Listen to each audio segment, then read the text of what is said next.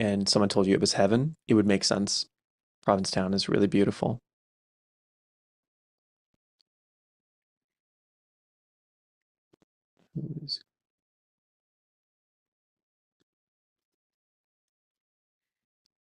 Just make sure we're good here, getting started.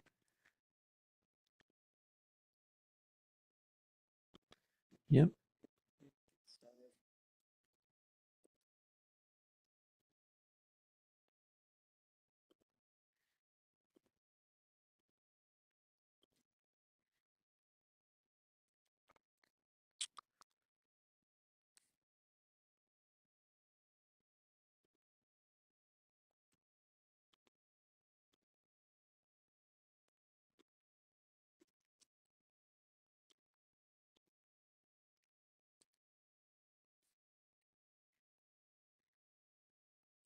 And there we go. Okay, so day three, abundance and wealth. I'm really excited. Let me go over the quick schedule of what I predict to be for the speakers so far today. They always kind of can get shuffled around in the day depending on circumstances. So we've got Marissa coming in with an abundance experience to open up the day. So to the best of your ability, try to get somewhere where you can sit down, you can be comfortable. She's going to bring us through a hypnosis to help us start the day off with a really open mind and a subconscious that's really excited. And then we're going to go into John Assaraf, Pace Morby, Ken Honda, JP Newman, Tara Marino, Florencia, and then to wrap up the day, Jeffrey Allen. For those of you that are wondering, Jeffrey Allen is predicted to be somewhere around 4:10 p.m. Eastern time. I did that because, well, you'll see. It's going to be interesting. Jeffrey is just an awesome person. I know a lot of people are looking forward to him, and he's going to close out the day today with a talk on worthiness from a spiritual perspective. So I'm very excited for you to experience that. And looking back at the last couple of days, let's see how it's been going. On the opening day, Marissa brought us through an experience to help us open up to growth, change, transformation in our lives, which was followed by Stefanos Sifandos. So, on true love, some of my favorite takeaways from that are his visual of the trauma trains colliding with people and taking care of the different sides of the road, your side, someone else's side, together.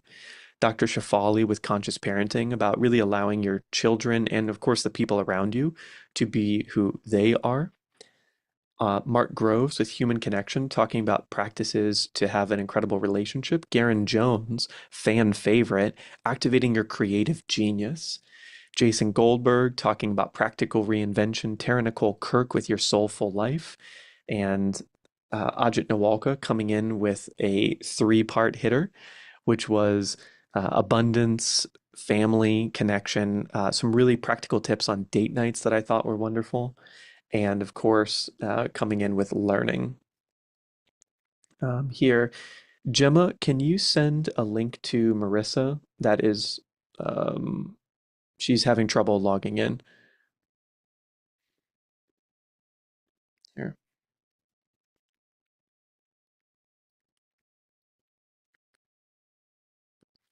And then we had Amrit Sandhu with letters to his sons, which was really beautiful. So it was for every 6 year interval, a different letter.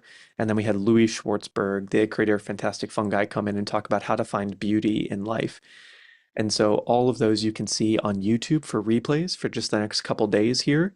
And then if you want to keep those interviews, you want to be able to watch these after the fact, we've got two options of getting VIP so that you can keep these interviews. There's a $19 option where you get the interviews and you get some notes from the interviews. And then there's a $49 option where you can come here into the Zoom room, which is all the chat that I'm reading and questions are being asked for the speakers. And we're covering just extra things here in the Zoom room. At the end of a day, sometimes we get to do some special stuff. So potentially with Jeffrey Allen today, there might be a little experience at the end for people in the VIP Zoom room, which is going to be really exciting. On day two, we had the Dilemma episode on self-love and self-care. So that was incredible. It's a new format that we've been doing with Marissa Peer. and it's been wonderful where people put in their questions ahead of time and then she gets to talk to them live. So definitely go watch that. There's beautiful tears, beautiful advice, and taking all of her knowledge within rapid transformational therapy and working on that for years and putting it into helping people in 5 to 10 minutes. Then we had Ronan Diego with True Health, talking about how finding out movement for you and what could be healthy, but really finding what health looks like for you, determining that for yourself. Into Eric Edmeades, we talked a lot about water, we talked about human connection and gratitude as it comes to your health. And Alex Howard, how to recover from trauma. David Spiegel, where Marisa and Dr. Spiegel went on a hypnosis off and brought us through various experiences. So that's a fun one to go back to. Steve Jaggers from Somatic Breathwork, who also brought us through a body up and a mind down, or a bottom up, top down approach to our physical health. That was amazing. To Kelly Gores, who talked about true healing and sharing the stories of how that happens in life. And then we were joined by our very own Ariel, who is helping moderate this, who shared with us her journey in the last 7 months of releasing cancer. And so that was a really beautiful, you can go watch that on the stream or in the recordings. And then Dr. Vincent Pedre on gut health to, oh, and Niraj Naik, of course, about breathwork. And he even talked about psychedelics and the reason why breathwork might be actually a more powerful modality to understand. And then Dr. Vincent Pedre with gut health. And we wrapped up for the day. So looking at today, we've got the lineup I discussed right in the beginning, and then looking at tomorrow, right now, of what I think it's going to be. It's going to be Marissa opening it up with hypnosis to begin the day, followed by Jim Quick, followed by myself, then Marisa Murgatroyd on how to find your genius, Roxy Nafusi and Marissa on manifesting, Fleet Mall, John Sweeney on acts of kindness, Sharon Lowe, and Sherry Salata, the old executive producer for the Oprah show. So a lot of amazing things coming. Times might vary. The order of these speakers might change a little bit depending on their lives, but this is generally what it's going to be like for today. I think if I was going to shout out anyone from today to tune into, the John Assaraf interview that's going to play right after Marissa and I go is going to be incredible. I know you're really going to love that. Pace Morby is someone you may not have heard of in this community, but he's a really famous YouTuber and real estate investor, and it was a very practical conversation. After that is Ken Honda, which is a mind-blowing conversation where we talk about his new book that actually comes out today called True Wealth. And then JP Newman is probably someone you haven't heard of either. He runs the Investing on Purpose podcast. He's a dear friend here in Austin, Texas, and he's known as the real estate king of Austin, commercial real estate king. And he's called the Money Mystic. So you're going to get lots of really good practical financial literacy tips, but also a lot of inspiration out of that one. And then Tara Marino, Florencia, and Jeffrey Allen. Jeffrey Allen is one of my favorite people in the world, just like Marissa. So I know you're going to get so much out of that. And I'm really excited for you. And if you're in the VIP, hopefully we get to chat with him and have a little experience at the end of the day today. I see it looks like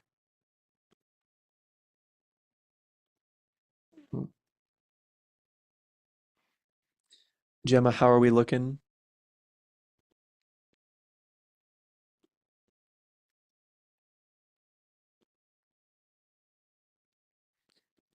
Can you send it to her email?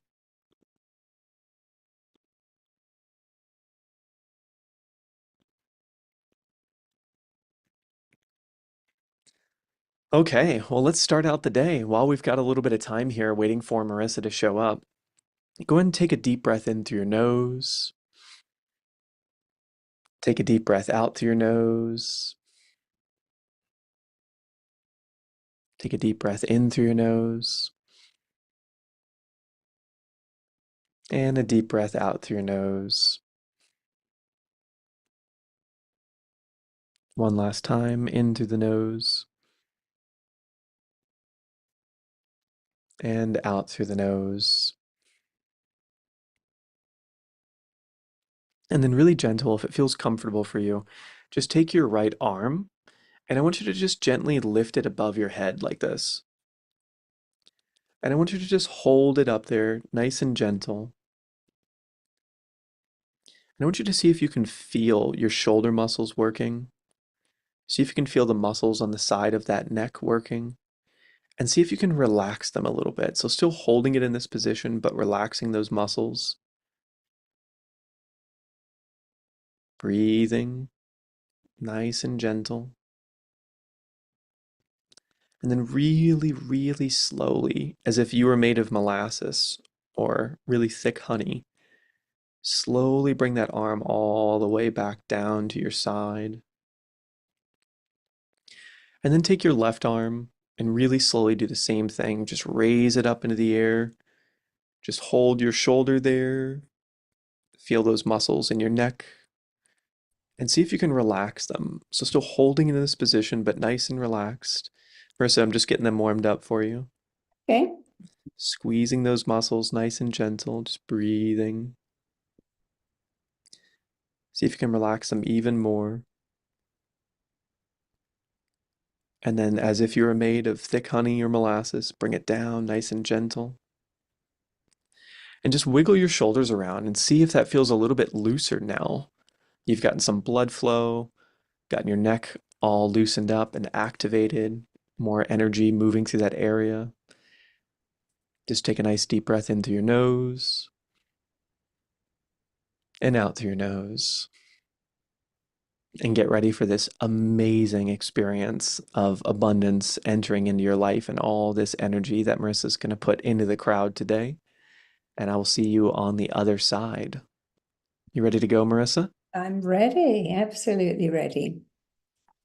So we're going to do something about abundance, and all you have to do is just look at my eyes. I'm going to ask you to look up like that, keep your eyes up, and then close the lids down. So you go into what's called an alpha brainwave. You go into REM, rapid eye movement, and you go into that when you're sleeping or in a deeply suggestible state. So let's do that right now. Just all look at me. Look up as high as you can, as if you're trying to look at your very own eyebrows or forehead, and then keep your eyeballs up, but close your eyelids down. As your eyelids shut down, I want you to forget all about the position of your eyeballs. We're going to do this from now on with our eyes closed. I want you to drop your chin, which will help your eyes readjust. And I want you to keep your eyes closed and just imagine you are looking down 10 steps. You're moving on to step 10. And as I count, you're going to find that you can see your feet, hear your feet, even feel your feet treading each step as you move down, drift down, travel down to a really relaxed level. You're taking step 9. As each muscle, every nerve turns loose, lets loose, and you go deeper. You're taking step 8. Every sound, every noise, every movement around you is taking you deeper into an awareness of yourself. You're taking step 7, and you're going deeper with every sound you hear. Even the sound of your own heartbeat is taking you deeper. As you take step 6, the sound of your breathing is taking you deeper. As you take step 5, each muscle, every nerve is turning loose, letting loose, and you are going deeper, deeper, deeper into an awareness of yourself. You're taking step 4 and 3 as you gently, calmly, easily move on over to an even deeper level. You're taking step 2, and now you're taking step 1. Just go deeper, drift deeper, sink deeper. And as you go deeper, I'm going to take you through 3 steps of abundance. There are 3 things you must do to have abundance. And the first one, of course, is to believe that you're worthy of it. Whether you want to manifest or have abundance, you must start with the first step, the most important step, the one that requires the least work. It requires you to say every day, I'm worthy of, I'm deserving of. So right now, I want you to think about, what is it you want? Do you want abundant love, abundant wealth, abundant joy, abundant health? Do you want all of them? Because abundance means having a lot of good stuff. Although we don't have anything abundant that's negative, it's all good. I'm going to invite you in a minute to say, I'm worthy of, I'm deserving of abundance. Then I'm going to invite you to personalize this. I'm worthy of the greatest love. I'm worthy of the most phenomenal business. And you might even say being a coach or an inventor or a designer. And we're going to spend some time really getting your mind to make this belief that you are worthy familiar. The mind loves what is familiar. It wants to go back to what's familiar. That's its job. And your job is to make good stuff, only good stuff, familiar. So let's start with step one. This is easy. I want you to repeat after me. Very simple phrase. Let's do it right now. I'm worthy of abundance. Say that again. I'm worthy of abundance. And again, I am so worthy of abundance. I want you to say it 5 times. But I want you to notice, how do you feel in your body? You might say, actually, I feel silly or sad or angry or normal. 5 times, repeat after me. I am worthy of abundance. I am so worthy of abundance. I'm worthy of abundance. I'm deeply worthy of abundance. I'm absolutely worthy of abundance. And now just notice how you feel in your body. Do you feel silly? Go, this is all silly. Do you feel angry and go, I hate all this stuff, it doesn't work? Do you feel tearful because you feel so far away from what you want? Either of those things tells me a new one thing. Believing you are worthy of abundance is so unfamiliar. And now we're going to make it familiar. How do we do that? Repeat it. Repetition is the mother of all skills. If it isn't familiar, we're going to make it familiar. Let's do it again. But this time I want you to say it with unshakable, unwavering conviction. So ramp up your voice a little bit with me. I am worthy of abundance. I am so worthy of abundance. I'm deeply worthy of abundance. I am absolutely worthy of abundance. I'm worthy of abundance. And again, if you say, but I still feel angry, sad, or silly, just go, that's okay. I am making this familiar. Your mind is wired to go back to what's familiar. That is its job. And your job is to make good stuff familiar. Let's do it one more time. I am worthy of abundance. I'm so worthy of abundance. I am absolutely worthy of abundance. I'm deeply worthy of abundance. Now we're going to personalize it just a little bit. This is just step one. We have 3 really important steps to wire in, fire in, and code into you today. But you can't do step 2 or step 3 until you've done step 1, because it's a loop, as you're going to find out very soon. I want you to make this personal. I am worthy of writing a best-selling book. I'm worthy of deep, lasting love. I'm worthy of being super wealthy. I'm worthy of having beautiful health. Whatever you want, I want you now to personalize it by saying, I am worthy of, and I want you to say it 5 times again. Notice how you feel, but it doesn't matter anymore how you feel, because you know that your job is to repeat this so often. Your mind goes, oh, here you go again with that worthy stuff. You say it so often, it must be true. And now it's going to sink in. You see, warm toast can't reject butter, and your mind can't reject what you tell it. So you've got to tell it great things. So I want you to personalize it. I'm worthy of everlasting love. I'm worthy of having a phenomenal business. I'm worthy of being an incredibly successful entrepreneur. I'm worthy of having a beautiful, healthy body. You choose, but I want you to say it 5 times. I'll start it. You can finish it. Let's go. I am worthy of. Complete that sentence. Take as long as you like. And again, I am worthy of. And ramp it up a bit. I am so worthy of.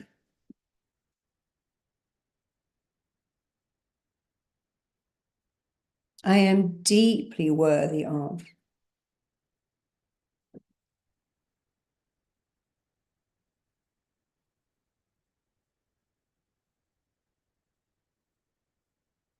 And give it all you've got. I am so deeply worthy of.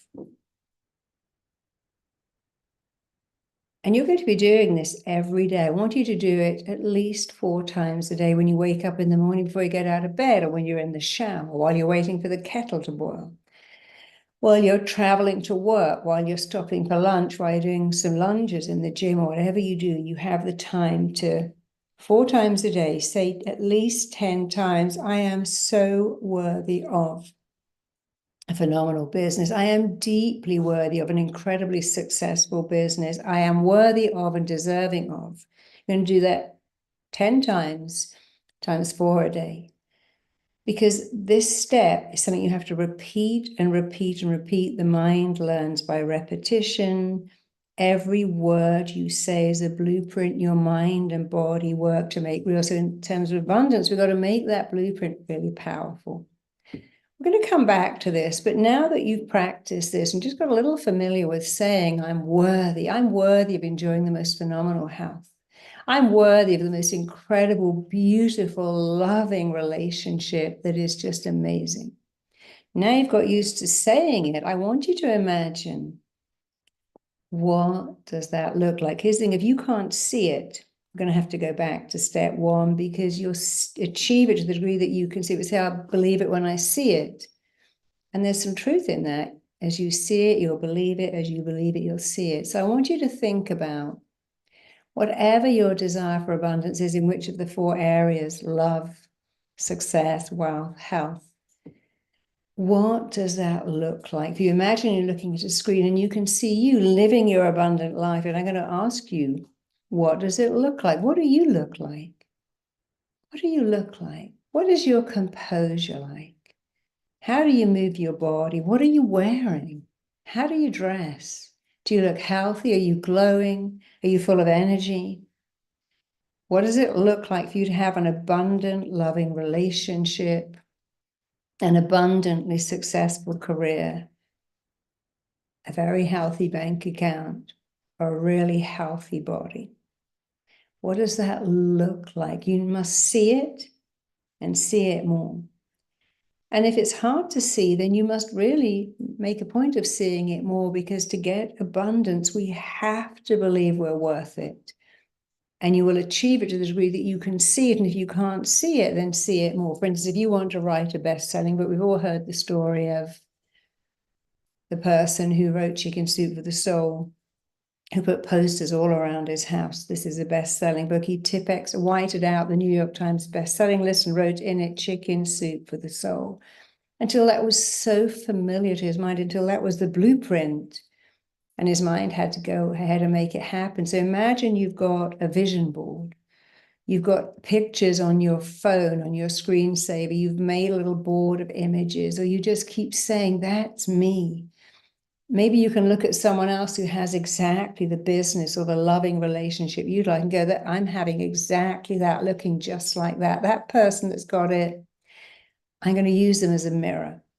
So take a few more minutes and really tune into, what does it look? People say, I can't ever see myself having money. I just can't imagine being in love. I don't even know what it looks like to be healthy. Well, that's a challenge. You've got to flip that over and see it, because when you can see it and it's inside of you, now you have the power to make it outside of you. You can't see it. Harder to achieve, but if you can see it, it's already in you, then we can bring it out of you. I want you to also notice, what does it feel like? What does it feel like to wake up being so healthy, so full of energy? What does it feel like to wake up next to a person who adores you, cherishes you, and always puts you first and just loves you? What does it feel like to wake up knowing you've got the most amazing business? It's so successful. People love you. They love your product. You've got a super healthy bank balance. You can buy pretty much anything you want. What does that feel like?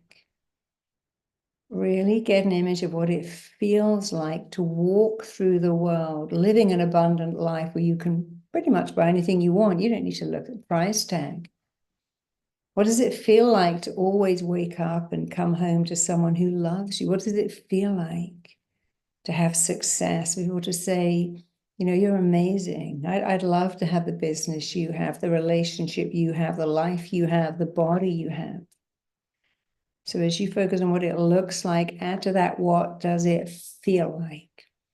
And really get the feeling of feeling it. Even if it's unfamiliar, your job is to make what is unfamiliar familiar, so that your mind can keep going back to something you are making familiar. And now here's something else. What does it sound like? What kind of things do you hear people saying every day? What do you hear yourself saying? I was talking to someone just yesterday who went to get a book deal and said, I want double. And they went, okay. Because she did the work to know she was worth it first. So when she said, I want double, not may I have or could I, I'm going to be cheeky here. She said, I want double. With such a sense that she deserved it. Within half an hour, they gave her double the advance because she did the work on, I'm worthy of this, I deserve this. And imagine hearing that, hearing someone saying to you, I'll pay you more, I'll give you more. What kind of things would you like to hear from your partner, your friends, your customers, your colleagues, your partners, your joint venture partners? I'd love to invest in you. This product is amazing. This is going to run out of the shop. I've been waiting all my life for someone like you. What kind of things would you love to hear and need to hear from other people, but also from yourself? What kind of things do you say? Do you say, well, who couldn't love me? I'm deeply lovable. This product I've created is amazing. This business I've created is incredible. It can only succeed. So now put all these three things together. What does it look like? What does it feel like?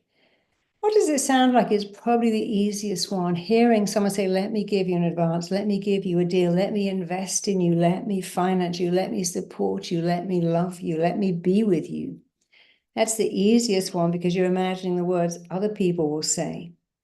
But also the words you'll say, this is an amazing book, you need to publish it. This is an amazing product, you need to finance it. You need this product, you need me. And finally, we can add two other senses. What does it smell like? We talk about, I can smell the money, I can taste the success. You know, when I'm working with women to have a baby, I talk about smelling that newborn baby and tasting that gorgeous little baby taste, as well as seeing it, feeling and hearing it, because we need to activate all the senses.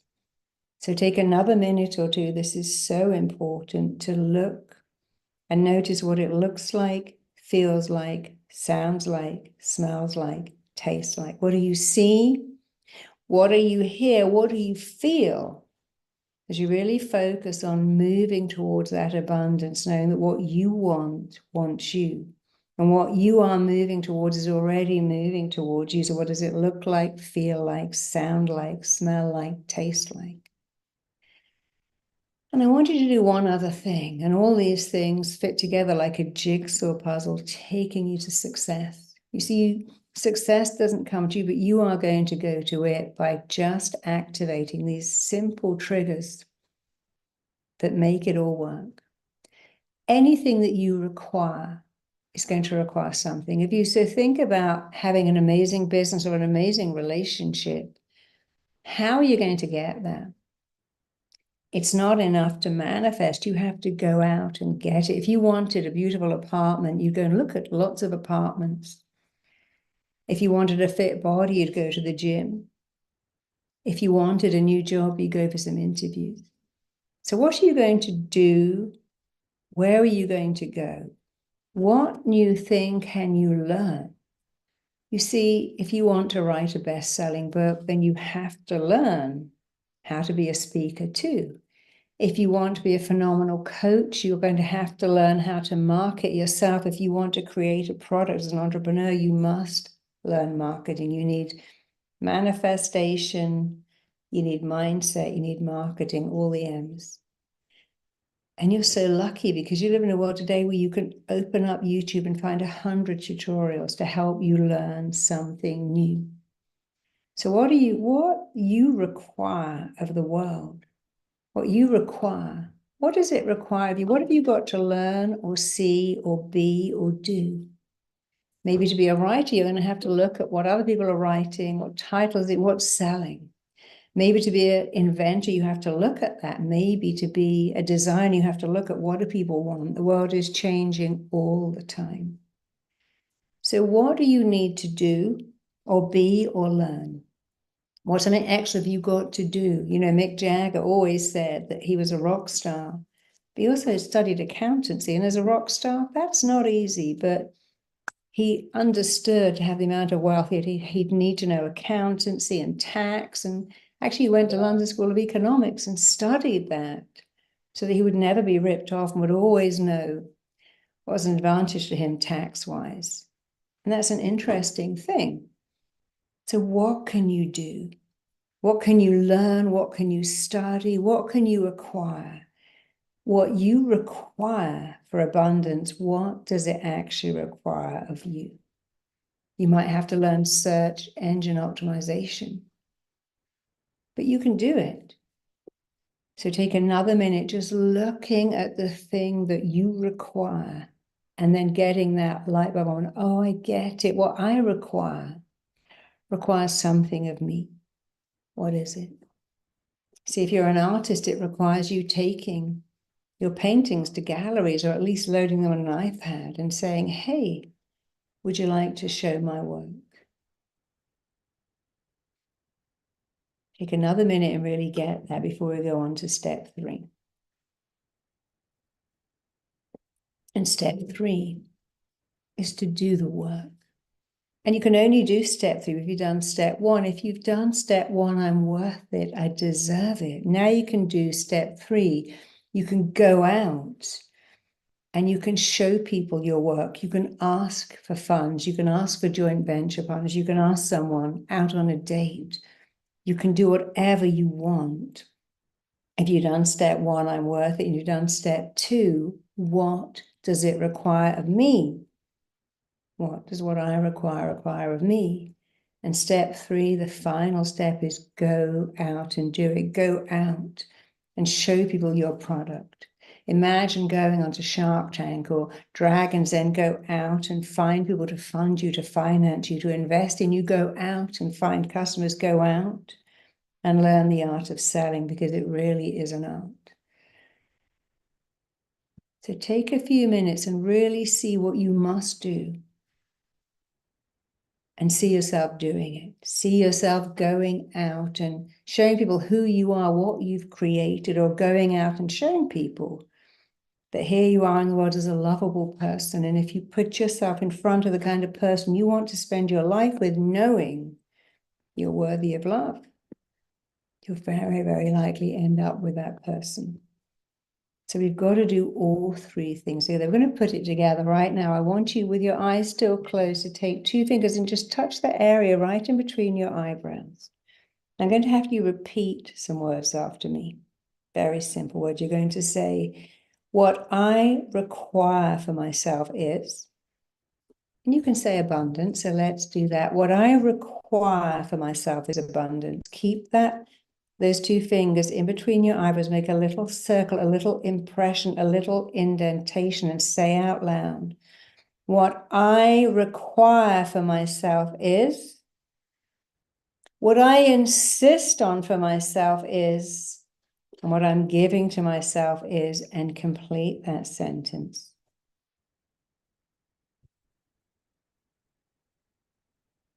Let's do it again. I'm going to start, you're going to finish.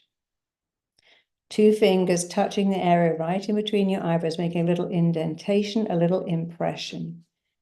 Repeat these exact words, but remember to complete the sentence. What I require for myself is, complete that sentence.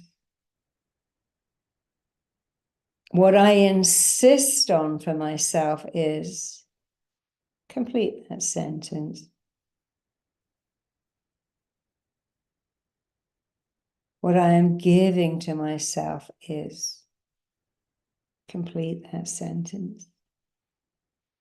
And now open out your hands into that receiving position, just holding your hands out as if you're waiting for drops of rain to land on your hand, or holding your hands out to feel warmth. And I want you to, again, to feel, what does it feel like to have abundance in your life? What does that feel like?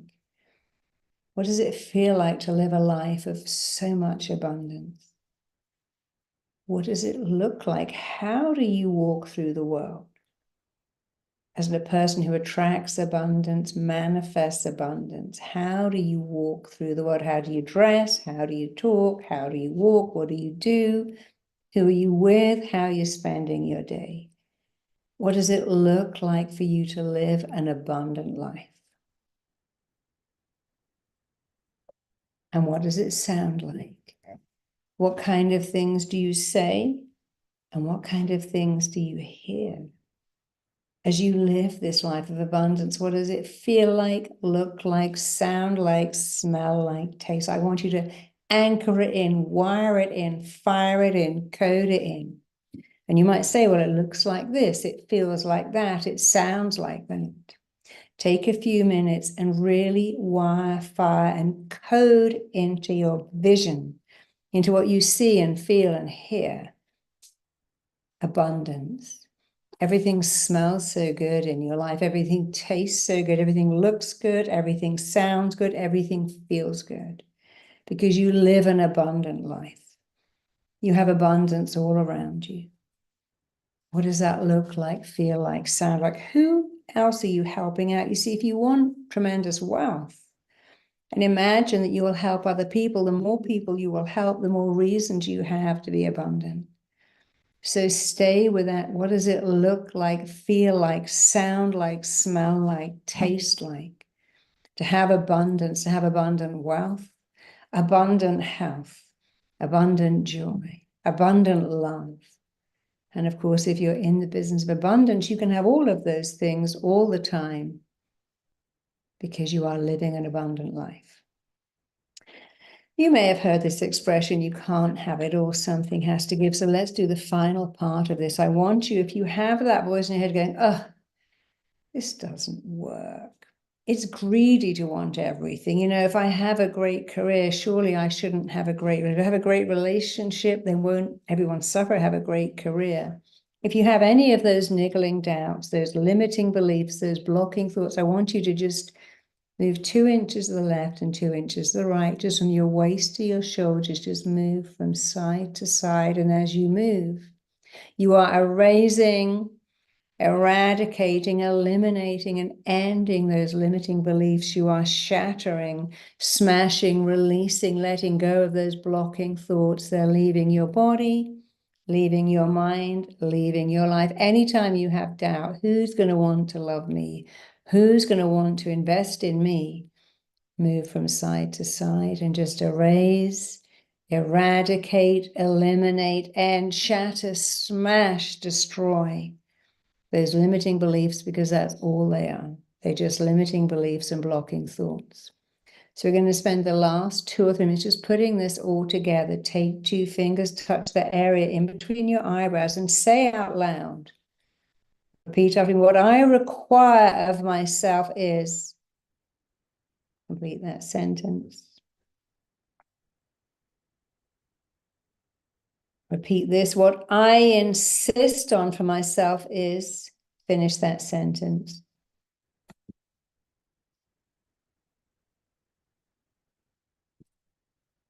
And finally, what I am giving to myself is, and now take your hand away from the area in between your eyebrows, open up your 2 hands into that position of receiving.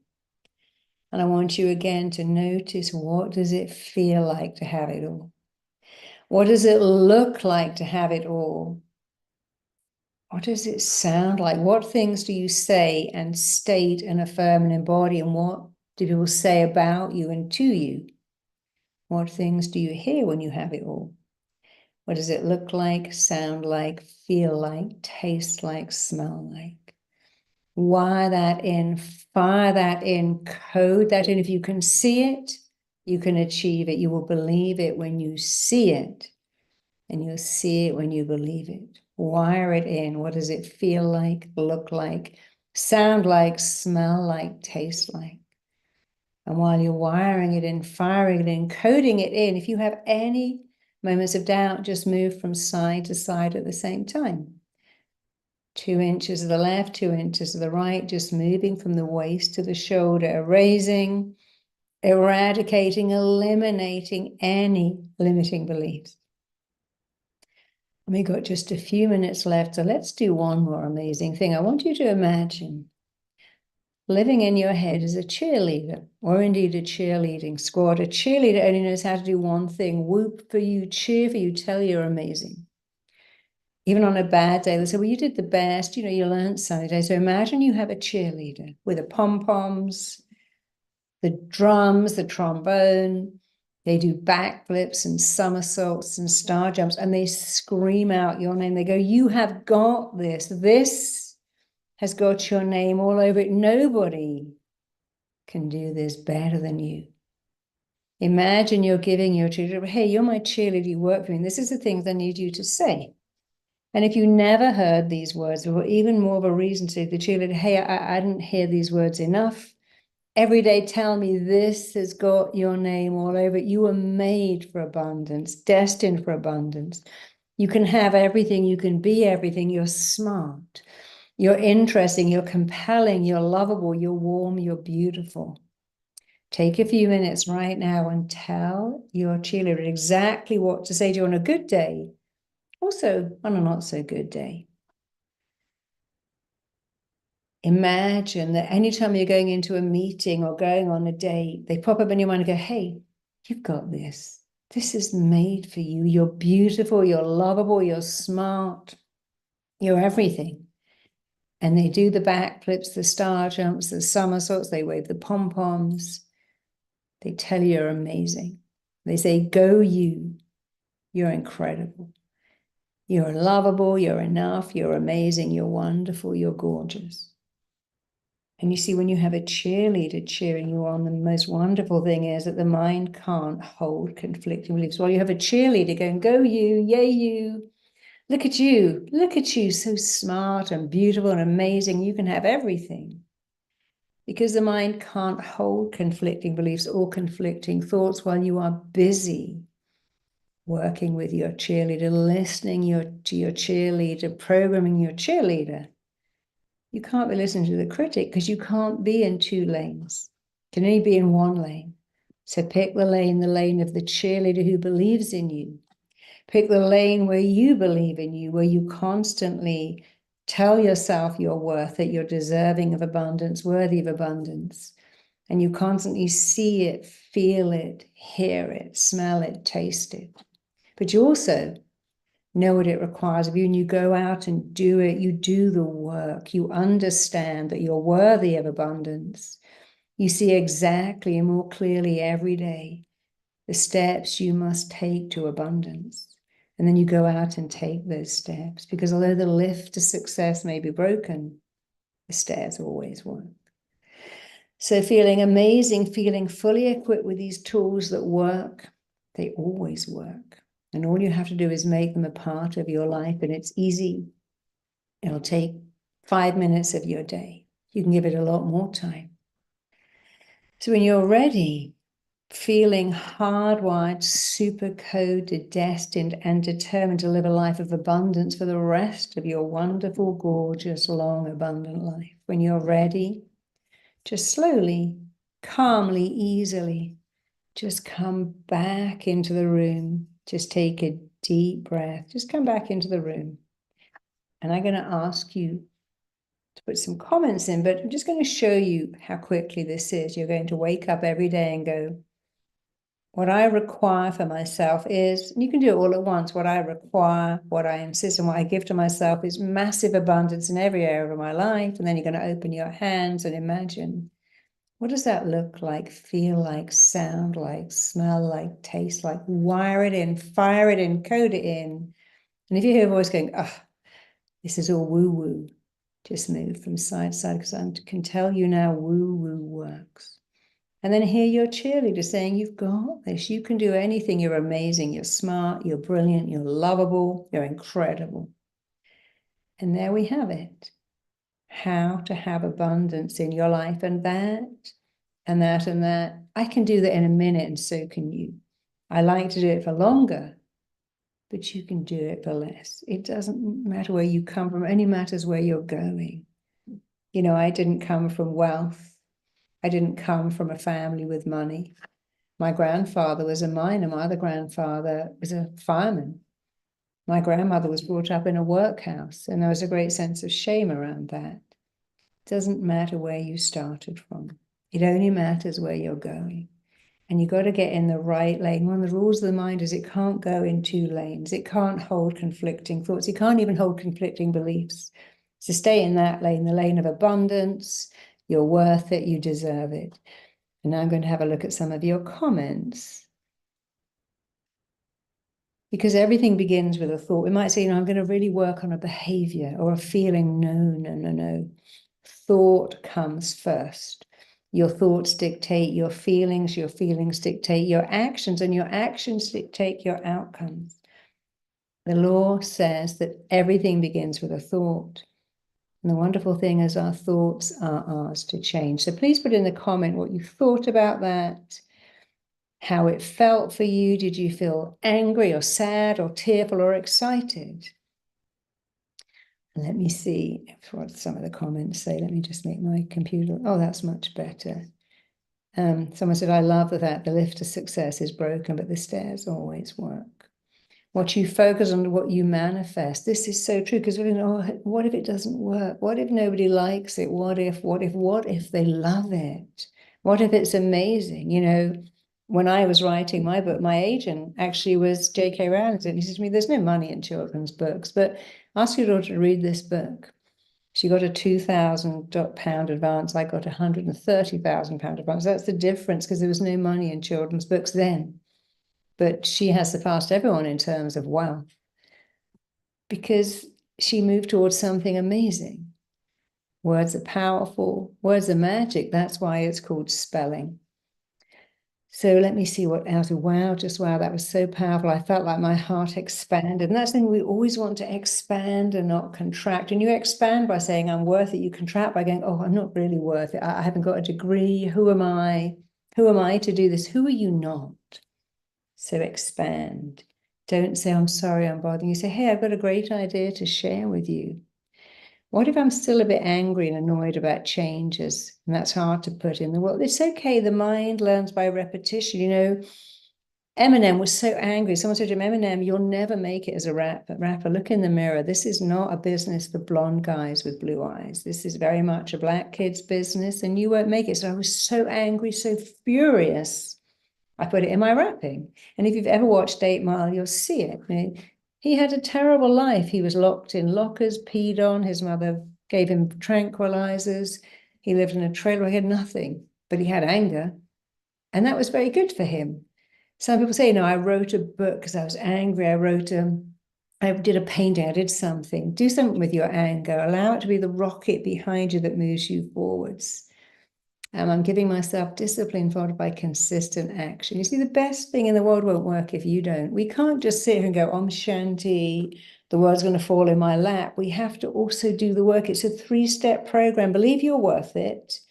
Take a long, hard look at what you want, and then understand what does that require of you, and then go and do the work. So yes, you could write a book, design something, create something, go on a course, but you also must do the work. And when you know you're worth it, doing the work isn't even hard. What else have we got here? I've been doing the belief hypnosis through Mind Valley every night. I love this so much. The sequence is belief before thought. So the sequence is, if you imagine this is a ladder, it's thought, feeling, behavior. I think a thought, I'm worthy of abundance. And I feel brave and motivated. And then I behave in a way that takes action. Imagine if I think it the other way. Oh, no, I'm not worthy of abundance. Who am I to be abundant? Then I feel blocked and sad and frustrated. And the action I take is often no action. Thought, feeling, behavior. First a thought, then a feeling. Then a thought is always in front of everything. It can be quite hard to try and change feelings and behavior. Not so hard to change thoughts. And then they change the feeling and the behavior for you. I felt excited, but now I feel exhausted. That's okay. What were all the M's? The M's were manifest, mindset, marketing. Because even manifesting isn't enough. You can go, hey, I'm manifesting a great business. I'm going to design the most amazing jeans in the whole world and be the best designer of jeans. I'm going to design an incredible piece of makeup. Well, I've done that. But if I don't understand marketing, I met a girl 3 weeks ago in Dubai, and she'd invented this thing called Beauty Effect. It's this beauty box that you open, and vanity boxes have been around forever, but she'd put this special lighting in it. You could charge it. She used to be a dentist, so she had everything laid out. And although vanity boxes have been around forever, she has done so well. Lululemon didn't invent little black leggings, but they certainly cornered the market. Dyson didn't invent a vacuum cleaner. But he had a vision of I can make a better and charge 10 times the cost of any other vacuum cleaner. And now I believe it's Shark have come along and said, hey, I'm going to copy what he's done.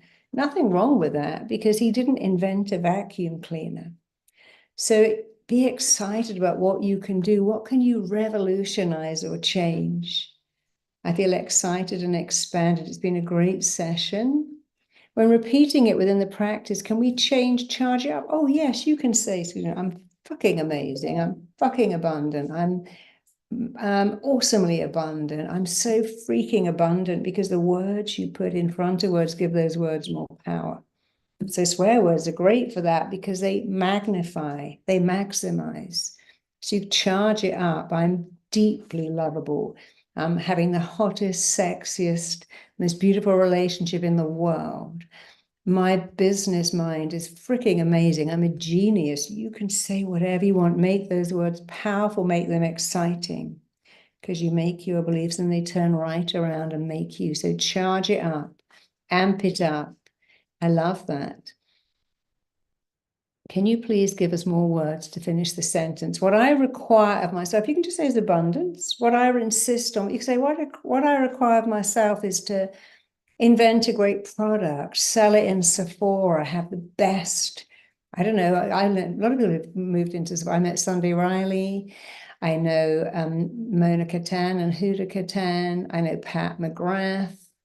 I know Charlotte Tilbury, and they all took something to market, but they had a vision. You know, Sunday Riley told me that Sephora said, hey, we're not going to stock your product anymore. It's not selling. And she went into Sephora every day and talked to customers until they said, oh, actually, it's really selling well now. And now it's in every Sephora because it's that strength of I'm not going to hear no. I won't hear no. So the words are, I'm worthy of abundance. I'm worthy of having a phenomenal product. You can name the product. I'm worthy of being a best-selling author, the most phenomenal coach in the world. I'm worthy of having the most incredible, loving relationship. And you can say, just like, think of someone you know that has an incredible, beautiful, loving relationship. I've got two programs on Mind Valley. One is called Uncompromised Life, and the other is the Hypnotic Abundance Program. Give yourself permission to be abundant. Absolutely. What else have we got? I've been working on this. I know I'm worthy and deserving, but then you've got to say to the whole world, I'm worthy and deserving. It isn't enough to know it. You've got to go out and say, listen, I've got this product and I deserve more. I deserve it. When my first book came out, I'd go to bookshops and I'd put it on the front. I'd take all the other, I'd put mine on the front. I go, hey, shall I sign this book? It's my book. Because I know when you sign it, they can't return it. And they say, oh, yes, please do that. And so I didn't mind going into bookshops and taking my book and putting it right on the front in front of all the other books and signing every copy. Then they put a sticker on it, signed by author. And, oh, I want to buy that. It's been signed by the author. But if you can't do that, if you hold back, then you won't have a best-selling book. You've got to take some action. So let me have just a few more. Someone said my anger has been my fuel. Well, it can fuel. It should be like a rocket behind you. There's nothing wrong with that. And with your physical health, keep believing that your body can repair itself because your body is actually a wellness-making machine. We have some audios. We're going to talk to you in a minute about the Grow and Transform and how you get access to all our audios. And for someone who's talking about physical health, we have some audios on how to make your body a wellness-making machine. Okay, gosh, there's so many. I thought I'd whiz through these, but there's so many. So let me just pick just a few more. I'm amazing best-selling author. I love that. Of course you are. You're going to be. When your mind goes to the negative, ask yourself, what do I need? And also just do that. Just go, I'm erasing that. I'm letting it go. I'm not letting that in.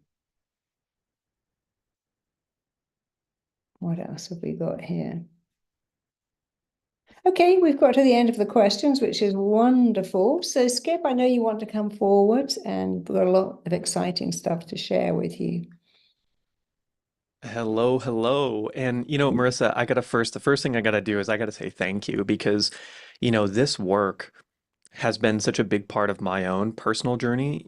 I met Marissa in 2017. And the first time I met her, I think I saw her on stage and I saw a bunch of people doing the thing where They like turn their hand really far and they go farther. And for everyone's context here, like I come from a Western medicine background. I used to work with Olympic athletes healing injuries. I was a very technical, very intellectual person. And so when I saw Marissa doing stuff on stage, I was like, this is super woo-woo for me. And then a few months later, we had become friends. I broke my foot in three places on a dance floor in Jamaica, dressed up as Gandalf from The Lord of the Rings. Long story. But about a week after that, after I'd gotten x-rays on the broken foot, Marissa sat me down and used one of her RTT techniques called cell command therapy in a hypnosis. And I stopped limping immediately after following that hypnosis when I thought it was completely like woo woo and it wasn't going to do anything coming from, that background. So from then on, I just started to say, okay, anything Marissa says is probably legitimate and it's going to work. And ever since, I've gotten really into meditation and hypnosis and subconscious programming and figuring out how these things work. And today I've got a huge announcement and a big surprise, a secret that I've been holding in for months and months and months to introduce everybody to. And so, with all of that work, as I've gotten to know Marissa better, and as I've done these abundance tracks and these wealth tracks, and as I've done I Am Enough, my life is completely transformed. There are things in my life that I couldn't have imagined come true, but because of Marissa's work, they are like more than I could ever imagine, more than I could ever believe, from fulfillment to health and wellness to actual wealth and abundance to feeling confident and feeling like I deserve all the things that I want in life and that there's no reason I should not have those things. And I believe that for all of you as well. And so, with that being said, last year we did a program called I Am Enough. And the I Am Enough program was amazing. We did it for 8 weeks. It ran once a week, and Marissa hosted it. And we did experiences like you just had right now. So I'm curious if you felt like you had an experience like this, like today, or like the Reinvent Yourself Summit. Of course, maybe not 8 or 9 hours a day, but if you had that every couple weeks, if you could come in, tune in with the community, and you feel like it would benefit your life, just say yes in the chat. If you feel like doing this regularly with a community of awesome people that want to do it as well, just say yes in the chat so I can get an idea.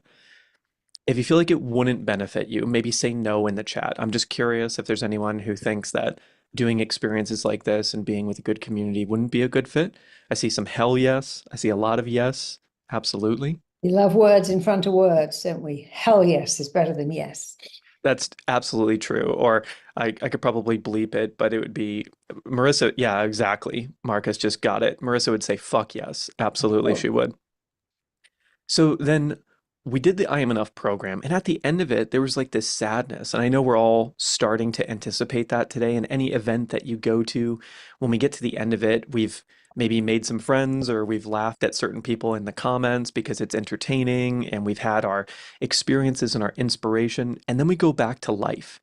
Well, today I've got something that's gonna help us not have to go back to normal life ever again. There's going to be a way today where you can enter this community, you can stay with us for life, and you can actually have this sort of encouragement, have this community of incredible people, get access to Marissa. If you were to work with Marissa one on one, it costs $75,000. If you could get some coaching and some transformation from Marissa yourself, for a lot more affordability than that, do you think it would be helpful? Just say like, fuck yes in the comments, or just yes. Yes is fine as well in the comments. If you'd like to get some personal coaching from Marissa, if you'd like to be able to learn from Marissa, to be able to experience things like this, I got some really great comments in the chat. People are having a lot of fun with this. Of course, of course, to be able to work with Marissa would be amazing. So if you don't know this, Marissa has also trained over 17,000 RTT therapists, and some of the absolute best ones have absolutely become partners with the brand. They've become rapid transformational coach trained. They've become rapid transformational therapy trained. And we've been working with them to become the best practitioners on the planet so that Marissa has her Navy SEAL team of incredible people that can go out into the world and create growth and transformation. Do you think that those people would also be beneficial to learn from, to grow with? Just another yes of any style in the chat if you think that working with Marissa's absolute best practitioners in the world would be helpful. And as another one, let me just add to that. Did you guys love Stephanos and Garen and Eric Edmeades? And do you think you're going to love Jeffrey Allen? Do you think it would be great to learn from those people as well? If there was some way I could figure out how to convince these people to come and do experiences with you, to spend more time with you, to teach, to guide you, do you think that would be amazing? Yeah. Already met some of them, Sarah. They're amazing. They absolutely are amazing. If all of these people were to be coming in and delivering experiences, well, I've got a big announcement today, and it's possible that all of these dreams are going to become a reality quite soon. So let me show you what I'm talking about.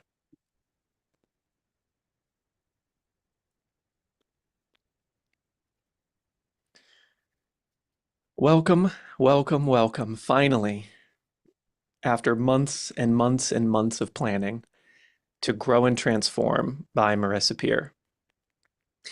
This is a program that's been so dear to my heart. It's been something where I said, rapid transformational therapy and coaching and what Marisa does for the world, I want absolutely everyone to experience. And I don't want them to experience it once or twice or 8 times or 15 times. I want you to be able to have this for life. I want you to be able to experience what we're experiencing this week forever. I want you to be able to bring your children to it. We've got a few people doing that. I want you to be able to bring your family, your friends, and I want you to become a leader for your own community as a part of this experience, this program, Grow and Transform, that's coming. So when I think about Grow and Transform, when I think about the program that we're launching right now today, you're the very first people to hear about it in the world. I think about creating the TED Talks of experiences in life. I think about being able to bring you the absolute best transformational experiences delivered by people like Marisa, but also education like we're getting this week, but really being able to tie the experience, the education, and the embodiment and how you're going to take it into life very seriously. And you've seen we're doing that a lot this week. Experiences like this in the chat, if you would love to attend another abundance experience by Marisa. Matter of fact, if you'd like a recording of that, an audio recording of that, just in the chat, let me know if this is something that you think would help you in life. Would this be helpful for you to experience more abundance in life, more experiences like this, consistent? Because we all know that you feel great right now, but I want you to feel great forever. I want you to have so much hope. I want you to have so much abundance, and I want you to know it's possible for you. And I want you to feel good when you feel great. And I want you to feel hopeful when you don't feel so great.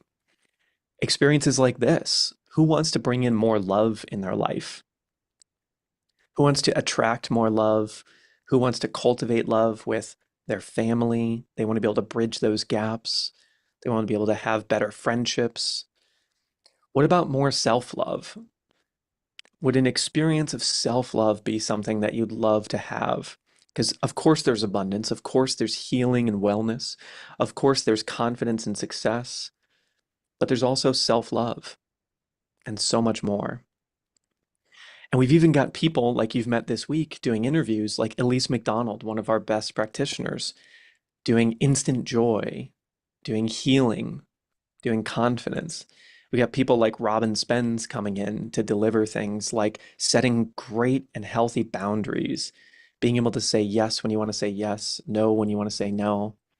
People like Cindy coming in and teaching you the success secrets, one of our partners, along with Robin. And so many other people like you've met here, whether it's Garen Jones coming in for an experience, or Niraj Naik, or Steve Jaggers, incredible people coming in to deliver so much value to you. When you sign up for Grow and Transform, the very first thing that happens is you take a quiz. And what we've decided to do is we've added our entire library of hypnosis and audios. Each one of those people purchase for between $25 and $50. We've added the entire library into this program. It's thousands of dollars of hypnosis and meditation audios from Marisa herself, and we'll be adding more from the summit and more as we do more live experiences because you are the very first people to hear about Grow and Transform. There's categories. When you take the initial quiz, it's actually going to prompt you with a transformation track, an ideal custom path just for you, so that it's not this overwhelming amount of audios. It's 3 to 5 that are exactly what's going to be perfect for you to get what you want out of your own growth and transformation in life. And you're going to get all of the audio experiences from the different people that we've had come on. You can see Elise at the bottom. We've got Rob Anderson, another partner and someone delivering experiences at the top here, and a hypnosis for inner peace, and so many more in the catalog already. But that is actually not all. There's something very special we've been working on in the background. I've wanted to tell you so much, and here it is. When you sign up for Grow and Transform today, when you sign up from the summit, you're going to get something that we've been working on, and I am really excited to share it with you. And it's this. It's a digital version of this book, Tiny Triumphs. It's lessons from every single speaker throughout the Reinvent Yourself Summit, including Marissa, and it is gorgeous. It's absolutely beautiful. Let me show you a couple versions of this. So here's the chapter on Marissa, and you haven't seen her interview yet. It's called The Power of Belief. And this is going to break down the key insights. Each chapter is going to be a little bit different with different things to help you with. There's going to be remembering, there's going to be tactics, there's going to be guided exercises, depending on the speaker and what they went into. As we all loved Garen Jones yesterday, I thought I would show his chapter that's already ready to go. So you've got key insights from him. You've got this beautiful aesthetic. I imagine like when people were growing up, and they had posters of their favorite celebrities on the wall. My dream would be that you would print out your favorite ones and you'd put them on the wall for you to see, to get re-inspired by on a consistent basis, for your family, your friends to see and start conversations. Because the best way to learn and truly reinvent yourself, to embody all of this, is to teach it. And so I can visualize people sending me photos of actually putting these up on their wall. And then Jeffrey Allen, who you're going to see at the end of the day today, and his insights and how to access your spirit mind. We're going to get into all of that, and it's going to be amazing. So imagine we've got a chapter for every single speaker, giving you their best practices and the highlight reels.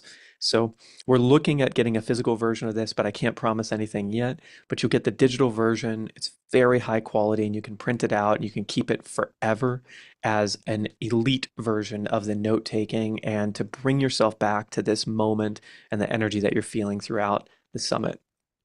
Right now, when you join, there's already 1,427 friends waiting for you to join Grow and Transform.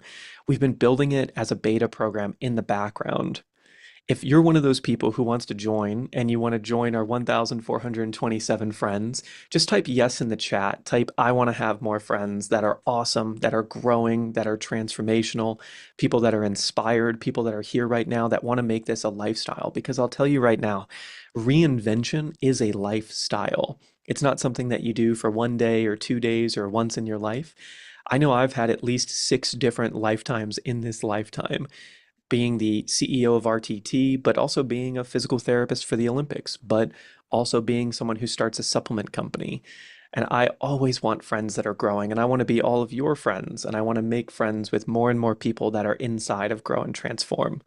So when you're in the community, there's also awards that you can get. So we just had this person who's been introducing new people to the community, and she's gotten her bronze award, and there's more to discover, more to come. And you've been seeing Gemma here in the chat. She's the lead on this project, and she's got so many amazing things. Because number one, the live experiences are the main part of Grow and Transform.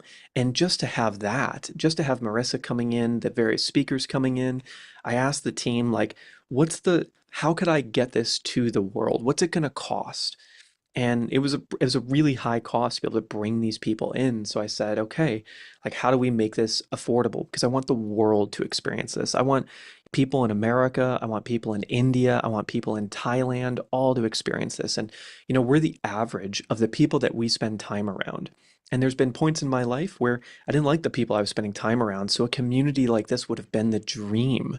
And it still is the dream. I want to be around people like you, around people that attend summits like this, that are always looking at growing and are always looking at becoming a slightly better, a tiny triumph or a 1% better version of themselves. And so when I asked the team, we said, okay, we can do this program for $297 a month to experience these incredible speakers. But I said, that's just too much. It's not going to be approachable for the whole world. So I said, we've got to get rid of that. I've got to get it down. How can we do this in a way where it can be more affordable for people? So we got it down to $97 a month. And I was pretty happy with that. And I said, okay, we can deliver these incredible experiences for people. And I think $97 is approachable. But then I said, can we get it even lower? Is it possible? Like, what can I do? Can I, do favors for these speakers? Can I do favors for people so that we can get this price a little bit lower for everybody? And finally, the team showed me we got it to $39 a month. So right now, when you join Grow and Transform, it's $39 a month. You can cancel at any time. If you go for the annual membership, it's 2 months free. When you sign up from the summit, when you sign up now, you'll actually get the digital version of Tiny Triumphs. It's beautiful, it's gorgeous. Every page is so well thought out, it's so well written. There's so many beautiful things to have with that. And so when you join us, you'll see the very first thing is you're going to get a little welcome video. You're going to get a little tour. There are 2 levels to Grow and Transform. So for those of you that want even more of this growth and transformation, you'll see that when you sign up and when you log in. There's a VIP level of that. I believe it's called Grow and Transform Accelerated or something like that right now. And you're going to get some really awesome workbooks. You're going to get deeper dives with the speakers and fireside chats and a more of a VIP experience like the people here on Zoom are getting. And so when you sign up today, it's $39 a month. This is the QR code to sign up. I will do a little screen share here and show you what the website looks like in a minute, but I'm going to give you 2 or 3 minutes. Let's just ask any questions in the chat, give you some time to go in. And yeah, Marcus, very true. I've paid thousands and thousands of dollars to get access to hypnosis audios. Like I've personally bought, I think 90% of all the meditation tracks that Joe Dispenza has ever made. So there's a lot of things here. I know we've got some people that are in Grow and Transform. Lisa in the VIP chat is already inside. Um, and we'll be emailing the links out absolutely. This will be put in the chat. So links are going in the chat right now here into the Zoom. The higher level of Grow and Transform, if you want that VIP experience, is 147 a month. Again, you can go month to month with that. So if you want to go into the VIP and then you want to come back to the $39 hub, you can do that. I would just say right now, trust us. Next Tuesday, Marissa is going to be delivering an incredible experience. And we've got a whole calendar of experiences lined up for the rest of May and into June, July, and even August already. And you can cancel at any time if you don't see the value. Yeah. Absolutely. So I would say do 1 month right now. Come experience Marissa on Tuesday next week. And trust us that we've been building this program since September of last year. And we are going to become the most amazing experiential delivery membership you've ever heard of in the world. We're going to be leveraging our 17,000 graduates. We're taking auditions from them for the last couple of months to see who's going to be able to deliver the most value. And then I personally am walking them all through. Oh, it might have reached its scan limit. You're going to have to look at the links in the chat. So we've got links being shared in the chat right now on all the different platforms. You have to click those links. I guess the QR code got way too many clicks, but you can see more detail when you go to that website. And I'll just give you a couple more minutes to get signed up, to get enrolled. And we've got some special things coming your way. You'll see the Tiny Triumphs. I've got a mega version right here with me. Tiny Triumphs is going to be in there. I've got this to be a little poster on my wall because it's such a beautiful piece of art. You can all see there. Person with a tiny little rock at the top of a gigantic mountain and a beautiful sunset. Marissa got to write a nice introduction in there as well. So you'll see all sorts of interesting takeaways and beautiful things. And it's one of those books in your life where you can constantly reference it and come back to, these moments of inspiration. And of And course, yeah, another thing, Skip, that we're going to be doing in this great group, you could maybe put my picture up. Let me see if I can do that again. I just we had can to do it. answer the door.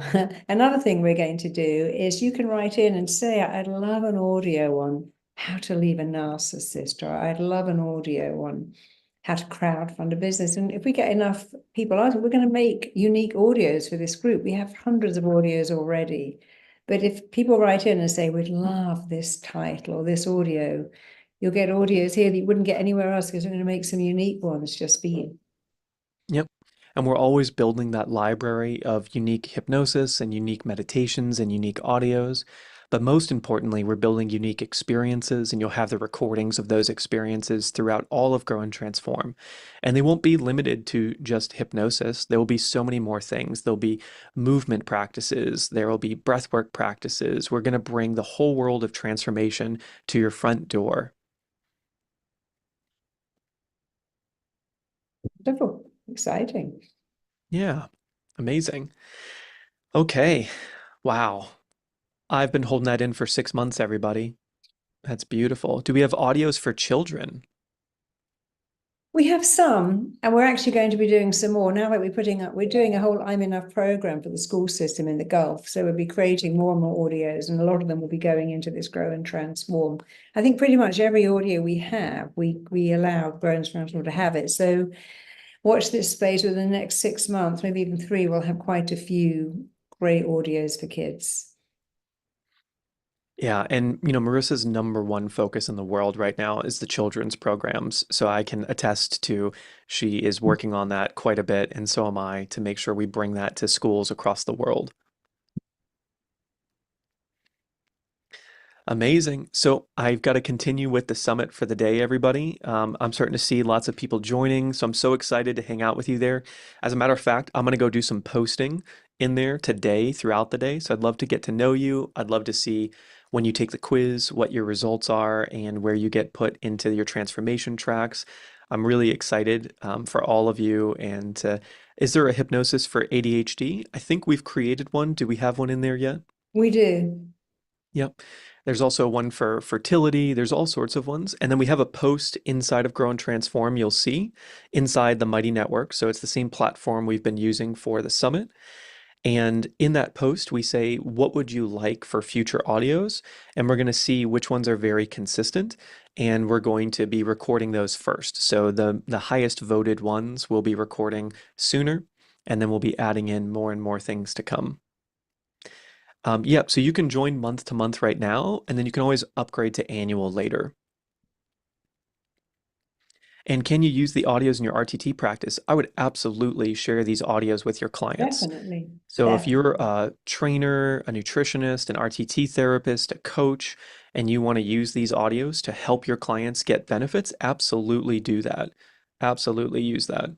Um, Grow and Transform is a program inside of the Mighty Network. So if you're a part of the summit right now, you can click the same link and sign up for Grow and Transform, and then your Mighty Network will expand and you'll see all of the Grow and Transform pieces in there, and you can start consuming that information and all that inspiration immediately.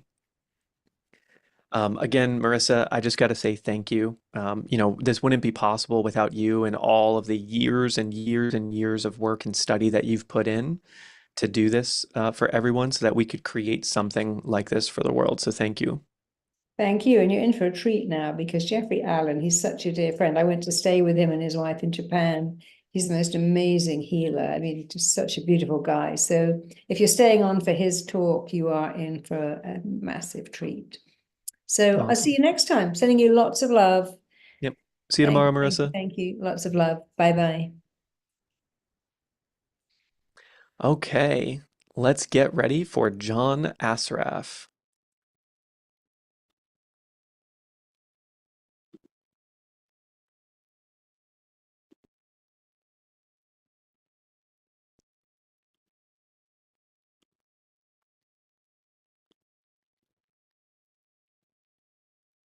Welcome, everyone, to the Reinvent Yourself Summit. I am so excited about today's guest. He is an absolute legend on earth alive today. I'm so excited that you get to learn from him. We are going to explore so many interesting things from inner size to his career in teaching people, learning. He's been known as the brain whisperer, among so many other things. He's even got pictures of the Stein cousins on the back wall, and we'll get to that at some point. He's also got a book in the background called Have It All, and you may know that our theme today is you can have it all with bells on. And I've always had a lot of friction and resistance around this idea of you can have it all, because I don't know if you can have it all. I don't know if I believe that. So I want to know what John's perspective is. And that is our speaker today, John Assaraf, the absolute legend, coming to us live from San Diego, California. And we've got so many topics to get on today. So we're going to talk about having it all. But the big existential question that him and I were discussing just before that I want to get into today is the idea around how we choose in our life what we're committed to. We all know that there's 100 opportunities at any given time. Maybe we look back on our past and wish that we would have done something differently or chosen a different path or career or lover or whatever it might be, co-parent with our children. And I wonder, in this gradient of saying I am interested in a thing and I am committed to making a thing real in my life or becoming world class or making it a part of my identity and all of the topics surrounding that. John, what is your thought process today for you on deciding whether or not you are committed to something versus just interested as a hobby? And how do you go about that? And I also would love to know, how did you choose these strikingly awesome blue glasses that you are wearing today? Let's start with the glasses. True story. I had misplaced my glasses this one day, and I was scrambling to get my glasses for a podcast interview so I could see the person who's interviewing me. And so I yelled upstairs. I'm in my home studio and office on the lower level since COVID, of course. And I said, Maria, do you have some glasses upstairs that I could use? And she says, yeah. So I went to the bottom of the stairs. She threw them down to me. I put it on, got onto the podcast. And the person interviewing me said, God, I love those colors glasses. And then every time I got onto an event that day with my team, oh, John, we love those glasses. So later that day, I bought my own pair. And now I've been wearing them. And I have another really great pair next to me over here on the desk. So thank you.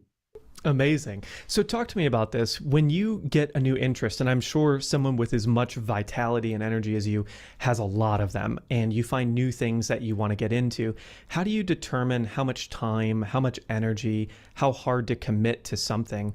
And where do you draw the line between an interest and a commitment? I mean, that's a brilliant question. And it actually takes me back. I'm 62 now, so it takes me back to when I was 19, so a lot of years ago, 43 years ago. And I was getting into a lot of trouble in my life. I left high school, grade 11, failed English, failed math. The story of the lousy me kid, and derelict, getting in trouble with the law, selling drugs, doing drugs, breaking in entries. My life was a mess. And my brother, who is 9 years older than I am, was concerned for my well-being. He and I have always been close. My sister as well. And he said, listen, bro, you're going to go to jail. You're going to die like one of your friends did, and you got to get your life on track. And I know. And he says, listen, there's a guy that I teach tennis to. My brother had moved from Germany, where he was teaching tennis, to Toronto. I was living in Montreal. And I was working in the shipping department for Philips Electronics, the big electronic company, making $1.65 an hour, hating my life.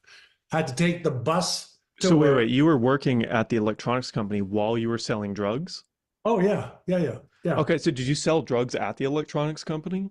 No, I didn't sell drugs at the electronics company. I kept that world alone. And one of the reasons my father did work for them, hauling boxes to the airport and stuff. So I was smart enough to keep that away. And my brother met this guy who he was teaching tennis to. His name was Alan Brown, a highly successful entrepreneur, real estate magnate in Toronto. And my brother said, "Hey, this guy that I'm teaching tennis to said he would meet you for lunch and see if maybe he can talk to you and give you some advice. Would you take the train to Toronto and meet with us?" And I said, "Well, sure, I'll come and see you." And I remember the train ticket was like $19, I think, or $9 to go from Montreal to Toronto. So I took the train. 6 hours later, I got to Toronto. My brother picked me up at 11:30 and went to lunch with Mr. Brown. And a super, super cordial guy, like just warm and kind and very, very calm. I remember him calm. And he asked me a whole bunch of questions and around why I was doing what I was doing. Did I know the risks? Of course, I knew what I was doing was wrong. I knew the risks. Why are you doing it? Well, because I want some money in my pocket, with a group of kids, and I just felt like I belonged. And he then shifted the conversation. He said, what would you like to achieve in your life? And I remember saying, well, I'd like to get rid of this job so I can get a better job. I'd like to move out of my mom and dad's house. And I really would love to buy a car because I'm really tired of my friends having to pick me up, and driving me wherever we want to go. So he said, that's all nice, but what are some of your bigger goals and dreams? I said, I don't have any bigger goals and dreams. And he goes, is there anything you'd like to achieve? So there's a lot of things I'd like to achieve. And he says, like what? I said, well, I'd love a Mercedes Benz. I'd love my own house. I would love to travel the world first class. I would love to make a lot of money. I just started spewing stuff out. And he gave me this document to write out some answers to some questions that were on this document. And there was the first question was, at what age do you want to retire? I said, retire? I want a job. I don't know anybody that's retired. And so I said, what am I supposed to put here? And he goes, just pick a number. I was 19 at the time. And so I said to him, is 45 okay to retire? And he goes, yeah, that's 26 years from now. Just write it down. So I wrote down 45. Second question, Skip, was how much net worth do you want to have when you retire? And I looked at him, and I go, what does net worth mean? And he explained to me what net worth was. I go, what am I supposed to put here? He says, well, pick a number. I said, well, how much do you need to retire? He says, well, probably millions of dollars. And I said, is 3 million okay? And he goes, yeah, $3 million should be okay. It was 1980 back then. And he says $3 million at 45 should be worth about probably $5 million with the cost of living and all this stuff going up. It should be a good number to put. So I wrote down retired 45, $3 million net worth. What kind of car do you want? Mercedes. What kind of home do you want? 4-bedroom. Where do you want to travel? All over the world. Business class. Italian clothes. Retire my parents. Give some money to charities. I just wrote down the answers to like 10 questions. And he looked at what I wrote. He says, this is a really good vision for your life. He said, I'm going to ask you one question, and the answer to this question will determine whether you achieve every one of these things. And Skip, I could tell you, this is a long time ago. I can remember sitting there thinking, yeah, right. The answer to one question will determine whether I achieve these things. And in the back of my mind, I'm a high school derelict. I'm getting in trouble with the law. I'm not smart enough. I'm not good enough. I fall behind all the other kids in school, except for sports. I didn't do well in anything. And he's telling me I can have every one of these things with the answer to one question. And so I says, okay, what's the question? And he leans in. I'll never forget. He leans in. He goes, are you interested in achieving all of these things? Or are you committed to achieving this lifestyle and all the things you wrote down here? And I was like sitting there thinking, interested or committed? And I asked him, I said, excuse me, Mr. Brown, but what's the difference? I remember feeling dumb asking the question again, like in school. And he leans in, he goes, son, he says, if you're interested, you'll do what's easy and convenient. You'll keep using your stories, your reasons, your excuses, the fact that your father's an alcoholic and a cab driver, your mother works at a Kmart store, she only went to grade 3, your father went to grade 5, you left her. He says, you have this story and you have these beliefs about yourself, and you'll keep using those as your reasons why you can't succeed. He says, all of these things that you want, I've achieved them 10 times over. He says, they're more than achievable. He says, but if you're committed, and this I'll never forget, I'm getting chills talking. He says, you will upgrade your self-image and identity to match this destiny. You will upgrade what you believe to be true about yourself, what you believe is possible. You will have to upgrade your knowledge and skills to match this level of success.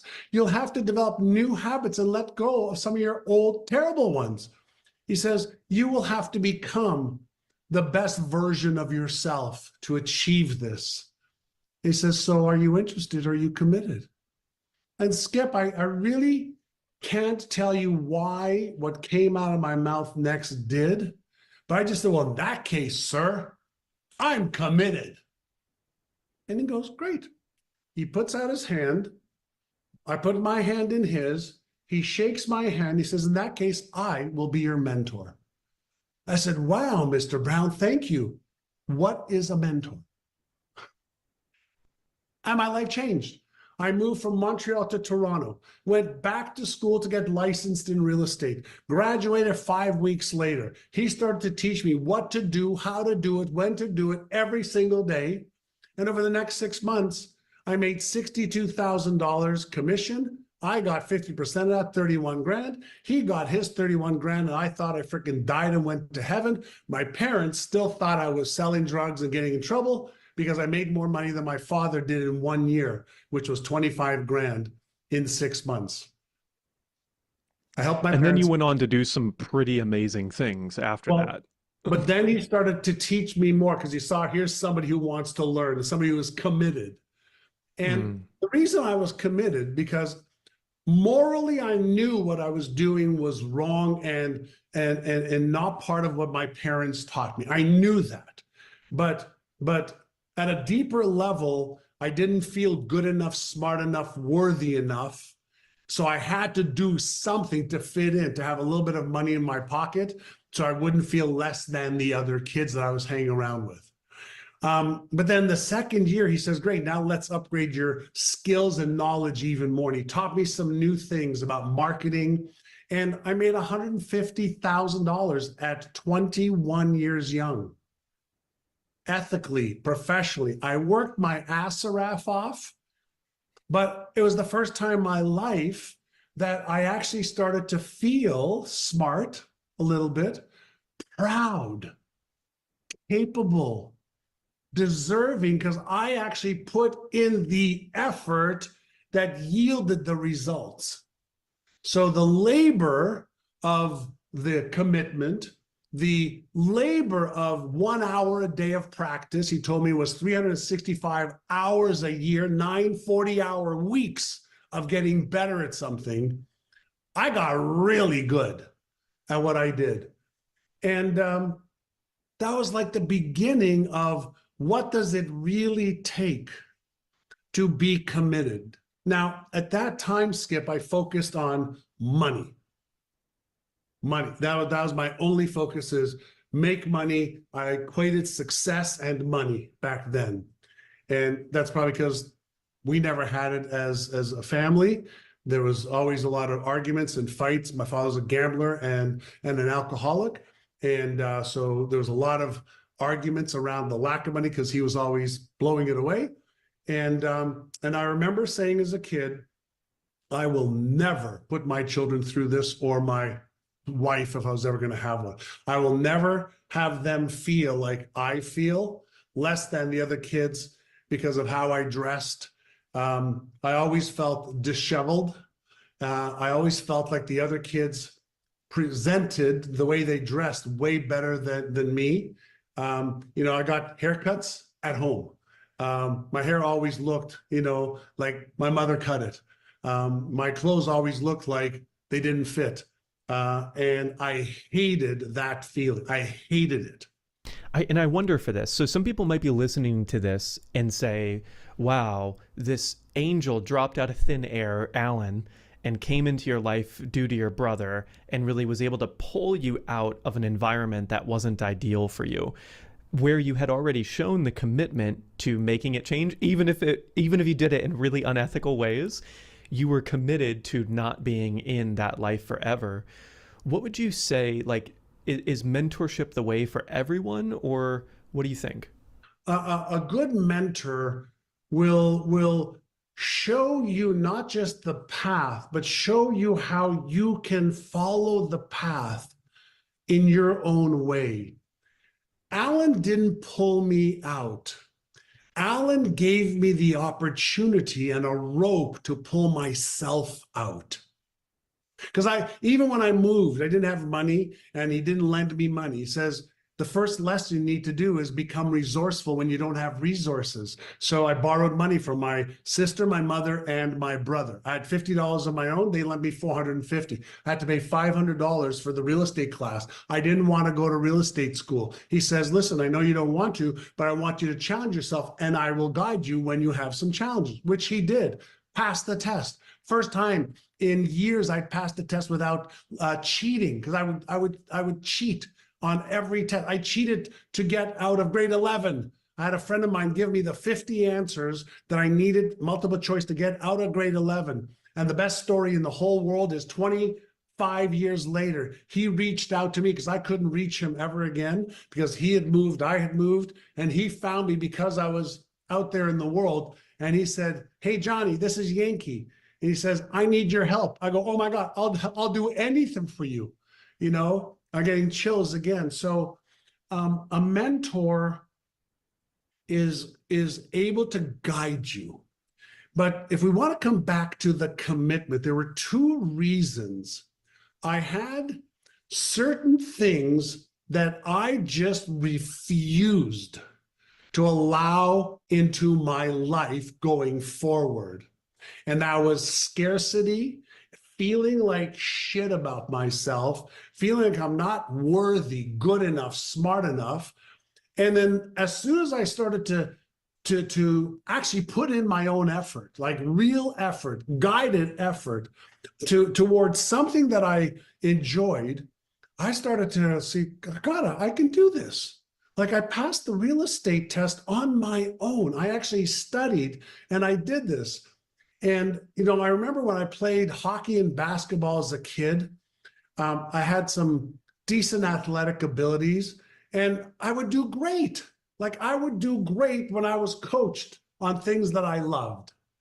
When I didn't like something, like I hated certain aspects of school where I wasn't good at something and they tried to force me to get good at it. And I'd say, why do I need to get good at something I have no interest in? And there's no good answer. You just have to. So I didn't resonate with that message. But as soon as I got into like real estate, learn these scripts, learn marketing, learn prospecting, learn how to communicate, learn selling. I was like, let's go. I'll do the repetition of this is that if that's what's going to take for me to get better. And I did the work, got the results, didn't want to do more of the work. So I think at the beginning, there's kind of like, what do I refuse to have in my life anymore? And then if I could, and if it was possible, what would I love to trade my life for? And I remember the good news about real estate when I became a real estate agent, they were very, very big on personal development. So there were a lot of trainers and a lot of people that would come through town, you know, and they would have tickets for the real estate offices to go and see Dennis Wakely, Brian Tracy, Jim Rohn, the masters back then. And I would go see them. And then I would, you know, get their cassette tapes and I would listen to cassette tapes for hours and hours and hours, just siphoning the knowledge and wisdom and information for pennies. And I started reading books and I started to expand my awareness. Like, oh my God, everything that I need is here. I just need to decide, what do I want? And so I had some really good mentorship really early on with the mindset for, let's say, sales and money, because I didn't have any real skills in that arena. But then I had some really good training on mindset with some of these amazing teachers, including Bob Proctor, who I became partners with back in 1995, because I believed in, oh my God, he opened me up to, you know, this thing called the law of attraction, which I don't believe is the same way he explains it anymore. I have a different understanding of it for me.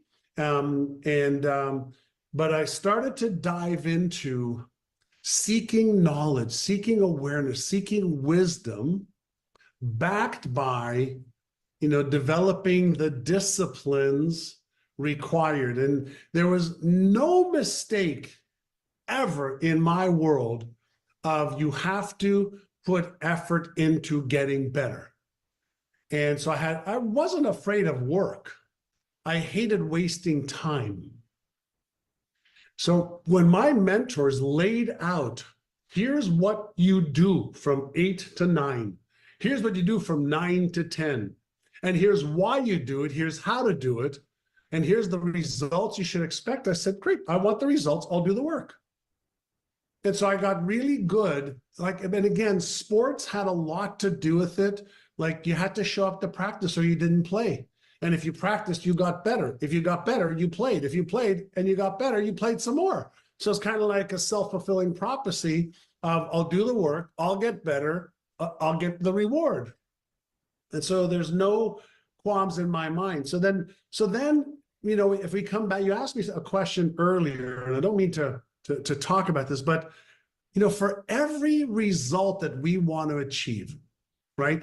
Think about the time we live in right now. For every result we want to achieve, health, wealth, relationship, career, business, spirituality, fun, experiences, all the how-to already exists. I have this over here. I said, like, if you were committed to solving the Rubik's Cube, committed, right? Could you solve it in the next hour by going to YouTube? You could, right? Absolutely. So whether this is, I want to get healthier, I want to lose 20 pounds and keep it off. Do we know how to? Yes. Absolutely. I want to make an extra $50,000 this year. I don't care if you're an employee, broke, or you're in a business. Do we know how to if you're committed? Yes. If we want to solve this Rubik's Cube, this is like the granddaddy, right? If we know how, right? If we know how, could somebody teach us every step of the way to do this? Yes. Yeah, probably take you about 18 hours, but you could. So in health, wealth, relationships, career, business, finances, every goal we want to achieve, the last thing we need to be concerned with is, do I know how to do it or not? Does the how already exists? And if you don't believe me, just go to ChatGPT or any one of the other AI tools right now and prompt it properly, give it the right instructions. It'll give you a minute-by-minute instruction of what to do, how to do it, when to do it, all the references you need. Track, measure, practice, get better. Like in less than 10 minutes, we could do that. So then the other question is, then what really holds most people back? If all the how-to really exists, which I believe it does, what holds most people back? And then to answer that question, I've been studying the human brain for 42 years now, because I needed to understand what I was being asked to do, why I needed to do it, how it worked, and then I would do it. If you couldn't tell, if you said to me, well, I want you to walk around the block 3 times, and then spin around left and spin around right, I would go, okay, why? And if you just said to me, just because, great, you do it.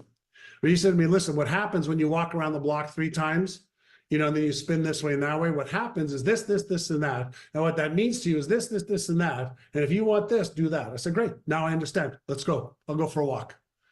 So I got really fascinated with how could it be that we live in a world, more so today than when I got started on this personal growth path.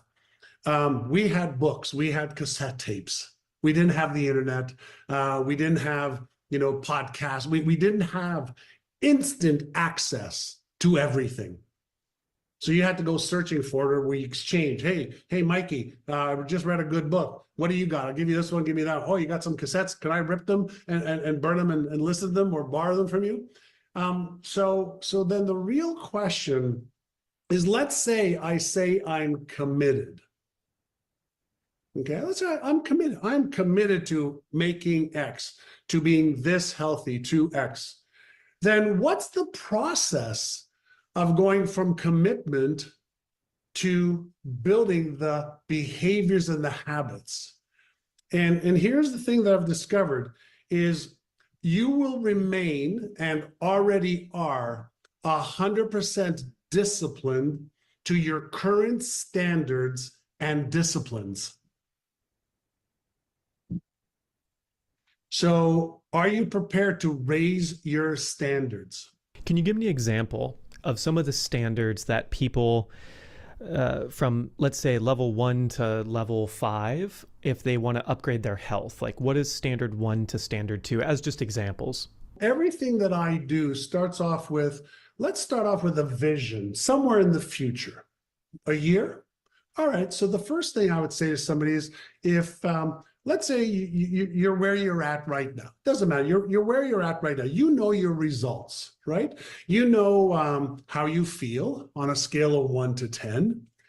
You know how you look on a scale of 1 to 10. You know whether you're overweight or not, whether you're lethargic or vibrant with energy. You know if you have a good diet or don't. You know if you're drinking too much alcohol or abusing drugs or medicines or pills or whatever. You know. I mean, let's stop bullshitting each other. Everybody knows when you look in the mirror and nobody's looking and you're not afraid of the discussion. Maybe you are, but let's say you weren't afraid of the answers. And you ask yourself, like, are you the healthiest you can be? Yes or no? It's binary. No, I'm not. Great.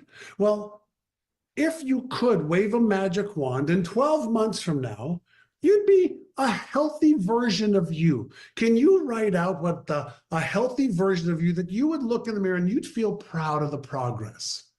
Could you write it out? Sure. Great. So now we have a healthy version of how you feel, how you look, how much you weigh, what your habits around your health are. We know what that would be, so you feel proud. Forget about what anybody else thinks. I say, great. Let's come back from, let's say, a year from now to 6 months from now, and we could say, can you just see yourself from where you are now making progress to where you could be 6 months from now if you were committed? What would you look like and feel like 6 months from now? Great, let's write that out. Now let's go to 3 months from now, do the same thing. Let's go to 1 month from now, do the same thing. And all we want to do from now to 1 month from now is create some small patterns that, okay, here's how I'm going to start eating now. Here's the exercise that I'm going to do. Here's the rest that I'm going to have. Here's the sleep that I'm going to have. All right. Here's the food plan I'm going to have just for the next 30 days.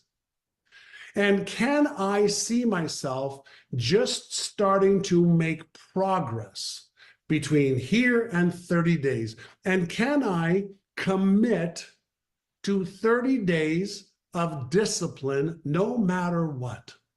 If you can, great, do it. If you can't, can you do 7 days? If you can, do it. If you can't, can we just talk about today? If you can, do it. If you can't, can we just talk about this morning? So I'm going to keep coming back to a moment in time or a fraction of time where I could show myself I could follow through to completion. I love it. I've got a story that I want to share and get your opinion on. So I have had an incredible life with wonderful mentors all over the world. And some of these people are just stunningly good at certain things. As an example, one of them has 2 homes next to each other overlooking the ocean, solid marble homes. They're absolutely incredible.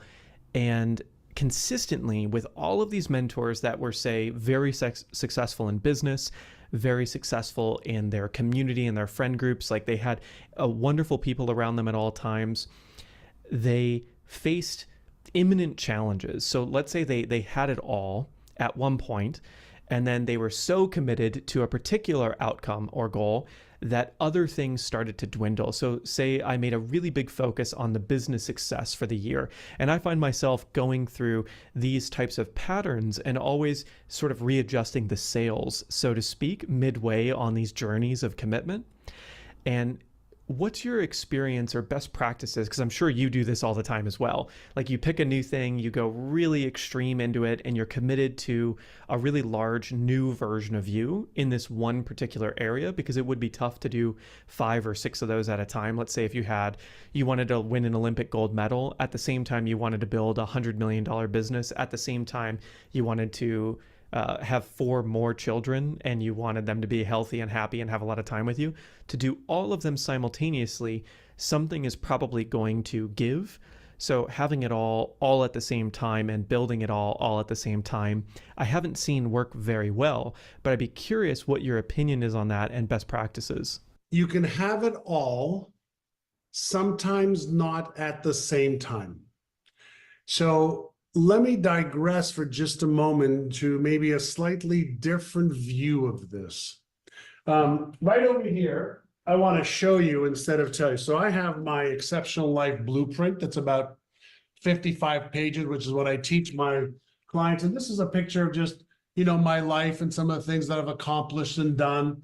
There's some things that I still want to accomplish and do, but I have a visual representation of all of this. That's not just what I want to share, but I have all of my goals here. Here's what I discovered around my life. I'll talk just about me and having health and not having health, being broke and having money, having 2 failed marriages, having a spectacular marriage and family. I've had the extremes of every area of life. I've had the extremes, every area of life.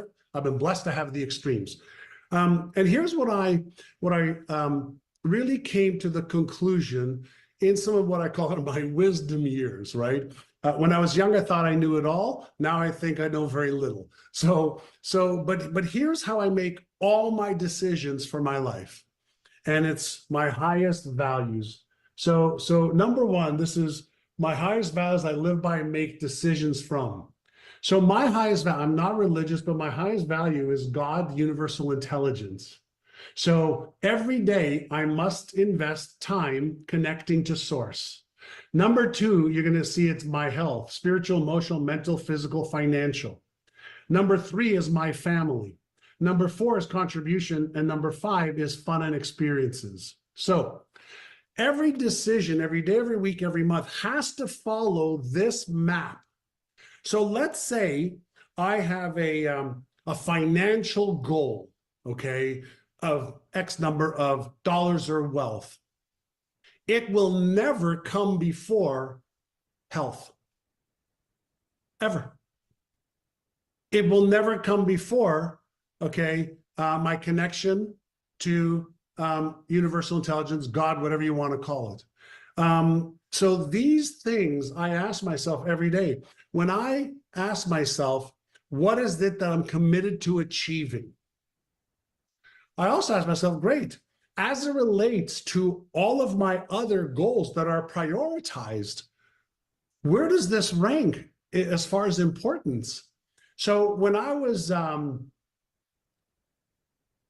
don't know, 1997-ish, my kids were just born.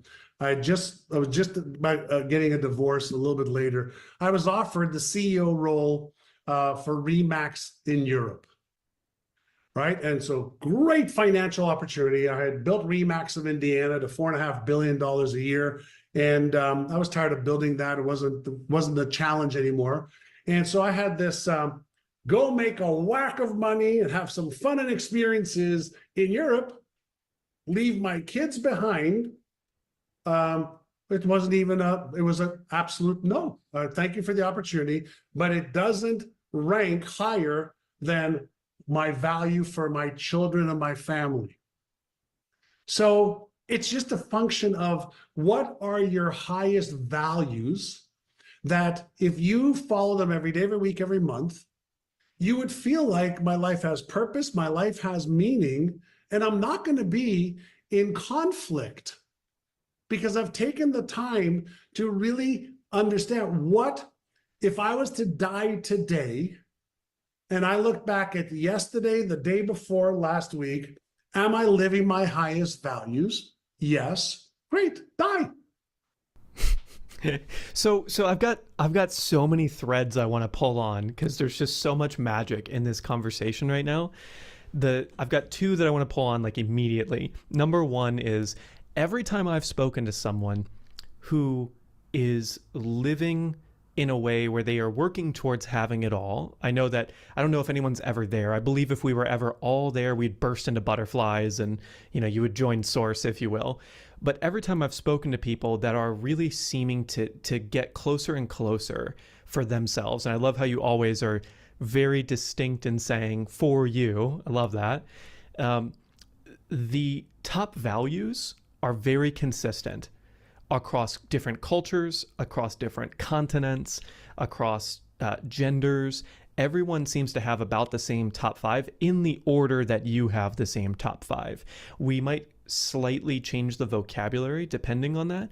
So if we were to just a quick aside, because I know this itself is a 10-hour conversation, what are your thoughts on that being shared amongst so many great people? I think a lot of highly successful people are learners.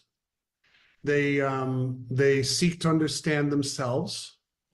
If you start earning, money more than enough, and you have a little bit of success, maybe more than enough success, then you say, like, what's the purpose of all of this game of life? Is it just for me? Is it just for my family? Is it to hoard, or is it to share and give? Well, because I get a lot of joy sharing and giving knowledge, wisdom, resources, tools, failures, successes, money, whatever it is. It's just we share. So I think a lot of people on the path seek deeper meanings. And when I mean on the path, we're all on this journey, right? It's called life. And it's complex. One of the reasons I have Rubik's Cubes in front of me, it's complex: health, wealth, relationship, career, business, financial health, mental health, emotional health, spiritual health, business, what size, 100,000, a million, 100 million, a billion. Complexities, expand, with the level that you want to achieve. And I look at life, what level do you want to play at? Kindergarten? Great, but just go have fun. Grade school, good, you're going to learn a bit. High school, good, you're going to learn a little bit more, and there's a little bit more competition, for grades, for sports, for different classes, different disciplines. University, great, a little bit more discipline, to what it is you want. Oh, you want to play pro level? Oh, good. Well, in the pro level, there's levels. In the pro level, there's levels. Then there's all-star teams. Then there's Hall of Fames. Each one of those requires a skill set, a mindset, and a commitment to play at that level. Now, I have some friends, like one friend in particular that is probably half a billionaire, not a billionaire, but half a billionaire. And when I played basketball with this guy, I have never met a more competitive person on the basketball court. And I played competitively. Like, holy shit, he would have cleaned my clock. And he wasn't like the best at this or that, but he just refused to lose any practice. So I think the important part is to recognize that excellence takes time. Success takes time, and it varies from person to person based on some natural skills and abilities, based on the commitment level. But there's also really like three other things on top of knowledge and skills that hold people back. And if we don't address those today, I think we're going to be doing a disservice to people. And so it's very, very hard to be a really good, let's say, husband, father, or mother, entrepreneur, in shape, doing everything in 24 hours. It's very, very hard. So I think you need to be wise enough to say, okay, let's say we divided life into health and there's categories, wealth and there's categories, let's say wealth, business, career categories, relationships with self, with kids, with friends, with family, with other people. It can be deep and wide. Say, okay, great. which things are already in motion? Which things am I already like, I've got traction in motion, so I'm not a clumsy beginner, right? So if I all of a sudden, said, I'm going to start another business and I need 20 hours a week in my schedule. There is no 20 hours a week in my schedule right now. So I cannot be committed to that without exchanging, okay, some of the 60 hours that I have right now. Why? Because I need 2 hours in the morning for my first two priorities, source and my health. And that's non-negotiable. When I travel, I have the same routine in the morning. I don't care where I am in the world. I wake up at the same time. I do the same routines because those are non-negotiables. Those are standards I refuse, okay, to compromise. Because without those, I have nothing else to give because I'm not the best version of me. So I've gotten very, very aware of the nucleus, okay, the core of my disciplines and standards that allow everything else to happen. And then I also have a decision-making process, right? And of what are my highest impact activities for health, wealth, relationship, career, business, to maintain what I have or to achieve the goals I've already committed to. Then what are the highest, let's say in finance, what are my highest income producing activities today, this week, this month? Like, I know what they are. Most people don't, right? So then when something new comes, like if you saw my Asana board of all the stuff that I have 250 videos I want to create when I have time. I have different things that I want to do when I have time. And I'm okay, and I've gotten very comfortable knowing what just to drop and take the ideas that I have and just park them. Like, do I need to do them today? No. Do I have time to do them today? No. And if there's something that becomes critical or like urgent, then it has to replace something that's critical and urgent right now that I've already determined in advance. This is what I'm trading my life for. And to finish off the some of the stuff we talked, we need the vision, we need the goals, we need to know the plan for how are we going to achieve, whether it's today or this week, the goal. But then we have to go a little bit deeper into a little bit of the psyche, the psychology, the self, psychological aspects of this. And that is, do I have the right beliefs to achieve these goals? And from my world, beliefs are nothing more than patterns that have been reinforced from the time we were born. Neural networks, cells that connected, wired together. And we have empowering beliefs, but we also have disempowering beliefs. We have ones that build us up, ones that tear us down. We have habits that are constructive, some are destructive. Empowering, disempowering. We have self-image challenges where we have these goals and vision of what we want, but we either knowingly or secretly don't believe we are worthy of it or deserving of it. Now, we weren't born with any beliefs. We weren't born with any self-image. We weren't born with any skills. And we certainly were not born with any fear.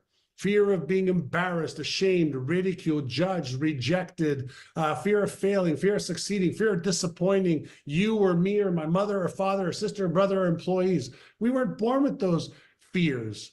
And so now we're talking about the world of emotional regulation. What were we ever taught about emotions? What are they? How many are there? There's 6. Can you name them off? No. Where do they emanate from? What do they do in the bloodstream? What does it cause your brain to do around your focus, perspective, and motivation? Do you know how to turn off, okay, an emotional switch like fear and turn on the motivational circuit in less than 5 seconds? Most people, no. Well, great, then suffer. So it's the lack of some of these skills, that we don't get taught. How do you create a new empowering self-image? Like, how would you do it? You want to create a new empowering self-image that matches the vision and goal you have? Great. Give me the process. Most people kind of like, well, can we do this? They're like in a question mode in their 30s, 40s, 50s, 60s, 70s. They've never been taught, okay, anything about their own brain, their mind, and they certainly haven't been taught and or practiced those skills to build what I call are the neuromuscles, but they certainly know they can go walk or go to the gym to build their bicep muscle. Well, what about your belief muscles, your self-image muscle, your self-worth muscle, your confidence muscle, right? How would you build those fast to match the vision and goals that you have? Most people are at an absolute loss, to that question. And we don't get taught that by our parents because they didn't know. Our grandparents didn't know. Teachers don't teach this in school unless you're in some kind of a neuroscience or neuropsychology class with the most up-to-date information on neuroplasticity. So we have these vision and goals, but we don't know how to deal with the emotion of I'm not good enough or smart enough. We have these visions that we want to achieve or goals we want to achieve, but we're secretly afraid of failing because we might lose what we already have. Right? We don't want to lose weight and get into great shape because the 15 times we've tried it, we've just yo-yoed back and gained more weight. So why would I waste my time? So there's a lot of behind the scenes challenges that every one of us faces. And if we're unskilled in what to do about the things, then we keep self-sabotaging. We keep procrastinating. We self-deprecate. We keep disempowering ourselves with our self-talk. We reinforce disempowering emotions, which deactivates our motivational circuit, the motive for action circuit, and we just repeat these patterns until we die. And I just got fascinated with these things 42 years ago. Yeah, and it's really that recognition of what you said earlier to help anchor people back to some wisdom you shared that's going to be really helpful right now, just 20, 30 minutes ago, was how when you have a goal, when you have this commitment to becoming better at something, the commitment can start with the big vision of where you want to go eventually. The big vision is not the thing that you're going to look at today, tomorrow, next week, next month. You're going to look at what's the next step on the journey? What's the thing I can do today? What's the thing I can do in this moment to reinvent yourself starting right now? And of course, these people are getting so much incredible information. I have so many more questions for you, but for the sake of respecting your time and everyone else's, when people fall in love with you and they want to learn so much more about you, where should they go? What can they do to get more Assaraf in their life? Thank you. A couple of things. Listen, if you like what I've shared, consider picking up one of my New York Times best-selling books, whether it's Having It All, You Have the Answer for Business Owners, or my newest bestsellers, Inner Size, Unlock Your Brain's Hidden Power. I have enormous amounts of content on YouTube, podcasts. You can go to johnassaraf.com. There's a lot of stuff that I've written on there on performing your best, letting go of limitations, shattering obstacles, and how do you feel and be unstoppable when you know you have so much potential. If you want to learn that, go to innersize.com. Innersize.com will give you a link or some information on my new app. So if you want to train your brain, for example, like you may train your muscles, the Inner Size app has over 500 brain training exercises to strengthen your mind, your neural muscles, and is the best mindset coaching and mental fitness training app in the world. And it's $79 for a year access, or $199, for a lifetime access. And we're actually putting our AI coach in it in the next 3 weeks. So you can ask questions, and it has about 800 pieces of my content, loaded into it, so you can ask John Assaraf AI coach questions. But if you want to really train your brain and be the best version of you, start with the Inner Size app. It'll blow your mind. For health, wealth, relationships, career, business, leadership, sales, are created inner sizes. COVID was a kind of a gift to me, because I had countless hours to write, to record, to edit, to script, to master all of these audios, which my team did. But it's got, I don't know, hundreds and hundreds and hundreds of 5-star reviews right now. And I'll give you a copy, or I'll give you access to it, Skip, for sure. But if anybody wants to, get into this type of really, mind-blowing expansion, deal with the subconscious patterns that drive 95% of your behaviors and your results. So wonderful, John. Thank you for the time. I've got one postscript question for you that I may or may not leave in. When you got the job offer to be the CEO of Remax in Europe, and I think about the conflict that you might have, and I'm curious what the experience was for you, where source or God being your number one value, how would you, I can imagine there might still be conflict there of saying, wow, this opportunity was put in front of me. Is this an opportunity from my number one value? Or is this an opportunity that doesn't serve my number 3 value? I think it's a combination, right? So we're always presented with choices, right? Listen, if you think about what makes you and I and everybody else who may be watching or listening different from a horse or a pig, same components, same body components, maybe not same sizes, but same components. Choice. We can say yes, no. I like this, I don't, right? Most animals, don't have a lot of choice. They don't have this deductive reasoning, this imagination, most. Right?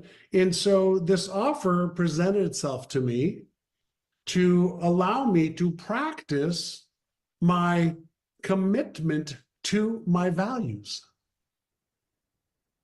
And we're always being tested.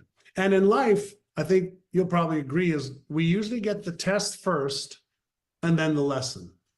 And Steve Jobs said something really brilliantly.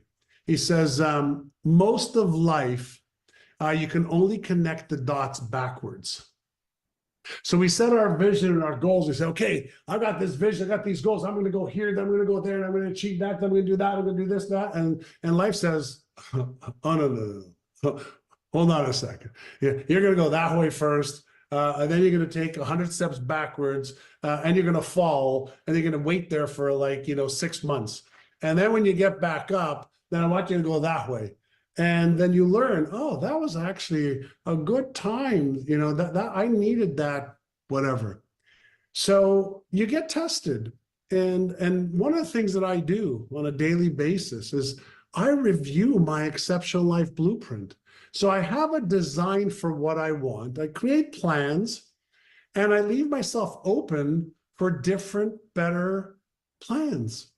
But I don't take my eye off the target, but I also don't say, every day, okay, I'm going to focus, 10 minutes of my time on the vision 5 or 10 years from. No, I'm totally aware of what that is. Like, even I got pictures to activate my occipital lobe and imagination center. I let it go. I let it go and say, great, get busy today.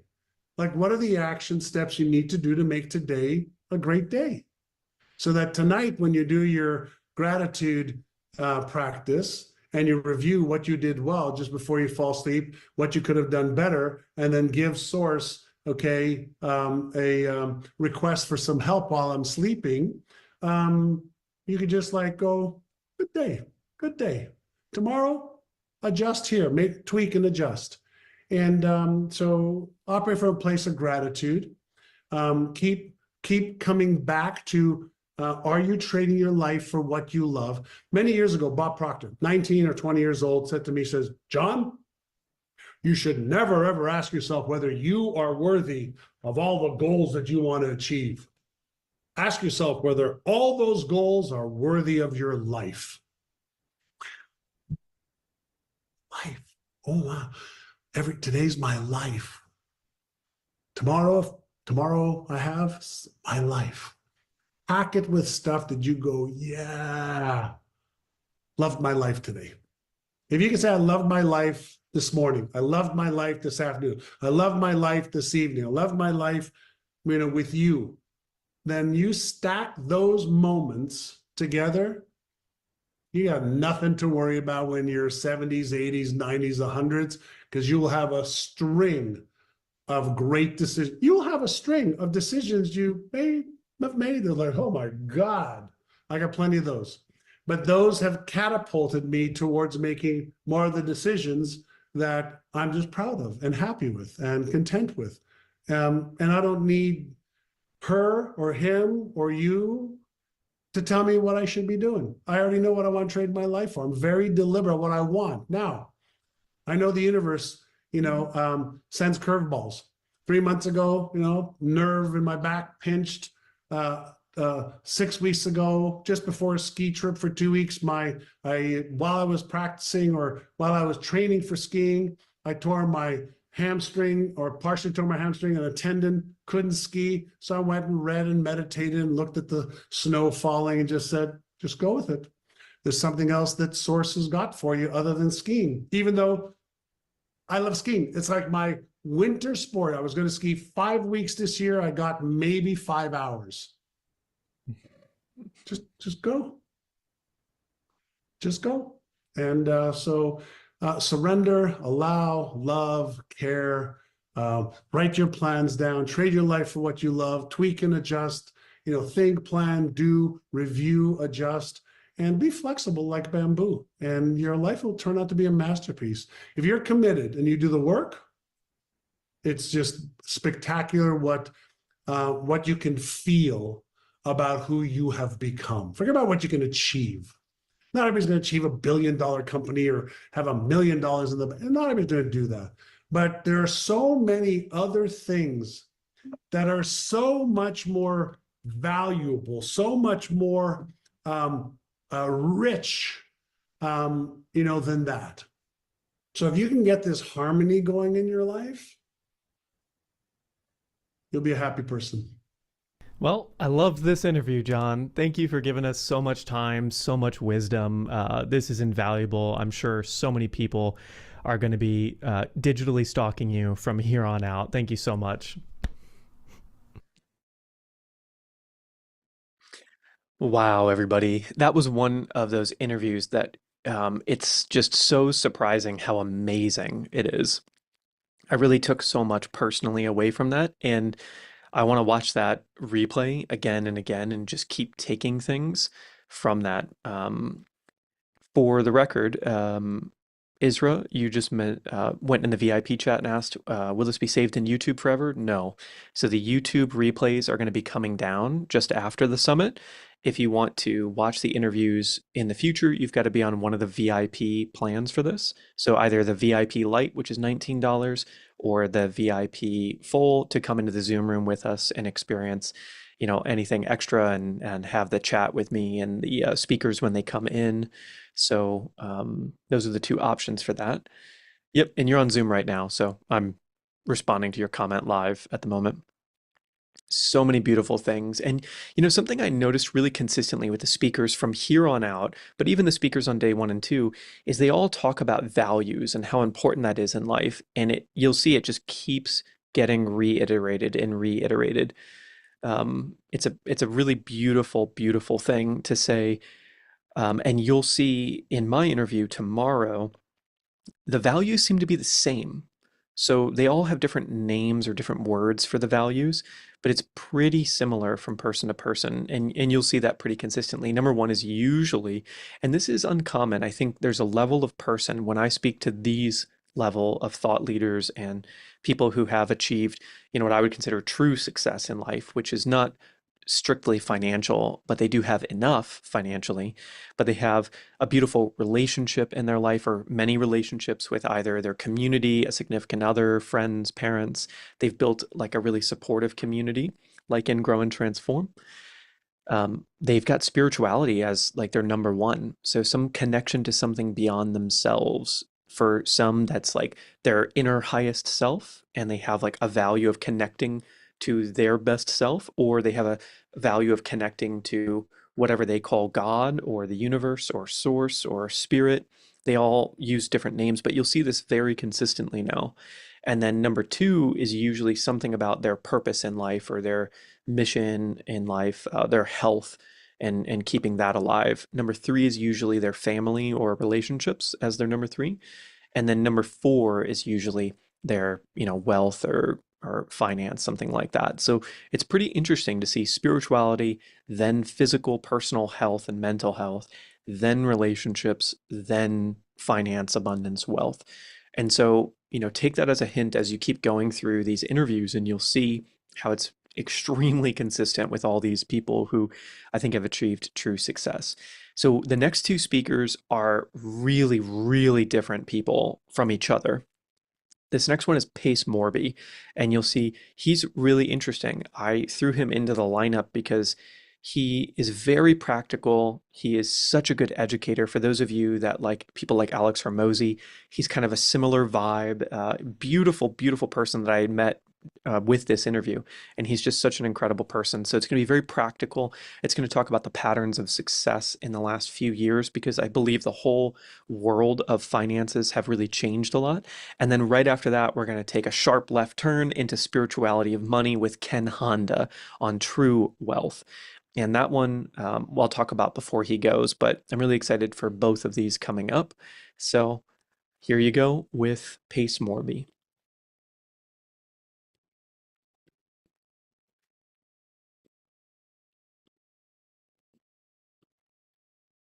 Welcome, everybody, to the Reinvent Yourself Summit. I am so excited today to bring you the guest. He is an incredible person. He's got 250,000 YouTube subscribers, and he teaches people all about creative financing and real estate. He's got an incredible track record. He's been on the Iced Coffee Hour with Graham Stephan. He was at Tony Robbins' house 4 days ago, and the list goes on and on. He's just an absolute legend. You're going to love his background and his whole vibe. When I asked him if I could help him in any way, he said, nope, I'm just here to give, just here to serve value. And you'll see that so much in his YouTube channel. I would definitely recommend checking it out.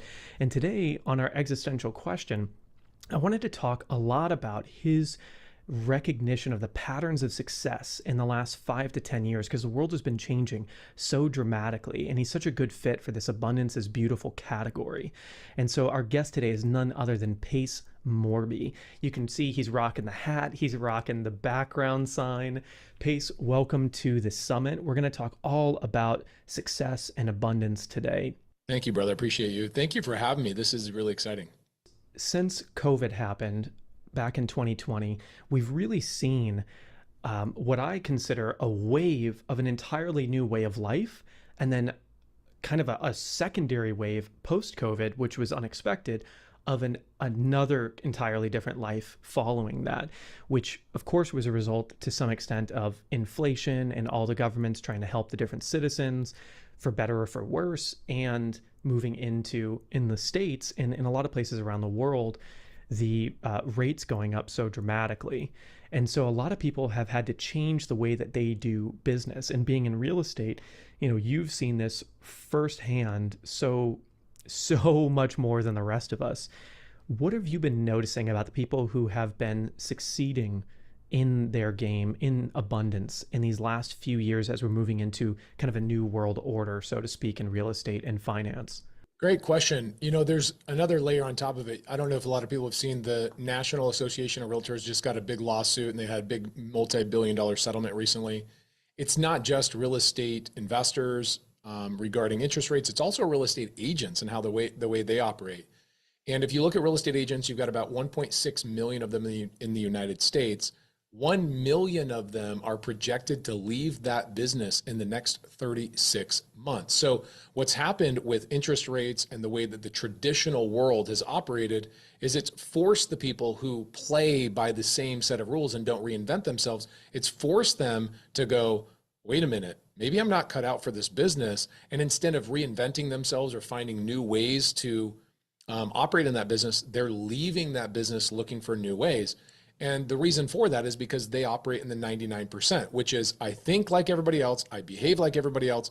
I'm not going to operate uniquely, and I'm not going to reinvent myself. So people like myself and the people that are dominating right now in real estate, finance, buying businesses, et cetera, are the people that go, how can I think like the 1%? If banks' interest rates are going up, and right now your interest rate in America is between 7 and 9%, depending on your credit score, what if I just don't use banks? How can I avoid what the banks are doing and just go directly to the seller and see if I can make payments to the seller through some sort of seller finance opportunity? And same thing with real estate agents. They're getting beat up because their houses are not selling. And if their houses are not selling, then how do they make a commission? So they leave this industry, they jump into something else, whether it's retail or maybe mortgages or something else. And I see the 1% of agents go, I'm just going to add new services and new ways of doing business, namely avoiding the banks, creative finance, some of the stuff that I teach. And I will go and reinvent myself or add another layer to myself, a new identity to myself, that I'm not just a real estate agent, I'm a licensed investor. So real estate agents need to pivot into becoming licensed investors rather than just I'm a service provider for homeowners. And people that are real estate investors need to go, I'm not going to go and ask the bank's permission if the bank's going to go up and down on their rates. I'm just going to go directly to the seller and work a deal out directly with the seller. Here's a good example, actually, right behind me. I've got this deed, okay? The certificate of ownership of a piece of real estate is right here. This is signed by Sam Adams' wife. It's over 300 years old. And it's one of the last, it's actually the original documents, a parchment. And she sold 162 acres on payments to the person who bought the deal.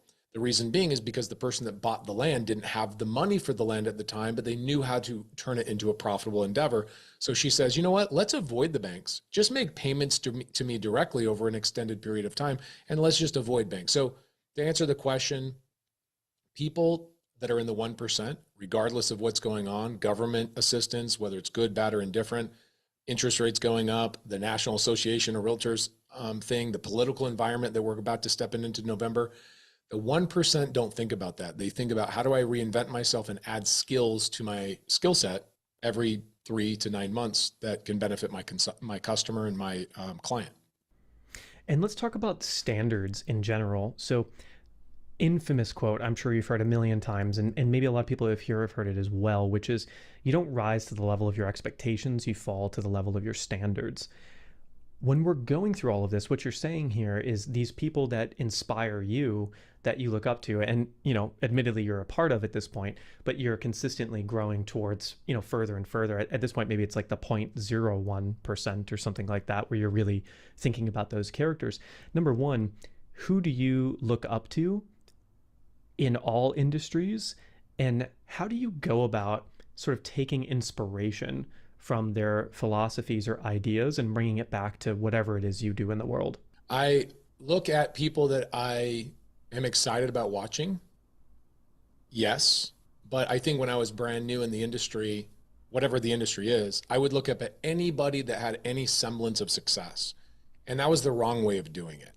Why is it the wrong way of doing it? Well, because then I'm emulating people that might not have my values long term. So I always tell people, if you're not willing to change your life or their life, then I would not be looking up to that person as a role model. Meaning, if I'm a guy who wants to have, you know, a wife and children, and I want to be, you know, tied in with my church, I probably shouldn't be following somebody who's like, you know, screw traditional marriage and forget about kids and go about it on your own. However, that person might be worth $100 million. I'm just not going to follow that person. So I follow typically people that are living a lifestyle that I want to live, and something that inspires me to go and live that lifestyle as well. I love your quote. That quote you said is like one of my favorite quotes. The way I say it is, your personal income will never outpace your personal development.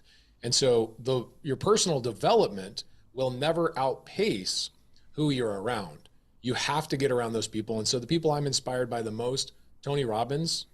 Why? Because he's been kicked in the teeth so many times and he's still around. I mean, he's a legend in the game. And if you understand the stories and everything he's gone through to stay where he's at, persistence, consistency, it's unbelievable. Definitely him. Alex Hormozy, he's reinventing the way that social media is being consumed and the way that social media people are delivering value.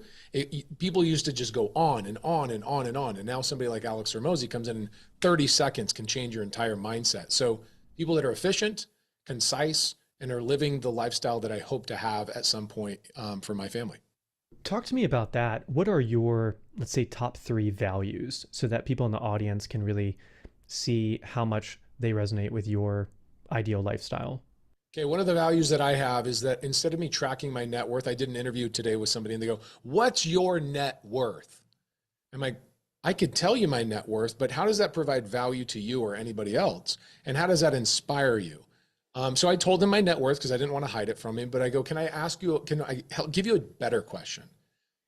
Based on my decisions on a daily basis, how many mouths are fed is a way better measurement of my success than how much money I'm worth. And so he goes, "Oh, what do you mean by that?" And I said, "Look, my job is to grow. Like at some point as an entrepreneur, you far exceed your personal need for finances. And so instead of being somebody who goes, all right, my financial thermostat has been set, I can turn the air conditioning off, I no longer need to go and chase that money. The way you should look at it is to go, I need to chase that money so that I can hire other people and give them opportunities that they did not have." So I broke it down. I said, I have 600 employees. Those 600 employees have an average of 4 people in their family, them and 2 children and a spouse. That's the average family that I support with a paycheck. That paycheck comes out and feeds 600 families at 4. That's 2,400 people every time we release paychecks every 2 weeks. 2,400 people times 3 meals a day. That's nearly 7,200 meals are fed every day because I make good decisions and I grind and I work my guts out and I develop myself. That is a core value for myself, a measurement that I live by, rather than other people going, how much is your net worth?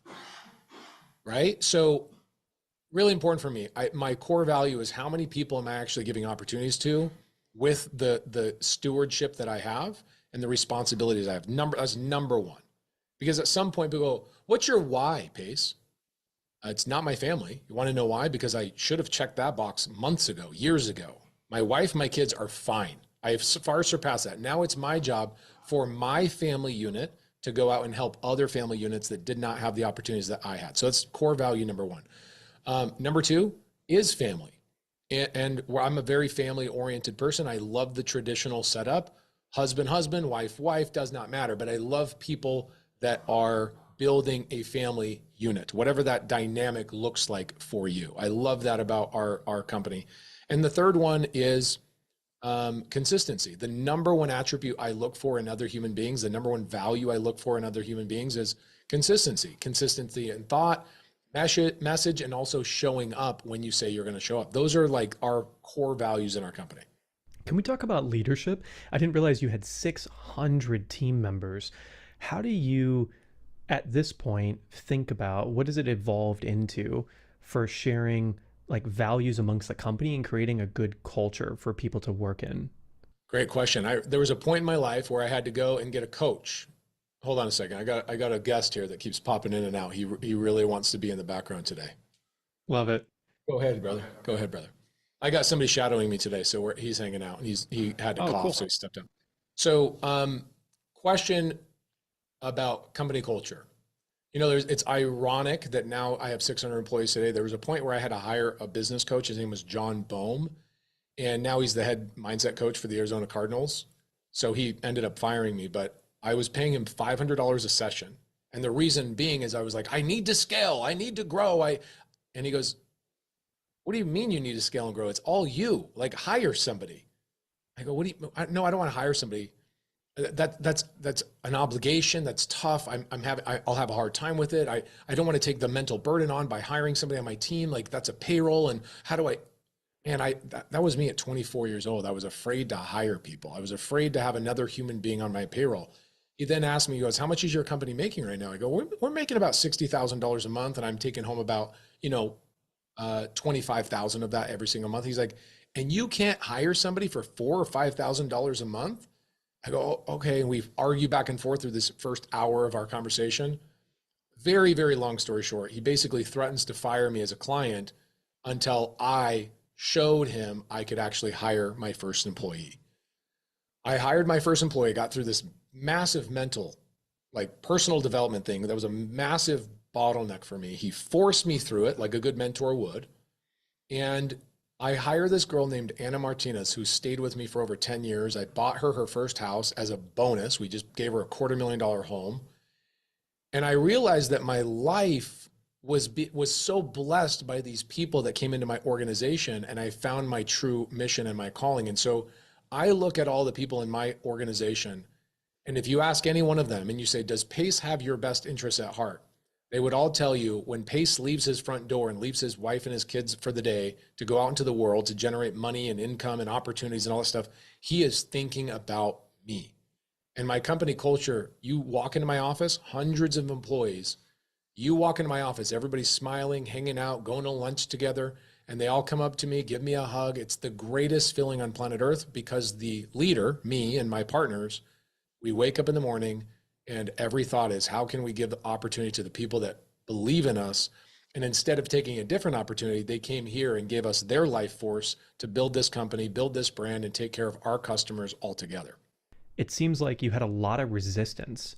And in life, this is a pattern I see with all people who have really achieved levels of success in different areas, which is the biggest resistance you had around hiring this first person ended up becoming now your number one core value for life. And I see that so regularly where that resistance does become a really big core value. For people who are in that state right now and maybe don't have that strong mentor that you had to kind of help you get through that first phase, do you have some inspirational words or a go-to saying or book or recommendation for someone to be looking? And specifically, I think this audience, a lot of people might be at the place where they're considering hiring their first supporter or their first helper, or maybe their second. Yeah, man, I could talk to you about this for hours. I even today had lunch with one of my marketing directors, and all the questions I'm asking her, her name's Sonia, and we have these projects, and my question all the time is, okay, cool, who's going to do that? Oh, okay, great. Who's going to then do that? And who's going to tell that person to tell that person? And now I'm like in full delegation mode because we have such a powerful team. And it sounds easy now that I'm in it. And I would laugh if I could take my life now and go back in like a time machine and show it to my old self, 16 years ago. I would be like, that's not me. It's impossible that that's me. But the reality is life is a journey of self-discovery. And what I had to learn was whatever you resist will persist. And what I was resisting was bringing on, what it was? I was running away from responsibility. I was running away from growth. And I was running away from discomfort by saying, I don't want to hire an employee. Was the same equivalent of saying, I don't want to grow. I don't want to learn how to be a leader. I don't want to go through hard times and have hard conversations. But the reality is I was robbing myself and other people of opportunities. So a good book that I would tell people to read is Rocket Fuel. Is a really great book talking about the dynamic of partnerships. And before you even go and necessarily hire a big team, I would maybe ask yourself, do you need a partner? For me, all 9 of my businesses, I have a partner that is my opposite of my personality. I'm the visionary. They're typically the integrator.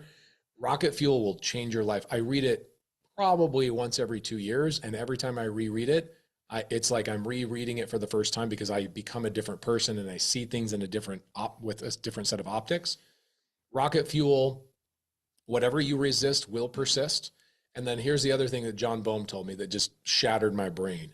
John Boehm, my business coach, he says, Pace, 96% of business owners will never hit $1 million a year in revenue in their life per year. And I'm like, 96%? And he says, yeah, do you want to be a statistic? I was like, oh man, you might as well just punch me right in the face. Of course I don't want to be a statistic. And he goes like, you then have to take on the responsibility of being a leader, and you can't be a leader unless you have a team. Let's build a team, and you're going to go through a lot of hardships and a lot of challenges, but you're going to become a different person. And the goal of business is not to make money. The goal of business is to become a different person. And I was like, oh, that's so good. Thank you so much. And now when I am faced with challenges, I realize it's just turning me into the new version of myself. I'm killing my old version with the challenges and obstacles of today and becoming a new person tomorrow. So talk to me about when you bought that house for your very first team member after she had been with you for a while. Was that an easy decision? Was that a nerve-wracking decision? What was the was it just like you were like, yeah, let's do it? Or how did that happen? Great question. So she'd been with me for 8 years, and actually, what's funny is she was a project manager for my construction company. We were doing fix and flips and all that kind of stuff. She was so great project managing, and she had a bonus due. Okay, she had a bonus due of like $5,000. It wasn't anything super significant, but she had $5,000. I said, Anna is her name. I will give you this $5,000 bonus, or I will help you buy your first house because you have been renting for the last 5 years of working for this company. We're a real estate company. You can't be renting. I'll help you buy your first house. And the way we buy houses is not using banks or credit. And so it's relatively simple for me to go out and find a house and just get her a house with a really good interest rate. And she said, I go, which one do you want? I'll go get you a 3-bed, 2-bath house. We'll find you something that's actually less expensive than what you're renting right now, and you'll be a homeowner. What do you think she chose? She chose the $5,000. No. Of course, because she's in a different mindset. She's in a completely different world. And I go, okay, this is my responsibility. Her dad's not around. And I'm like, to some degree, I have to be her mentor. And I go, all right, I'm going to go on a mission to find a perfect house in a perfect location. And I'm just going to close on the property, and we're going to do a little surprise for her. And I'm going to force her into home ownership to send a message to everybody else in the company that this is a standard that we require in our company. Everybody here should be a homeowner. And I find a cute little red brick house, 3-bed, 2-bath house. This is actually has a really funny story ending to it. So we had a big event, just teaching people in like 100-person room. And Anna would help out with the event in the back of the room and doing drinks and snacks and stuff like that for people. And I go, oh, but by the way, before we start the next session, everybody, I'd like to bring Anna up here and just surprise her with something. And so I handed her this set of keys, and she's like, what the heck are you giving me keys for? And I said, I hand then a paper to her, and I say, unravel this, open it up. And it's a picture of a house. She's like, what the heck is this? And I go, it's your new house. Well, anyway, crying. It ended up going on our TV show. We have a TV show on A&E, and A&E filmed this whole entire thing. It's on season 1 of our A&E TV show.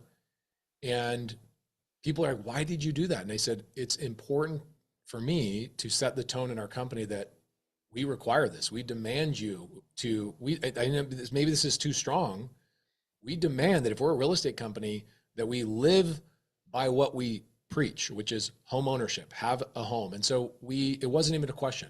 The second she turned down the house I tried to give her the first time, I was like, all right, I'm on a mission. I'm going to go give her this house. Then guess what happens? She's with me at this point 8 years. She quits a month later, which was it was great. At first I was like, wait, hold on. Oh my gosh, hold on.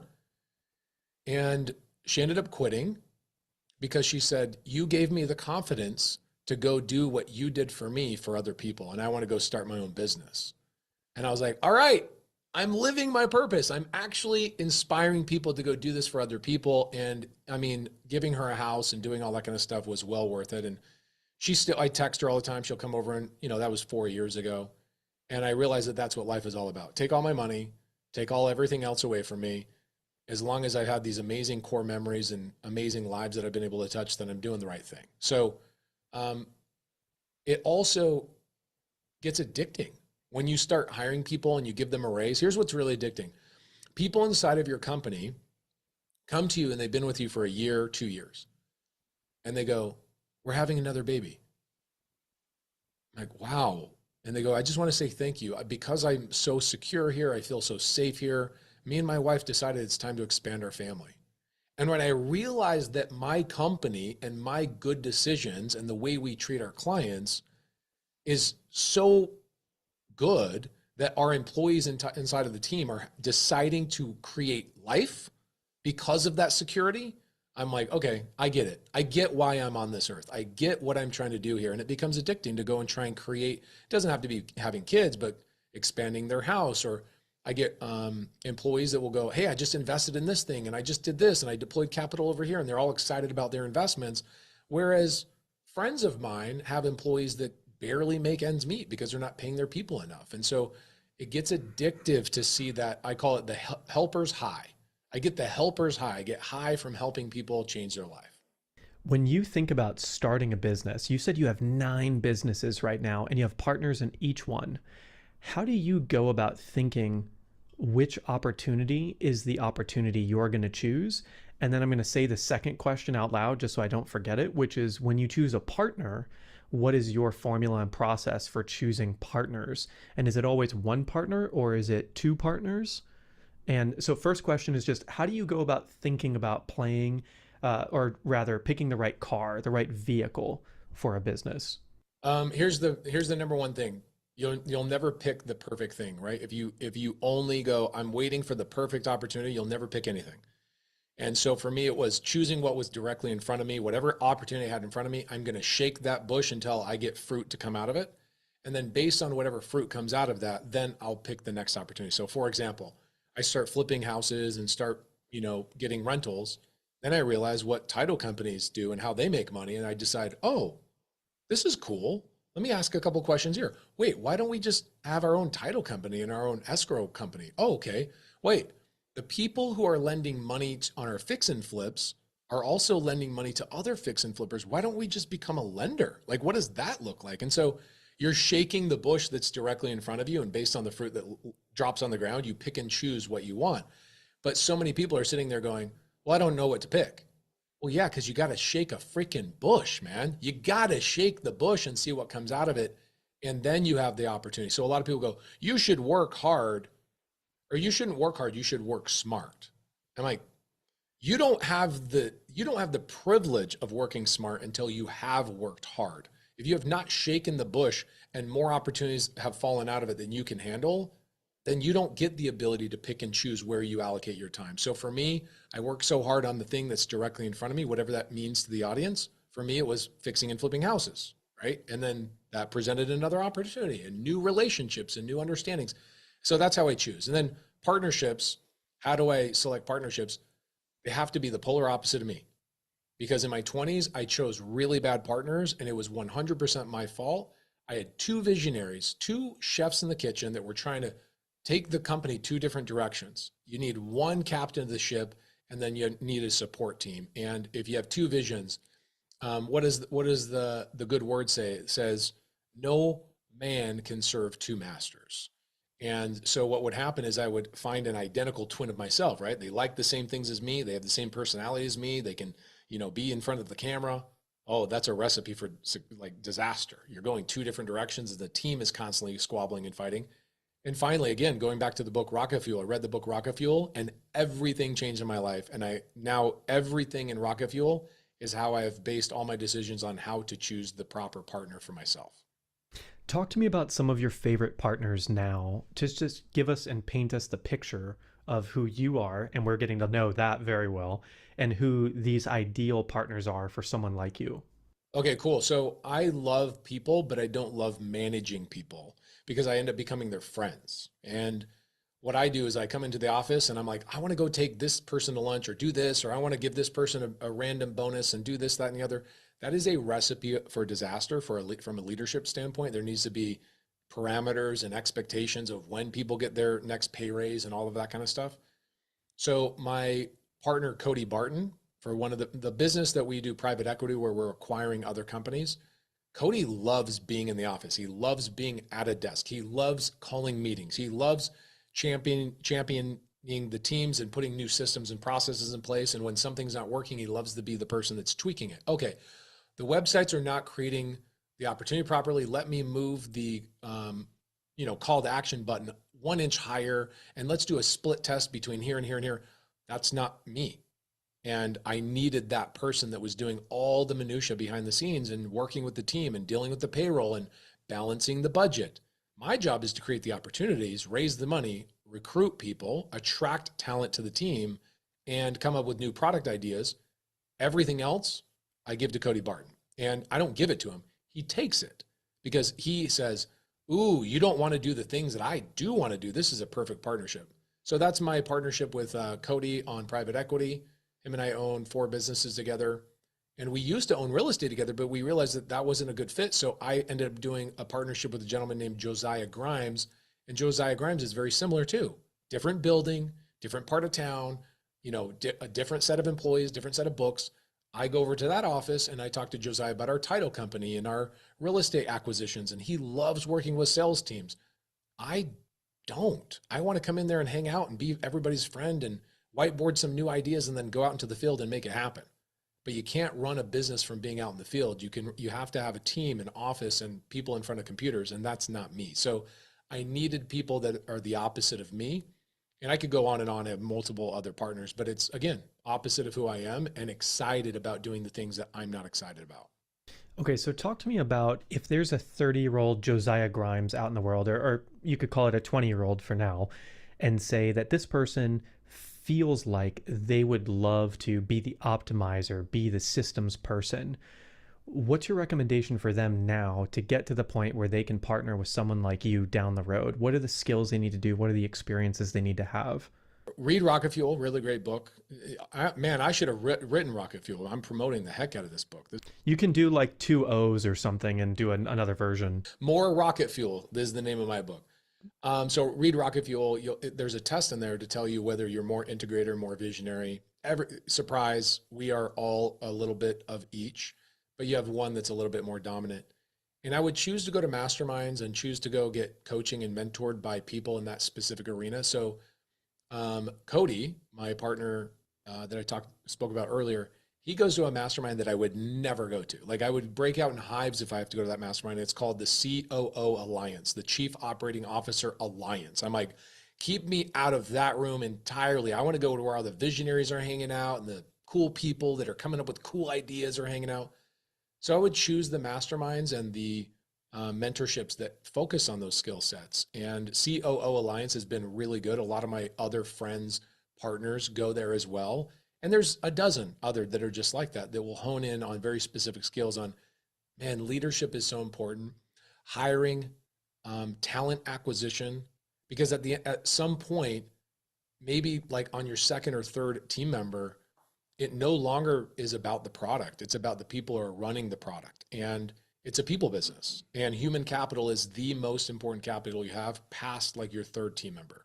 So I would say leadership, talent acquisition, talent management, running finances. Again, we buy a lot of businesses. Guess what we see? Never have I seen a set, clear, like series of books, financials. Every time we ask somebody for their financials, it's like somebody threw a grenade into their QuickBooks and just blew it all up. They haven't filed their taxes in 4 years. They're, which is fine. A lot of business owners, it's not fine. I mean, you should fix that, but it's very common. And so as a integrator or an operations person, learn finance, learn how to delegate to a bookkeeper, and go to places like the COO Alliance. And what about for young visionaries? Of course, start with Rocket Fuel. Here's the problem with visionaries and integrators. So my partner, Cody Barton, he thought he was a visionary for a long time because what you see on YouTube, Alex Hormozi, visionary. Dean Graziosi, visionary. Tony Robbins, visionary. Most of the people that are willing to go on YouTube and actually build a brand are visionaries. And so you go, okay, that's what I got to do. And so that's what Cody did all the way through his 20s. It was like, man, I'm just not getting traction. I'm not getting anywhere. I got to be this closer. I got to be this salesperson. I got to be really good at negotiating.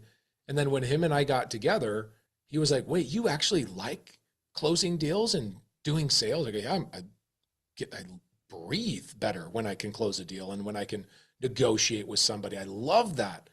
He's like, I'm allergic to it, man. Am I allowed to go and do that thing? So something that's very important is you do need to know whether you truly are a visionary or an integrator as like your core. You cannot change that. It is who you are, and you should be focusing on amplifying whoever you are. So those visionaries out there, make sure you are a visionary, because most visionaries are lunatics. They have this visionaries are called visionaries for a reason. They see things that other people cannot see. Products, ideas, improvements, avenues for monetization that an integrator just can't see. In fact, your integrator will feel like a wet blanket to you all the time. I feel like my integrator's job is to say no to me all the time. And so if you are the person that enjoys saying no and playing it safe, you're probably not the visionary. Visionaries are lunatics, and they press forward really strongly. So if you are a visionary, make sure you are one. And secondly, go and identify 3 or 4 visionaries that you really like. Patrick Bet David's really great. Gary V. Find 2 or 3 of them and start getting in the rooms with them. Go buy yourself into a room, a mastermind or an event. The events are, oh my gosh, guys, in the world of digital world, the people who go to physical events or even go to like digital things online, but you can feel the energy of other people, even through like a Zoom chat, you have miles of advantage over people that are just reading books or just watching videos. So like get yourself in the room with other visionaries and you'll learn and absorb through osmosis. Okay, so on your journey to all this success, I now have a million questions left for you, by the way, but I'm going to make sure we cut it in like 10 minutes. So we're going to do the speed round here. What's been your journey of gathering all this success, being that, visionary that sees things that others don't see and wanting to speed up all the time and create new things and provide for more people and more families? What's been your journey with your own health through all of this? And what have you learned about that? Oh, my own health. My own health was something I never thought about. I was like, I'm never getting older. Everything's good. And then I started seeing patterns for success for like the top visionaries that are, trending towards $1 billion net worth. And I'm like, ooh, these guys are all doing certain things that I'm not doing. They're working out as if it's their job. They're eating healthy like it's their job. They're taking supplements and doing these other things. They're meditating like it's their job. I'm like, oh my gosh. And so that was a big thing for me, is getting into the right rooms and seeing the patterns of success of other people, that health becomes like 20% of their day. And it becomes something they're obsessed with. And so that's something I had to change about 2-3 years ago. I started challenging myself, going on like Ragnar races or Spartan races and putting it on my calendar so I had something to train up for. And that was my hack. Like I would tell myself, all right, I'll start working out, I'll start doing this. But guess what happens? Work takes over. But if you put something big on your calendar, you will have this social pressure or at least your own self-induced pressure of saying, oh my gosh, I have to be ready for that thing or else I'm going to be embarrassed, right? So that was kind of my hack along the way. Also, that's such a great question. What's your journey of, creating too many opportunities and taking care of all yourself? I also have a different belief, maybe the antithesis of what most people believe. They think, focus on one thing, focus on one thing, focus on one thing. I don't do that because I realized that I move faster than most people. Most visionaries do move faster than most people. So you need to have 3 or 4 things you're working on, because while you hurry up on one thing and wait, then you have 3 other things that you can hurry up on until you have to wait for them. So good example, if you ever built a website or hired somebody to build a website, they don't get done overnight. They get done over 2 weeks, 3 weeks, 4 weeks, maybe a couple of months, depending on the intricacy of the website. So when people like focus on one thing, I'm like, okay, so I should build a website and then wait till it's done before I go do another thing? No, absolutely not. So as a visionary, what I learned is how to balance all of the projects I have going on. And I know when to pour water on what seed at whatever time I need to make sure that they germinate. And I balance where I spend my time, but I definitely do not have a focus point. I have 15, 20 things I'm working on at any given time. Kind of like Elon Musk. He probably has 100 projects he's working on right now. And I think a good visionary, one of the best skill sets you can acquire is how to balance way more projects so that you're never sitting around waiting for one thing to move forward. How do you structure your time throughout a day? Like best practices of, do you time block? I'm sure you've tried a lot of different things over the years, and maybe now with family and 9 businesses, it's so rigid because other people are booking your schedule for you. But what's your best practice or recommendation on that? If my partners need my time, I bill my partners for $36,000 an hour. Think about this. So if you know what your time is worth, right? So if you take the revenue from my combined companies and you divide it by hourly time I put in there, my hour, if I allocate it to a new project, is worth 36,000 and some odd change.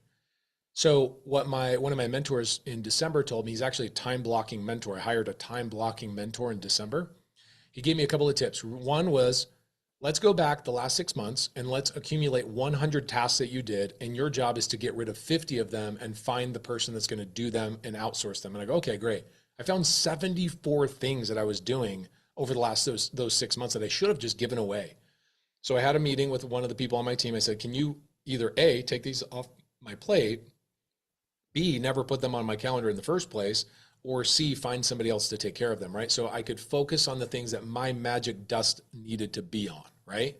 That was tip number one. Tip number two is he said, when somebody in your company needs your time and they want you to come to the office or be in a meeting or whatever else, you need to send out a company-wide memo and say, hey guys, going forward, when you need my time outside of 8 hours a month that I'll allocate, just so you know, I am planning on invoicing the company for $36,000 of my time. All of the weird requests of, Pace, can you come into this meeting? Pace, can you do this? Obliterated, gone, done. And when I could justify and show them, guys, I could spend an hour with you guys in a meeting, or I can spend an hour outside creating new opportunities, generating more money.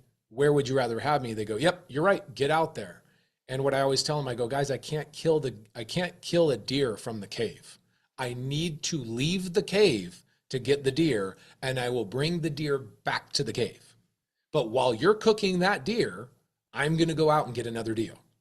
And so I just realized what my job was and what my opportunity, where I am best putting my time and energy. So let's talk about magic dust. You said where the Pace magic dust comes in. Is that something that you believe people are born with that they need to find? Or is that something that you built over the years, or some combination thereof? And what are your thoughts? And I think a lot of therapists probably know this better than I do, but I think that a lot of our upbringing from our parents, our environment, our surroundings, our religious beliefs, all that kind of stuff just puts this blanket on who we really are, this wet blanket on who we are. And I think we have to rediscover who we are when we get a little bit older. Everything that people told you what to do, when to go, where, when to clock in, when to clock out, when to take lunch, when to take vacation, all that kind of stuff, we've been hearing that our entire life. At what point in your earlier years were you encouraged to go create? Really only in your elementary years. Then when you got into high school, it's regimented, and high school homework and tests and this and grades and da. Don't do this, don't do that, don't do this, don't do that. And I think that we have to find it. You have to uncover it again, because so many people bury it inside of you. And again, this is all just a big journey of self-discovery. And how do I do that? The way that I did it, inadvertently, I did not mean to do it, is I just magically got lucky to get around the right people when I was in my late 20s, that they had found their magic dust, and they would question me kind of rudely, like, dude, what the hell's wrong with you? Yeah, what are some examples of that? Such a good one. So I'm hanging out with a bunch of real estate investors, right? At this time, I'd done a couple of deals, and I'm hanging out with this guy named Steve Trang. And Steve Trang goes, yeah, we just opened our bank and we just did this. And I go, hold on. I thought you were a fix and flipper. You're telling me you're opening a bank. He goes, well, yeah, isn't that what we're supposed to do? I'm like, I didn't even think that was an option. How was I supposed that was an option? And he's like, well, I didn't know it was an option until 6 months ago. Somebody else told me I should be doing X, Y, and Z. So it's this amazing domino effect about being in the right circles where people will share this information. And so it's starting a bank. I didn't know that was a possibility. Okay, creating new opportunities, new projects, new ways of making money. The one that was the most magical for me was the lending side of things. Is I'm sitting there borrowing money for my fix and flips. I didn't even think that I should be lending money out on other people's projects until somebody else told me that was a possibility. So it's just being around people that tell you things that you didn't know. And I have 100 other examples just like that. I can imagine a burning question in everyone's mind coming from an answer from someone like you would be invaluable.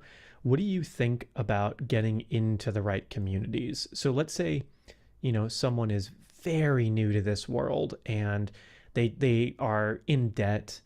They don't know how to get into these rooms, or they don't feel like they deserve to be in some of these rooms. What's step 1, 2, and 3, or just step 1 maybe of getting into better communities? What would be your recommendation? Step number 1 is that nobody feels worthy going into a more powerful room. And so you're not unique in that feeling of oh, I'm not worthy. Everybody thinks that. So if everybody thinks that, then nobody thinks that. So why are you playing that game with yourself? You already know that's some story you told yourself, and everybody else that got into the position that you want to be in had to go through that stupid phase anyway. So if it's just a phase, then just walk through it. Pretty simple, right? Sound easier than it is, but that is the truth. And you have to have courage. You have to walk through that fire of, oh my gosh, I'm going to walk into this meetup. Okay, so a good one is go to meetup.com. Meetup.com has about every imaginable little micro community that you can imagine: real estate, finance, therapists, golf people, frisbee golf, and go, these are the people I want to be around. Cool. There's probably 5 or 6 different groups of them. Bounce around and see who you resonate with. I'll give you a good example. The first group that I hung out with was 20 guys, no women. Okay. And in my company, we have 41% of our employees are women. So I'm a big champion of women. Why? Because I have 8 sisters and I have 3 brothers. I enjoy being around women. I grew up being around women my whole life, and it's foreign to me to not have women in the room. So when I'm hanging out with these 20 guys, I'm like, guys, where's the female representation in this room? And their attitude was negative towards that. Like, oh, why do we want to, but they're going to mess up the vibe and this, that, and the other. I'm like, oh, not my tribe. Don't have my values, not my tribe. They might be making the money I want to make, but they're not on the same journey of self-discovery that I want to be on. So if this is all about a journey of self-discovery, I want to go on a journey with other people that have my same core values. And so I jumped into a different real estate group, and all of a sudden there's like 13%, 18% of them are women. And then I started inviting more women to that group and actually started participating by providing value and inviting other people to that group, going, man, I'm so excited about this and I'm passionate about it. And all of a sudden that group started growing and growing and growing. So it's incredibly important to choose the right community. And you guys have a community of over 10,000 people that are all in the right place because your vibe has attracted that tribe. And obviously they're in that community because of the vibe. So guys, make sure you do the vibe check before you really commit to a community. And I can tell you, if there are only 20 guys and no girls, that's not the vibe I want to be in. And it's the same thing in the way they're doing business practices or the way they're talking and here's the other thing those guys are doing, something I don't believe in. The guys are all hanging out doing real estate stuff. And then 5 of them are like, hey, after the meetup, let's go down to the strip joint or do this. I'm like, guys, I'm out. But that's not what it says on meetup.com. So you have to have that courage to go meetup.com, real estate group, go to the room, vibe people, understand them, get to know what their vibes are and their values, and make a determination. Is this something where I want to put my flag in and say, hey, this is my territory, I want to be here? One of my favorite principles and the number one priority I always talk about in the company is to live a beautiful life, and whatever that means for you. What does that mean to you?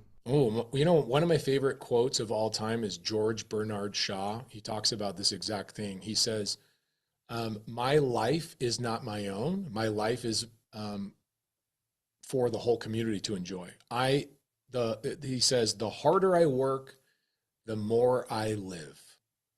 And so for me, I'm just here as a tool, whatever that means for whoever I'm hanging out with. How can I help you? How can I present value to you? In some magical way, value comes back to me. You know how that works, right? The law of reciprocity, it's a universal law.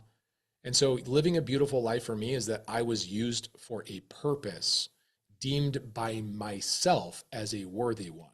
And showing up and hanging out with therapists that are trying to be entrepreneurial and, love on their families. I'm so grateful to be here, and I'm so grateful to be part of that journey for all of you guys. And that means that I lived a beautiful moment on a beautiful day. So again, living life for a purpose that is worthy by me, myself, and I. When people fall in love with you after this interview and they want to get way more pace in their life, where should they go? What would you recommend they do, other than read more Rocket Fuel as soon as it comes out? Yeah, I'm telling you guys, 4th time, Rocket Fuel, go read it. All of a sudden, Gino Wickman's going to text me and go, dude, you just sold like 1,000 copies of my book. It is a great book, by the way. Go check it out. My YouTube channel is great. It's completely free. We probably spend $60,000 a month in putting content out on that channel because we are obsessed with making sure people have the information that they need for free.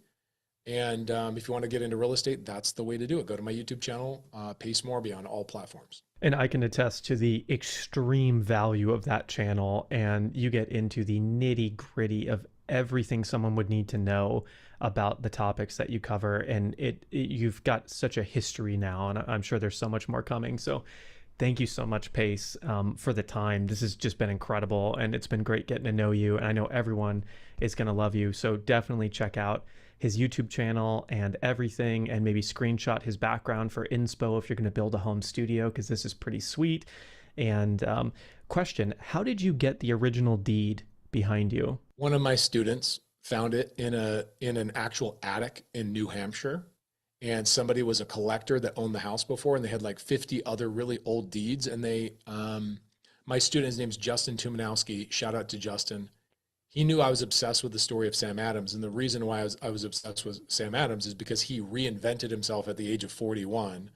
And he lived one of the most incredible lives on the planet still to this day, without a cell phone, without toothpaste, without all these creature comforts that we have, air conditioning and all these other things. And I just got obsessed with the story of this man. And I go, how dare I not become successful if this guy was ultra successful without all the things that I have access to? And so when he ran into the deed, he goes, I know I could probably sell this thing for $10,000, but I want to give it to you because you've helped me change my life. Wow. Thank you so much for sharing everything, Pace. This was incredible. Thank you so much for the time. Thank you, brother. Appreciate you. Hey, everybody. Wow, that Pace Morby conversation. So I'm definitely going to go out, and I've already consumed a lot of his creative financing YouTube content to sort of see what the ballpark is and what it's really all about. And it was actually really interesting. As it turns out, depending on what interest rates are especially in the USA, you can actually go and do these creative financing options to essentially get, a 3% interest rate on a home. And it's really, really interesting content. I had to watch about an hour and a half of it to really start to understand what this whole world was about. But for those of you that are in real estate, it'll probably be quite simple. So I'm curious what everyone's takeaways are from the Pace Morby episode there. So what did you learn? I know for me, some things that really hit home were the way he looks at having a team. It inspired me so much when he said that. And I really wanted to take that on. And I wanted to, and this is the thing about meeting these incredible people and having these mentors, because truly these people are becoming your mentors if you're watching them here. When I was at a time in my life where I was starting my first businesses in earnest, I started consuming it's 11:11 by the way, here in Austin, Texas.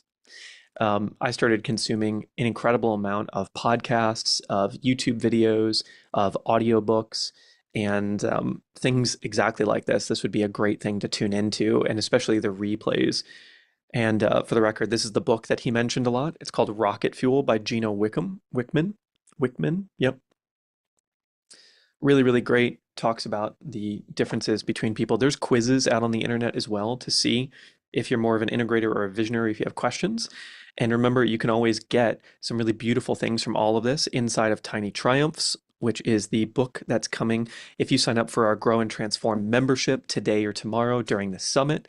Up until May 23rd, you will get the digital copy of Tiny Triumphs to take home with you, and to print it out and put it up on your walls. I'll show you. I'm getting some printed and some of my favorite ones to put out there. Love the core values, and you'll see everyone describes it really differently. But the way that he takes care of his team, the way that they hug him when he shows up, honestly, I wish I could do that with all of my team members every day because they're such amazing people, but we're all spread across the world. I have one that I get to see on a very regular basis, and we hug all the time because it's amazing to have all of the support. Yeah, Tiny Triumphs is out. It is a thing. So you can get that as soon as you sign up for Grow and Transform, and you can get little previews of everything to come. I love it so much. It's such a beautiful takeaway and a coffee table book to give you that inspiration as this continues. So the next speaker is so incredible. He's got a book that came out today called True Wealth, and it's the story of, well, actually, I'm not going to spoil it because I'm going to spoil it right at the beginning of the interview, but it's Ken Honda. Now, one thing I want everyone to bear in mind with this interview is that Ken is Japanese and he gets really nervous about presenting in English. So I've done my best to keep the questions simple for him, yet profound. And I've also done my best to summarize and put it into maybe a different iteration of English so that it's really clear what his teachings are and what he's meaning to answer with everything. So if you get a little bit impatient with me summarizing for him, I apologize for that in advance, but I've done my best to make this an incredibly valuable interview with an absolute legend, one of the best-selling authors in Japan. Interestingly, Jeffrey Allen also lives in Tokyo, so we've got kind of a Japanese theme for the day. But this is one of my favorite interviews of the entire summit, so please enjoy Ken Honda. Do, do, do, do, do, do.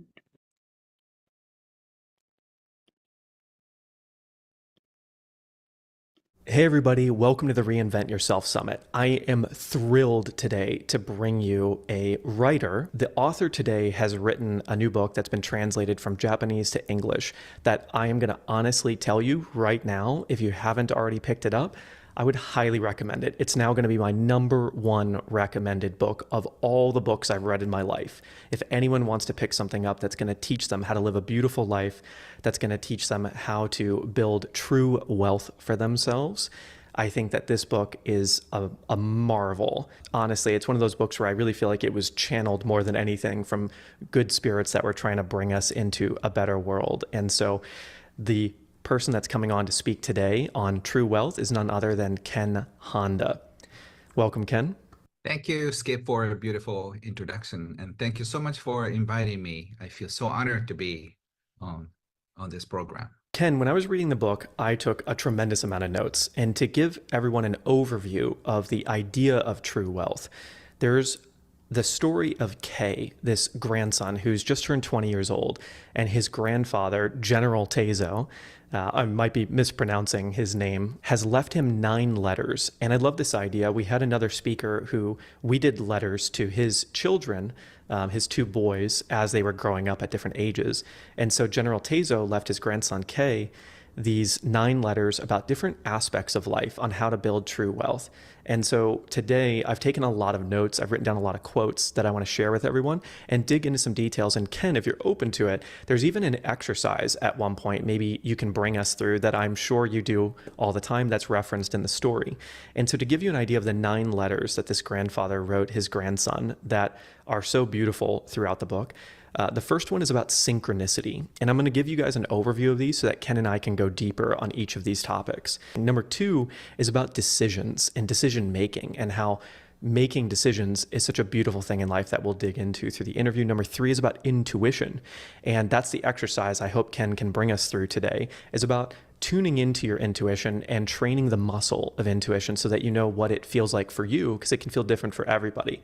Number 4 is about action, and taking action is always going to supersede indecision or not taking action, and we'll dig into that more. Number 5 is actually about money, what money is and what money is not, the different lenses that you might see money through, and what Ken recommends in his work. Number 7 is about failure and how it's an integral part to success in life, and how batting averages in the Major League Baseball, 300 is amazing, which means 3 out of every 10 you actually hit.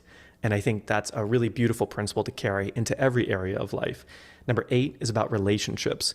And there's a really interesting quote from the book that I'm going to read out here, which is, one of the longest research studies ever conducted at Harvard University followed 724 men across 75 years of their life, and they asked the question, what makes you happy in life? And the answer to that question overwhelmingly was having good relationships in life. And we'll talk about that a bit more. And then the final chapter, the final letter from General Tezo to his grandson was about destiny and the key differences between fate and destiny. So the first thing I want to bring up, Ken, is setting the premise that you guide us through in this idea of true wealth, which is whether it's love, work, or money, if you chase after what you want, it'll run away from you. But please remember that the journey to discover your life work is part of the journey of life itself. So take all the time you need. People who achieve real success all love the work they do. Perhaps it would be more accurate to say that they are successful because they truly love their work. How long did it take you to figure that out? I'm still in the process. So because, I have learned from so many great mentors in my life since I was 19, and they taught me so many things in such a deep way. And instead of teaching me, they asked me questions. So in this book, I have many questions through the eyes of Taizo and also his grandson Kay. Because in life, what's most important is you need to figure out, by yourself. It's not all the answers are right here. It's about how you feel. What's the most important thing in your life, and then when you try to just get it, you lose something, and then you realize how stupid you were. But those things you kind of find out along the way. So I wanted to share my wisdom over the past 5 decades. I've learned a little bit longer than young people, and then I realized like, oh, I wish I wish I knew this when I was 20. So I put everything, and I just put it in a format of a novel, and then people can easily understand what's most important for them. So there could be 5 million different answers in this book, according to what you believe in. Absolutely. So talk to me about the first letter and your experience of synchronicity. There were several key elements there, but if you could elaborate on what you consider synchronicity and how to look for those in life. So I didn't put money or work or anything as a first letter. Because when you think about it, Skip, I'm sure you have lived a very colorful life as well. So you understand that whatever you wanted when you were 25 or 20, it didn't really come in the way that you wanted. Certain things happened or didn't happen. So the things you wanted to get didn't come into your hands. And also the things that you didn't even imagine are in your hands. And then, oh, this is not what I asked, but this is probably even greater than I asked for. So to get to where you are, there are many different synchronicities. I can say coincidences keep happening to your life. Like I was guided to go to Boston, for example, for 1 year with my family. The Boston, just the word Boston kept coming into my life 3 times. So when one thing comes, it's just natural. When something comes twice in a very short time, I just open my eyes. I open my ears and try to see what's going on. And when it happens 3 times, then boom, I have to do something. That's my life. So then talk to me about why synchronicity tags in with decision as the second letter that comes in. So synchronicities keep showing you like, okay, I'm supposed to go to Europe, for example, and Europe. But unless you make a decision, nothing happens. It's almost like you're in a car, you're in the best car. But if you don't punch in where you're going, the destination, if you don't put the destination in, the car navigation doesn't guide you. So you need to make up your mind where you're heading to. Of course, you can change your destination along the way, but you have to decide where you want to go, what you want to do, and then start moving your car.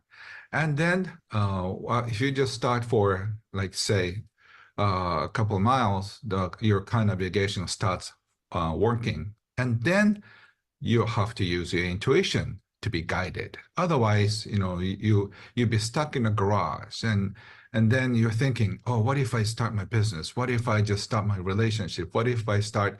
You're just flooded with lots of information and what if. But if you just think of those things in a garage, and if you don't start your car, nothing happens. So make up your mind, start your car, get yourself going, and then use your intuition. It's how the order of the things should go. So let's do an exercise right now for everybody, and let's write down some things that we want. So in the chat, in a notebook, write down some things that you would love in your life. Some things, and it could be a beautiful relationship. It could be a beautiful date night next week with your significant other. It could be to play with your children tonight when they get home. It could be to call a grandparent and connect with them. It could be anything. It could be to read a new book. It could be to watch this interview again. But decide on some things that feel inspired, some things that give you some positive energy when you think about doing them or being in those moments. And so everyone, let's clear some things and let's write some things down and writing them down being very important, whether that's typing it right now or writing them into a book. And let's see if we can open up some opportunities throughout the rest of this interview to see some synchronicities happen in real time. Maybe it's something that Ken says, maybe it's something that I say, maybe it's a message that's going to be incoming during this. And what Ken is saying through this is you'll usually get them in 2s and 3s when it's these synchronicities that are meant to guide you into a certain direction. And that's where we get into intuition. So we did a little exercise to create opportunity for synchronicity in decisions. Intuition is a very interesting tool that we have. I think it's pre-installed in us, and it functions in a different way. Some people receive intuition through vision. Some people receive intuition through auditory, through ears. Some people with nose, some people with mouth, and some people have these senses. And also there's something called sixth sense. So if this was a seminar to, I do a big seminar all the time to say 2,000 people. So and how many of you just receive intuition with vision? Probably more than half. A lot of people receive vision with images, like the images of me speaking to a large group and stuff like that. That imagination that I'm going around the world. I'm right now in Barcelona, and I wanted to see Gaudi architecture since I was 12. So it's been like today, 44 years of my dream came true, right? And lots of synchronicities happen in order for me to be here. So I had this image. One day I'm going to go, and then it happens. Some people receive intuition with listening. When my mentor John Gray met his wife, there was this beautiful church bell, like dun dun dun, and European, church's bell ringing in his ears. Some people just smell something. This doesn't smell good, with investment or work or project. Some people have a bitter taste in their mouth. So, and also there's a lot of people who receive intuition with senses, like I got a chill, like, oh, I got excited. I feel like I got electric shock. So a lot of people receive that as well. And I think, Skip, you are visual and also like people with senses, because when you sense something, this is wow, So a lot of people have different ideas. And also the sixth one is like, I knew it, something in you knew it a long time before. So when you activate this intuition, actually you get better. You need a little practice. And so could you guide us through feeling a little bit of intuition in a 2-minute, 3-minute little experience and just kind of warm up that muscle? Yeah. So when you make a decision, like say the things that you're excited about but scares you, like say writing a book. A lot of people say that. I always wanted to write a book, but I know I have a book in me, and I'm excited, but I cannot find the time. So just sit down, just relax, and you can visualize or just think about this idea of writing a book.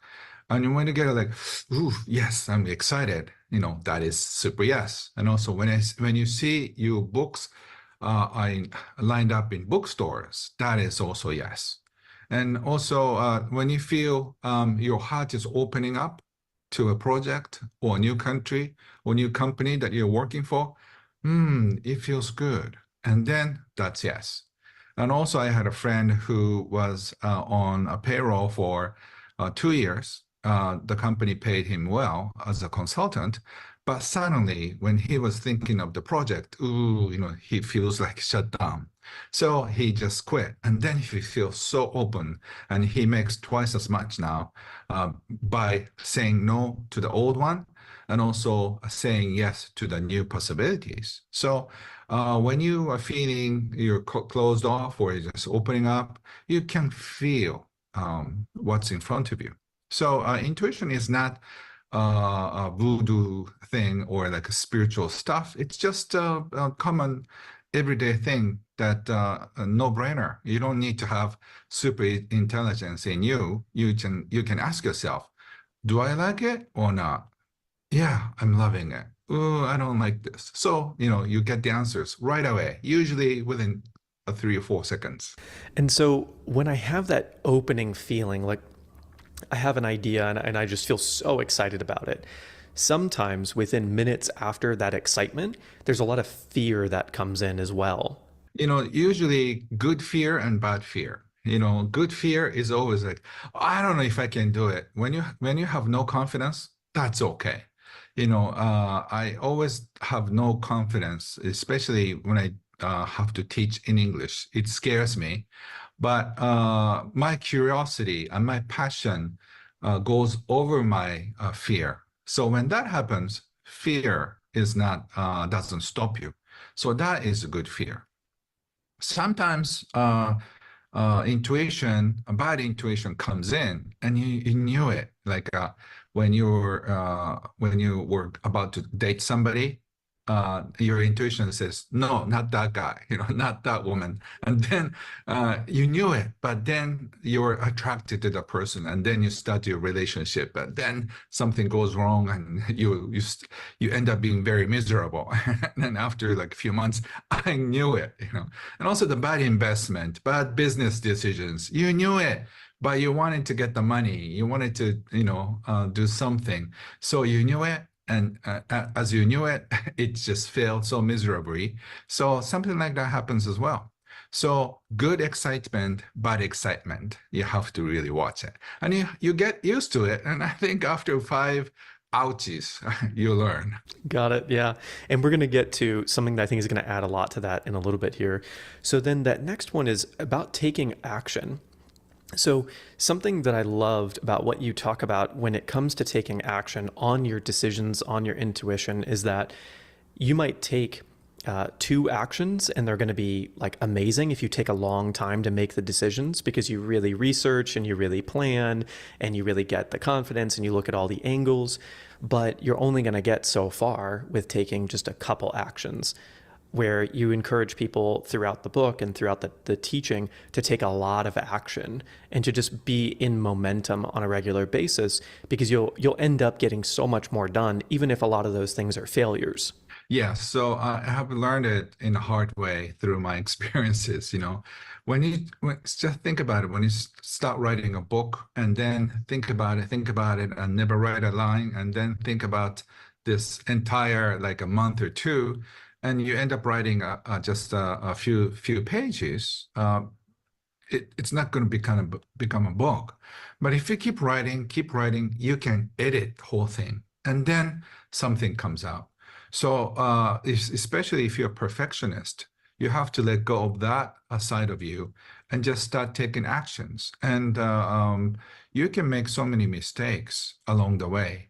But if you just say half of what you do fail miserably, but still, if you other half wins, you are a superstar in baseball or in any sports. So think about this fact that even the world record great sports person failed so many times. When they shoot, when they when you hit, when you run, a lot of things fail. But it doesn't really matter. As long as you keep trying, something will come out of it. And then the next thing that we got to is the descriptions and the philosophy around what money is and what money isn't.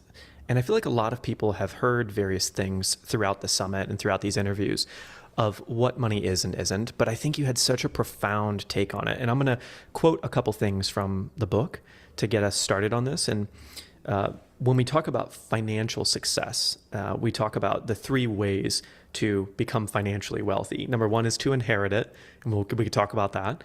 Number 2 is to make money work for you as you accumulate money.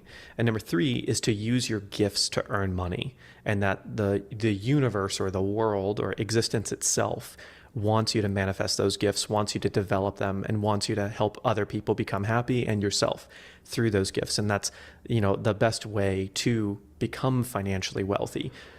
So talk to me about those three methods of becoming financially wealthy. Yeah, so if you don't have wealthy parents, forget the number one, because you're not going to get any.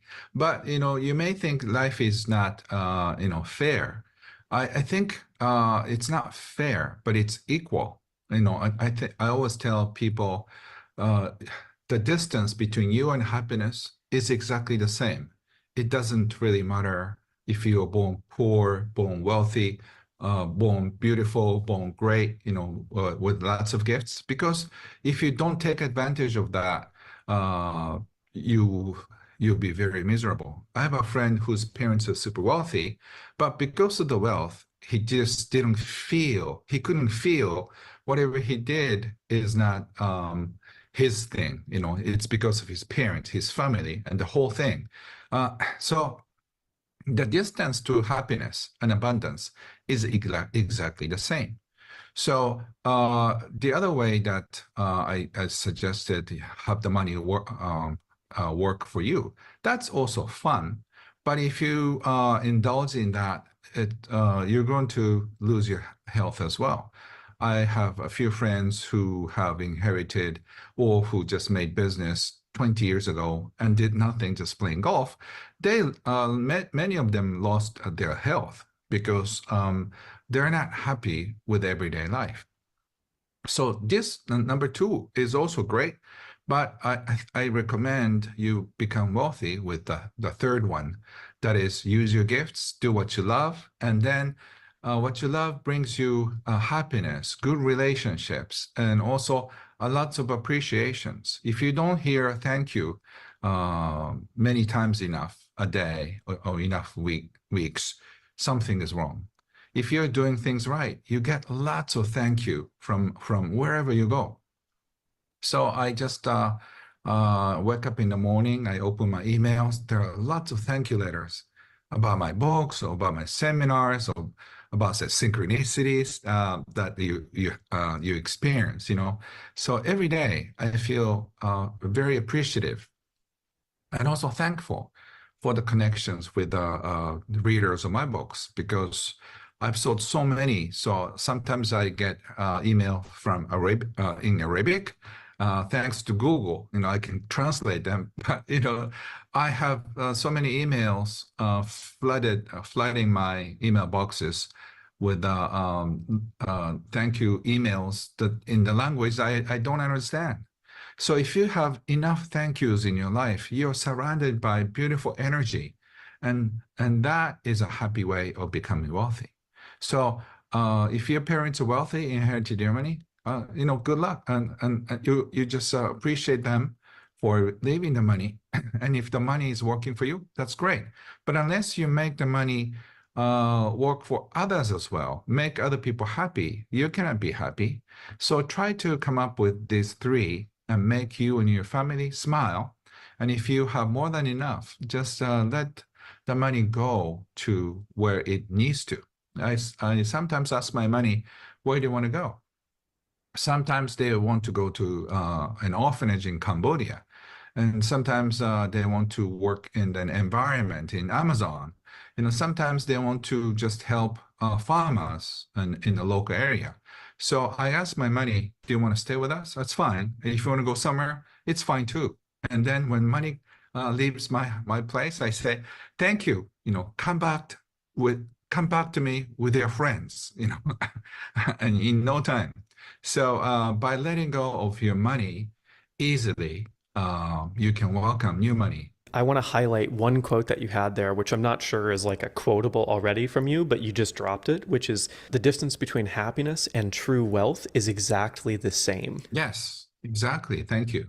So beautiful. I absolutely love that. And Ken, for everyone listening here, also covered the work category in this, where it's really talking about the using your gifts to earn money. And I've been in a place in my life where I had created an income source, a passive income source that was greater than my life expenses, and found myself in this strange vortex of not feeling on purpose for the world and sort of lost without the regular thank yous. And so the first thing I'm going to say here is thank you, Ken, for coming on to this episode and the summit. And also thank you for writing this book.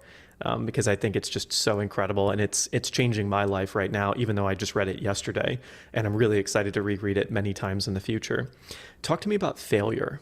That is actually my favorite chapter or favorite letter because we wish we will not experience any failures in our life, you know. But realistically speaking, like when my daughter was born, I kind of wish I was almost trying to wish her beautiful life without any failures. But realistically, could she get on a bike without falling even once? You know, could she find good love without just losing, you know, breaking her heart? Uh, could she find something that she truly loves without just failing so many times? After 99 failures, we can enjoy one success. And that is, if you know the ratio well, you just, and you can enjoy failure so many times. Okay, I fail. Okay, the second time, third time, fourth time, I don't care. Because as long as I keep adding up more failures, eventually I know something works. So if your mental attitude is like that, you have no fear of just trying. But if you're afraid of failures, if you're afraid of making mistakes, which most of us are, and then whatever we do extra could potentially risk a failure. So that's why we froze up for so many things in front of a great opportunities. So by changing the idea, the concept of failure in you would transform your life so beautifully. I've seen it happen in young people, and they so appreciate me for writing this book because of the chapter. And how do you interact with failure on a daily basis yourself? I could understand that there's a gradient and there's a journey that all of us would go through with failure in regards to this, where right now I hope what everyone is experiencing, and maybe there's already some synchronicities happening with what Ken has been saying throughout the interview, that instead of seeing failure as you are not enough or you're not good enough, you can see failure as there's lessons to be learned from each one, and those lessons are the building blocks towards the successes that'll be along the journey that you're on. Yeah, so think about it. If you're in front of 20 different doors, and then the right one is only one. So you have to open 19 doors in order to find the right one for you. But if you're afraid of making a wrong mistake, somebody's using the bathroom when you open the doors, you have to say, "Excuse me," you know. And sometimes you just open a door to a ghost house, or scary monster may live there. So you have to shut it very fast, right? But if you just know that this is the right door, and then wow, this is the right door, you can feel it. But unless you just open 19 other doors, you never know it. And my experiences tell me that after about 5 or 7 or 8, I can always find the right door. I've studied so many businesses that have failed at so many, but as a result of making many mistakes or writing bad books that I didn't publish, all the books are selling so well because the bad ones I wrote, I didn't publish. So I'm very good at making good mistakes. Because of making good mistakes, I make less mistakes. And also, even though I make mistakes, I can smile. And also I can say, "Good job, Ken," and then I can move on. So that is the secret of my happy success. And there's something that you teach, a framework in the failure letter and through the story of Kay, which are the 3 reasons why failures happen. And the first one is arrogance. The second one is not enough research and planning. And the third one is poor relationships. So maybe we start with arrogance and just dig in a little bit, the second one, and then we can move on to the 8th letter, which is relationships. Yeah, thank you for just studying my book. And I've done many studies myself, and I realize, including my experiences, the biggest failure is because of arrogance. I know I can do it. I know it. I have written so many books, and now I know how to write books. So if I become arrogant like that, that is like the shortcut failure. and I've experienced it in in so many times, and it cost me a lot of money too. And I asked my mentors what happened and what did you do? And the arrogance always is a trap that you just set up yourself. And the second one is that you have to do some research, but you kind of forget, or you should have done it, but you didn't. So that usually costs you some money, and also it could hurt you too. But the third one is the most important thing. You didn't have a good relationship. That's why you didn't succeed. If you had great relationships with everybody that and then when something bad happens, your friends will support you. The reason why I'm not afraid of money, or why I have very little fear of money, is that I have so many friends who make sure that I will not fall. So when I just lose everything and then just go bankrupt, I can count on many friends who just let me stay for 1 week. So I can just go to my second friend for the second week, and there are only 50 weeks in a year. So I can go back to my friend number one and say, hey, Skip, it's been a year. How are you? Can I stay with you for one more week? And if I could do that, I can just stay with my friends for the rest of my life. So I have, very good relationships with my friends and my family members and business partners. So that's why I can just find happiness in wherever I go. So if you have good relationships, it's hard to fail. And there was this beautiful through line through this education of true wealth, where it was so clearly put that everyone has a different true wealth. What it means to each of us can be so different. And in the book, Kay gets to make a decision and uses his intuition to choose whether to go to New York City for his final lessons or to go to Bhutan, the quote unquote happiest country on earth. And he decides for himself that his journey was to Bhutan, but I loved that there were both options and that he got to use that intuition to make that decision. How has that played a role in your life and maybe some of those friends, and how you encourage them to feel into what success or true wealth might mean to them? This is also something to do with my teaching style as well. I don't teach people what to do. I ask questions, because that's what my mentors did for me. So instead of just me telling you, you got to go to New York, like, what are you telling you? What's your heart telling you? And by listening to your heart and by listening to your intuition, you know your way. Because I think everyone is born and prepared for the right tool with them. So for me, I've been guided all my life through lots of synchronicities, and I'm sort of in the process as well. That's what brought me to Europe, and I think that's what's bringing me back to US and Japan and everywhere. So I'm going everywhere, whether I get paid or not. It doesn't really matter for me. I get guided to wherever I'm supposed to share my wisdom, because my lifestyle has led me to many, many beautiful, things in my life, which will become my next book too, right? So I don't lose anything. So if you just let your life carry you, you enjoy more beautiful memories. But I think we are so in control of our money, of our situations, of project. So that's why we want to make it in a certain way. But life flows. So if you just trust life enough and let life carry you, 100%, and then you have nothing to worry about. That's another thing that I could talk about in my next book. Oh, wow. I'm very excited for that.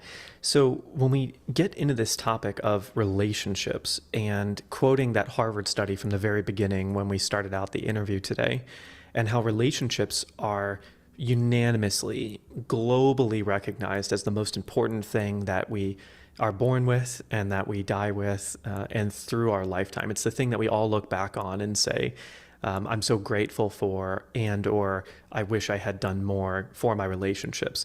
And what's so beautiful about it is it's so tied together with Taizo and Kay, where he left him these letters because he felt like through his life and even his son's life that they couldn't connect with each other very well. Um, is that something that's brought from like real life from you? Is this something that you've dealt with throughout life, or is this something you've learned in watching other people? I think both. My grandfather died when he was 42, and what my father was only 12 when my grandfather passed away. So he had hardships in his youth, and then he wanted to be a tough guy. So and also he wanted to help his mom, who's my grandfather, because of the codependent relationship after losing my my grandfather, like my dad, for my dad, it's mother. He got devastated. And also his best friend committed suicide at the time. He went into alcoholics. So I sort of experienced a similar loss of connection with my father, because by the time I knew uh, who he was, it was almost like what's left, uh, what's left for him. It's almost like he had a body, but his soul was not in there. So I have experienced the three generations of beautiful, great success and loss, and also love, and also friendship, brotherhood in my father, my grandfather, and me, and also my brother.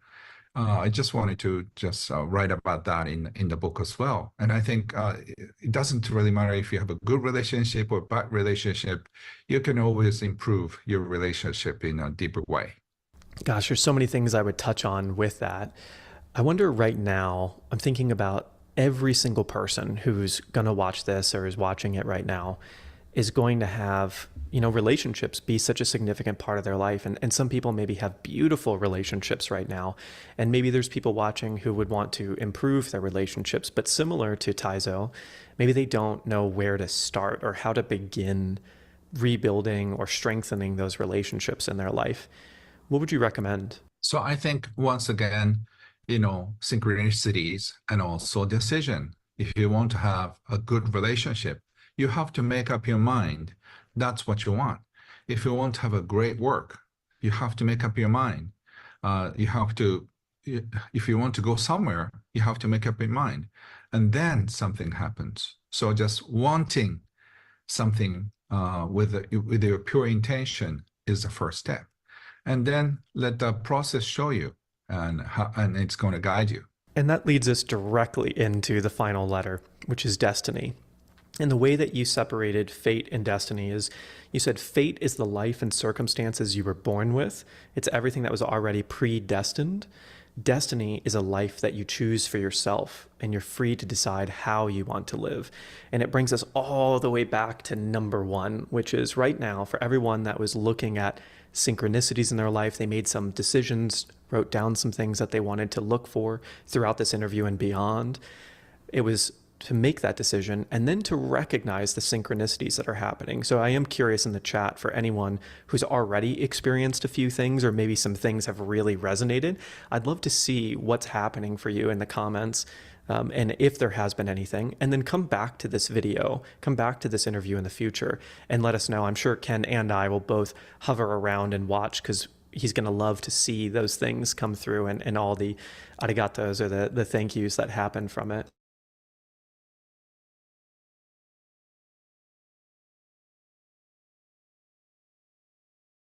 Going after what you want and also enjoying what you got. So in the West, people try like almost brainwashed to go after what you want. And if you don't go after what you want, you're a failure. But at the same time, you should not forget enjoying what you got, truly appreciating what you receive. Because in life, there is a part of getting it, and also there's a part of receiving it. So a lot of us get disappointed for getting the wrong gift. Like at Christmas, how many of us receive exactly what we wanted? I've experienced at least 4 or 5 Christmas times that this is not what I wanted. I asked my Santa, probably he didn't get the right letter from me. So like we get disappointed. So instead of getting disappointed, whatever comes into your hands, you can always appreciate it. If you have this attitude, you are a 100% happy person. And also, if you just don't have this guts and also motivation, inspiration to go after what you want, you'll be just enjoying in a little cave. That's also not happy in that sense. So going after what you want, and also at the same time, enjoying what you got. You need to focus on these two from now, and then your happiness level will go up much, much higher. So don't get disappointed, even if you didn't get what you want. If what you got is something what you could truly enjoy, and you're going to enjoy whatever comes in your way, in the way, on the way to you, very deep way. So enjoy receiving what you get, because that's what life is offering you. And there's 2 quotes I'll go through from the book that I also think are wonderful in this. The first one is, happiness is just how satisfied you are with your present circumstances. And that was from the chapter in Bhutan.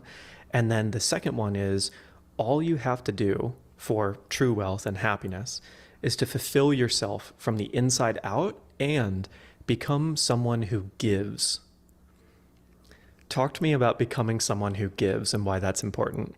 I think you recommended the book Give and Take. That's also one of my favorite books, because we are in the cycle of giving and receiving, and then if you just have a choice of giving and receiving, if you just give, that stays as a beautiful memory too. So, and also, if you give, you are likely to receive. In fact, I just recommend by receiving first. But in this letter, I just said, focus on giving, because a lot of us try to get something before giving. So I think giving is very important. In a sense that if you start giving, something happens. If you start taking action, something happens. So once you start becoming a giver, you will enjoy more dramas in life. If you just sit there and do nothing and try to get as much as you want, or like from the government or the companies you work for, nothing happens. And that's not how the world works. So you have to start becoming a giver. And here's a little exercise from the book for everybody to think about right now. Just imagine your favorite person, or your top 2 or 3 favorite people in your life right now, and think about, you love spending time with those people. Are they people that are always asking you for things? Are they always people who are trying to get help or get support from you? Or are they people who naturally bring things to you, whether it's just an energy or good words, or they're bringing you ideas? Think about the differences, and that'll be pretty clear why this becoming a giver in life is such a beautiful thing to think about and to orient yourself around. So if you're looking for happiness, if you're looking for fulfillment, and of course, if you're looking for true wealth, I think becoming a giver and becoming someone who brings good things and good energy to the people around you is a wonderful anchor, sort of a gravity well to set yourself in. Now, there's another important delineation in the book that I loved, which is there's 2 ways to love the work that you do, to bring positive energy to the work that you do. One of them is to choose work that brings you positive energy. The other one is to choose to bring positive energy to the work that you do right now. Tell me about that concept and where that idea came from for you. I have a mentor who said, there's no boring job. He said, there's a boring person who does a boring job, or who makes a job boring. So He was in his 20s. He was told to put stamps on envelope, in direct mail. At those days, snail mail was something that they used for marketing. So as a young boy, he had to put stamps, for every envelope for the marketing purposes. And he thought, this is a boring job. Why do I do this? And then he changed his mindset. What if I just came up with this creative ways to put stamps systematically on these envelopes? And he came up with ways so he could, or his entire team could spend like 20% only for the process. So he became noticeable for his boss, and then he got promoted up. So he said, there's no boring job. There are only boring people who make your job boring. So once you have this understanding, you can truly enjoy what you do. And if you can put 100% of your heart into the job right now, somebody notice you, and then you'll be found. And then they'll just ask you, do you want to work for me?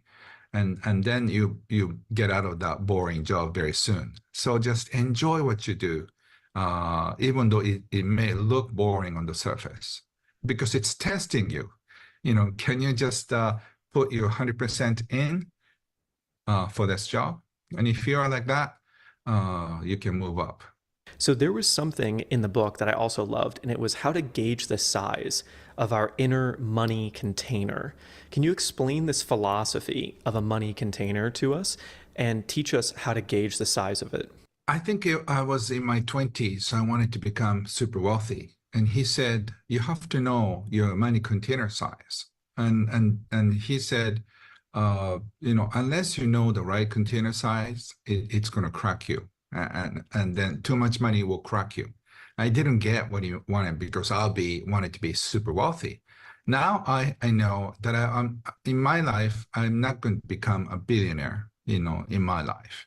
And I have already achieved financial independence, and I have more than enough money, but I don't think I'll become a billionaire with big private jets. One, I don't need them, but I'm not destined to be that wealthy. And after finding out your money container, can you be 100% satisfied with it? And then if you know, like say, if you make your income three times and also your expenses 3 times, do you feel okay? Or do you feel like I can't breathe? If it's too much, and then that money is not good for you. And if you're okay with maybe 3 times higher income, 3 times higher expenses, then, you're probably okay. So you have to figure out, instead of just trying to grow your money container fast and quick and big, you just enjoy what you got. Because everybody doesn't need to be a billionaire. Somebody is born to be like that, like Warren Buffett, and Bill Gates, Elon Musk, they are like that. But most of us are not like that. So instead of just dreaming too big and just risking losing everything, we should really be satisfied with how much we have and how much we're going to make. Because too much money is not going to be a plus for your happiness and for your family too. So just enjoy what you got once again, and just know exactly how much is enough for you. And then if you're 100% satisfied, maybe you're giving a bigger opportunity to increase your money, and then you can make more money. But unless you are born like that, like Bill Gates, you should not go after. Because oftentimes people with too much ambition just digs a graveyard for themselves. And around this topic of money and enough, and pretty soon here, I've got one golden question I want to ask, and then I also want to give a summary to all of these lessons that we've gone through in just this interview today. But there's another quote here that I just love, and I want everyone to hear it immediately, which is, ultimately, any successful person who builds up a certain level, and I think that level is enough, or maybe a little bit more than enough abundance from their business and from their work life, sees things from a higher perspective. And the question I wrote down is to think about, are you currently in your work? Are you helping yourself? Are you helping your friends in your community? Are you helping the region that you live in with your work? Are you helping maybe your country with your work? Is it impacting that many people? Are you helping your continent, or are you helping the globe? And as you achieve various layers of enough and abundance, you start to think more and more, ideally, how you can help more and more people. Whereas if you're in that grind or that daily, like needing to pay your own bills, it's harder to think about how to impact more and more people.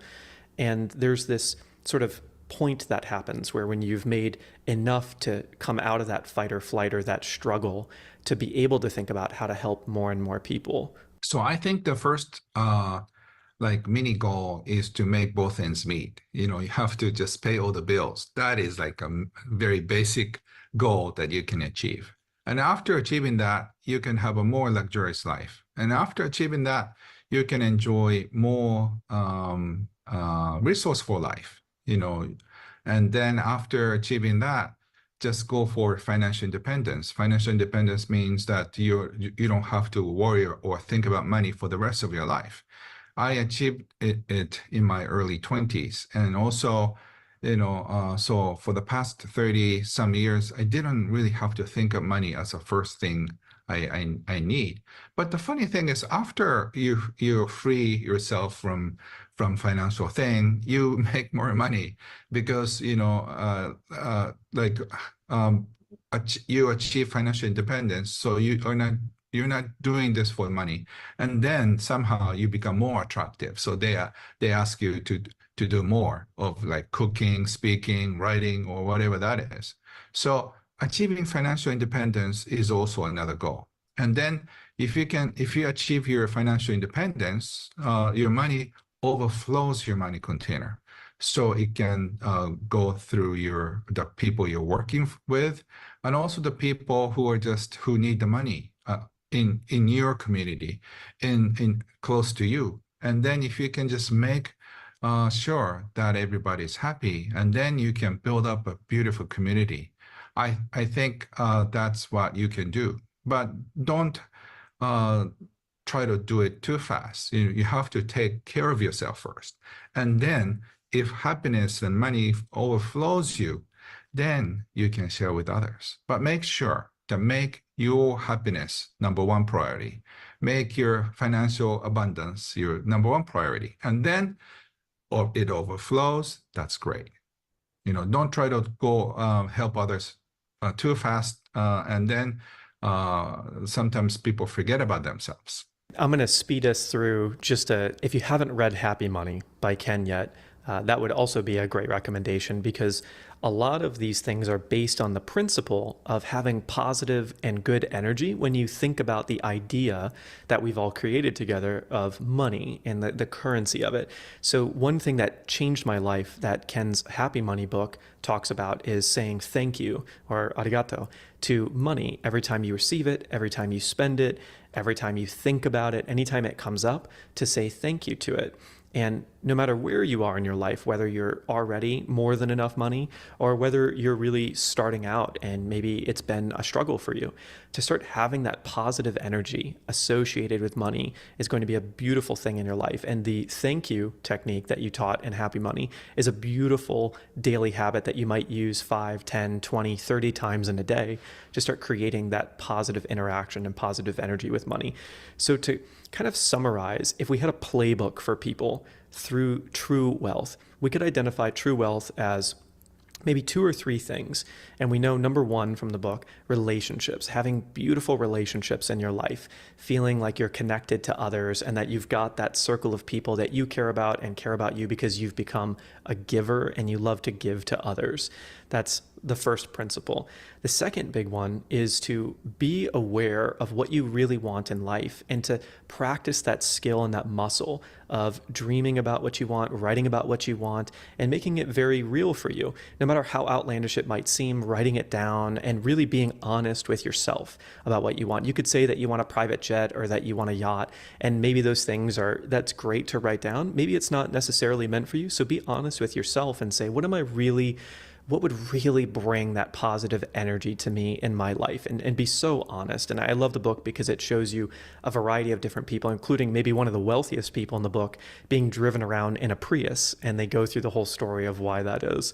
And so once you've made that decision of what you want, then looking for those synchronicities, using your intuition on a regular basis to help yourself make decisions that sort of the universe is conspiring to make you happy with, then taking action, not being afraid of failure, consistently working on that happy money mentality with yourself, and then cultivating those relationships and making sure that, yes, we were all born in certain circumstances and fate put us somewhere, but it's your choice of where you're going to go. And right now you can make new choices with all of this wonderful education Ken has brought you through this book, all of his teachings, and through this interview today. So I hope all of that really resonates and that sticks with everyone. Ken, I have one more question for you.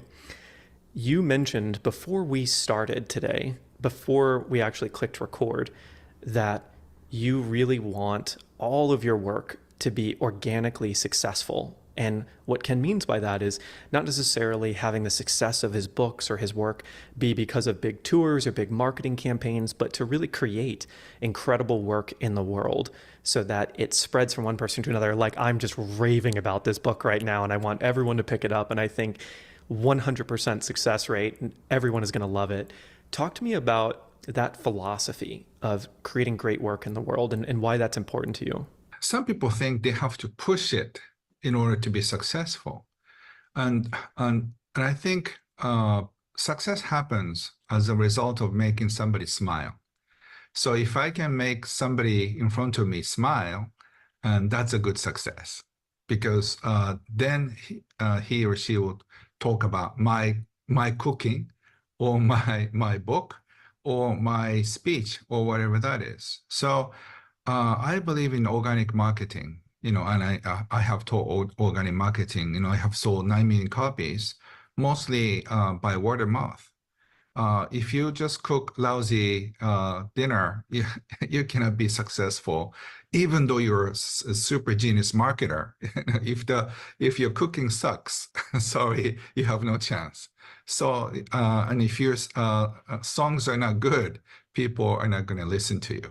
So I just want to focus on cooking good food, 100%, and then nice, healthy food. And if one person likes it, he will tell his friends, or she will tell her friends.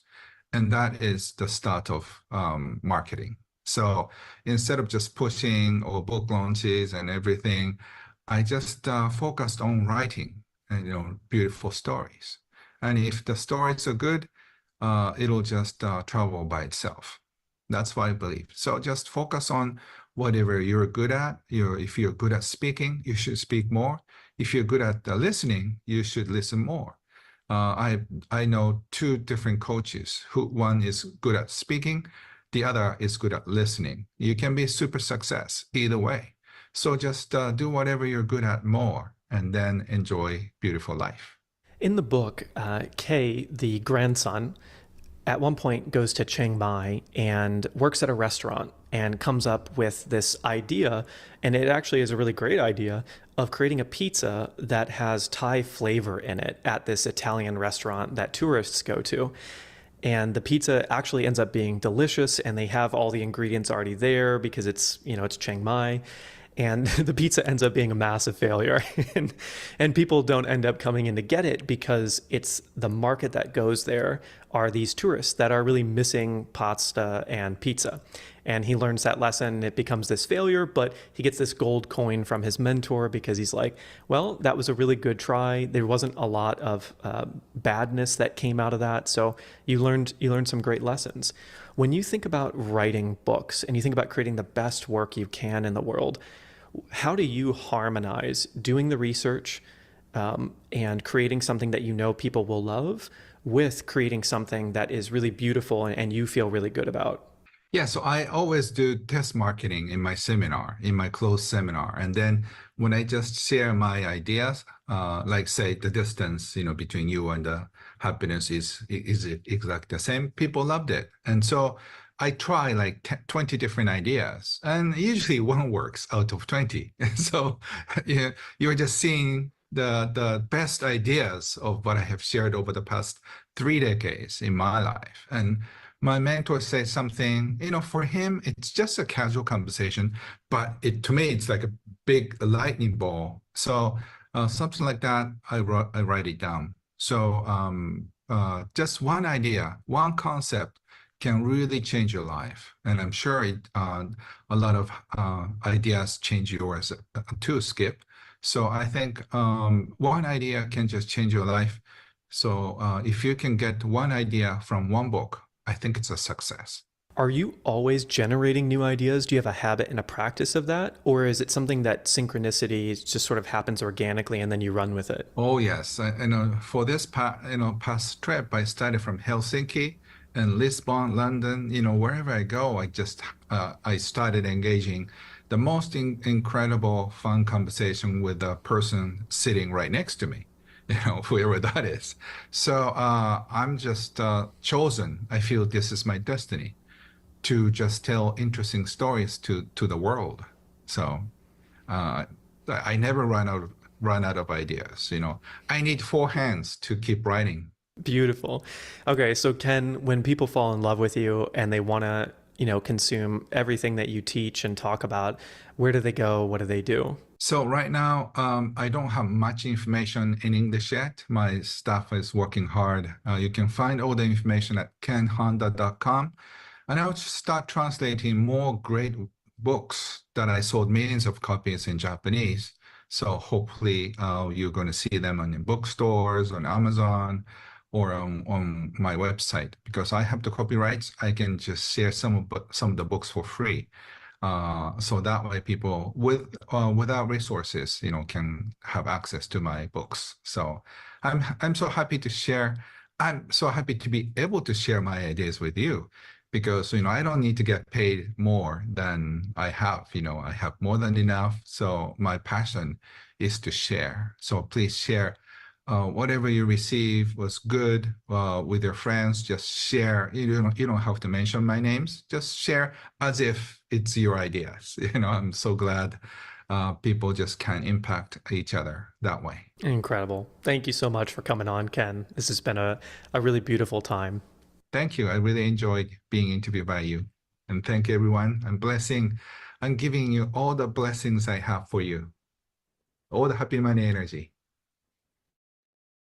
Hey, everybody. So, as you can tell, that was one of my favorite interviews. Ken is such a wonderful person, and there's just so many lessons in the book. Actually, the book came out today in the States, and it's due to be at my house in the next 45 minutes. So, I hope today on the stream I can show you my first copy. I ordered a bunch, but only one's getting here today, it looks like. But yeah, what an amazing person. Him and Jeffrey Allen have such a similar energy and vibe, and it's really great to get to know him. And wow, so much information. I believe Ken is 58, for someone who was asking about his age, because he talks about, his age a lot, which is fun. Success happens as a result of making somebody smile. Absolutely. This is very Ken. And happy money, one of the big things that I've always gone back to from happy money was saying thank you. Funny story, actually. Yesterday, I was taking a walk with my girlfriend, and we were walking around, and I was thinking about today, and I was thinking about grow and transform and tiny triumphs. And I was thinking about everything that we're doing here at the summit and just reflecting on the gratitude of being able to put things like this together to see so much transformation happen in the world because of, what we get to do for work on a day-to-day basis. And not everyone gets that opportunity. So I'm really grateful to be here. And as I was talking about that and in this moment of gratitude and talking about the Abundance and Wealth Day, I looked down and there's this scrunched up $1 bill on the ground, kind of messed up, just on the asphalt in a really quiet road here in Austin, Texas. And I reached down and I grabbed that $1. And I remember hearing two things. This one story from Warren Buffett being in an elevator where he looked down, it's a room full of Wall Street bankers in New York City, and there's a penny on the ground of the elevator. And everyone else just sort of giggles and says, "Oh, look, lucky penny." Warren picks up the penny, grabs it, says thank you to it, and puts it in his pocket and says, "That's one penny closer to the next billion," or whatever it was for Warren at the time. And so I thought about that when I looked down at this dollar and said that this is going to be my lucky dollar. And then if you've ever seen Marissa talk about the difference between money where it's messed up and it's dirty and it's had a whole history versus a fresh and clean $1 bill or $100 bill or whatever it might be for your country, and how this money has a story. And so this dollar is worth more to me than a $100 fresh and clean dollar because of where it showed up, how it showed up in my life. And so it's just a beautiful thing that I've put on my desk now. And really, I'm going to cherish that dollar as, what we did here at the Reinvent Yourself Summit, and how that is such a strange thing in the middle of a back road and nobody around and just very quiet and empty. So very interesting, which brings us into our next guest, JP Newman, the money mystic. He's an incredible person. He's a dear friend. I've had some amazing experiences with him. He's the commercial real estate king of Austin, Texas. And I've been to, he's actually, oh, I got to tell you guys, he's the one that got me into pickleball. For my birthday last year, he got me a pickleball clinic and a one-on-one lesson to learn how to play pickleball. And now he's responsible for my addiction to pickleball. I'll read out his bio here that Ariel posted. His vision is for a world where everyone lives in thriving communities, and building wealth and helping others are one and the same. He's passionate about enriching lives with every touch point, and this solid business model creates opportunities for their residents and stakeholders, making them healthier, wealthier, and wiser. As the founder of Thrive FP, with over 200 million in private equity under management and 1.75 billion in total transactions since 2011, he's driven a level of success far above his competitors. And yeah, it's just incredible. He's always talking to me about apartments and pretty wild things. And even the day that he came over here to do the interview, there were some pretty amazing things that happened. So I'm really excited for you to get to know JP, get to learn from him, because he's an incredible thought leader, spiritual teacher. He's insanely generous. He is like, he gives more than anyone that I've met. So when it comes to being a giver, he is absolutely that person. And I'm excited for you to get a little bit of his energy in your life. Enjoy JP Newman. Welcome to the Reinvent Yourself Summit, everybody. Today I have such an exceptional guest here live in the studio in Austin, Texas. This man and I met originally actually on a journey with a bunch of other friends. It was an incredible time together where we got to sit on a rooftop for a while, absorbing the sun, having some really deep talks. And he is the money mystic. He has his own podcast. We'll get into that later. He is such a wealth of knowledge around abundance in general. And he's not just the guy that earns a lot of money or hires a lot of people and creates great salaries for them. He goes so beyond this. And you're going to learn a lot about that today. We're going to cover financial literacy. We're going to talk about true wealth. We're going to talk about balancing that in the areas of your life around health. He's got an incredible family, 2 boys that are awesome. He's got 2 dogs that are awesome. We've spent so much time together, so we'll be laughing a little bit. We'll be sharing stories, but more than anything, you are going to love the next 40 minutes of your life. Let's get into it. Today's guest is none other than JP Newman. Welcome to the summit, JP. Thank you, Skip. This is great. So let's get into this. The money mystic. What is money? Let's go straight into just money, not wealth yet. Yeah. And what are your principles around financial literacy? Yeah. So having built this commercial real estate and residential real estate empire, everyone calls you the emperor of Austin real estate. And having done all the things you've done in your life, and maybe we'll go back a little bit, but just to catch us up on what you now think the essentials are, the principles are. Yeah. It took me a long time to figure out those principles, because when you don't have money and you're coming from a place of scarcity, which I did for many, many years, just pushing and grinding and not getting there, I I really knew the opposite side of it, which the opposite side of it is that, money is the root of all evil. We all hear that. Money can be sinful. Money changes people, like all the things we hear out there. So in some ways, we're almost programmed to, I'd rather struggle than earn money because I don't want to become those things. And even when I had my first successes, it created great anxiety for me because I thought, gosh, what if I'm looked at differently by people? What if I screw up my marriage? There was literally, my brain was rattling off all the things that I could sabotage because now I had a new status. Because I was used to being, my thermostat was set to always hand to mouth, paying the rent. Can I pay the rent? Honey, stop buying those diapers. We can't afford them. Like all that was in me for years, not to mention the generational stuff of, all kinds of other stuff. But it really was raised in me, like in my DNA. And it's taken a long time to really evolve out of that, not just to earn the money, but to change the mindset about money at the same time. So, what do you think the levels are of this? So, you were in that for so long, and the most powerful force in our lives is identity. So, you were identifying as a person who had these struggles. And, like you said there, that was your thermostat. It was the regular place that you found your mind go. It was the regular place you found yourself in life of just paying the rent. And I'd never heard that story of, like, even back then when the boys were little, maybe not being able to buy as many diapers. That's really sad to hear, being such a close friend. But what was the first level up that happened along that journey? Was it a breaking point where you just said, I'm going to go all in on money, money, money, and I'm just going to focus on that? How did it happen? How did you get right past that level? It was more organic. I think for a long time, like if you are out there with any goal, but you have a little bit of a saboteur to that goal, like it sounds sexy and you don't even know what's blocking you. I think for a long time, it was blocking me. And I think it's actually been a slow process of trusting myself. I can tell you, when my income started going up, it didn't go up, it didn't hockey stick up, skip, it went up slowly at first. What was the saboteur? The saboteur was all those things about, money won't buy happiness, you'll be miserable, the root of all evil. All that stuff that was programmed in me was almost, it's almost having the gas and the brake at the same time. So you think you want to make money or you think you want to live in abundance, but because you don't have familiarity of what it actually feels like to live in abundance, and you're not sure, like, will I be a different person? For me, it was a lot about, can I trust myself or will I be something different?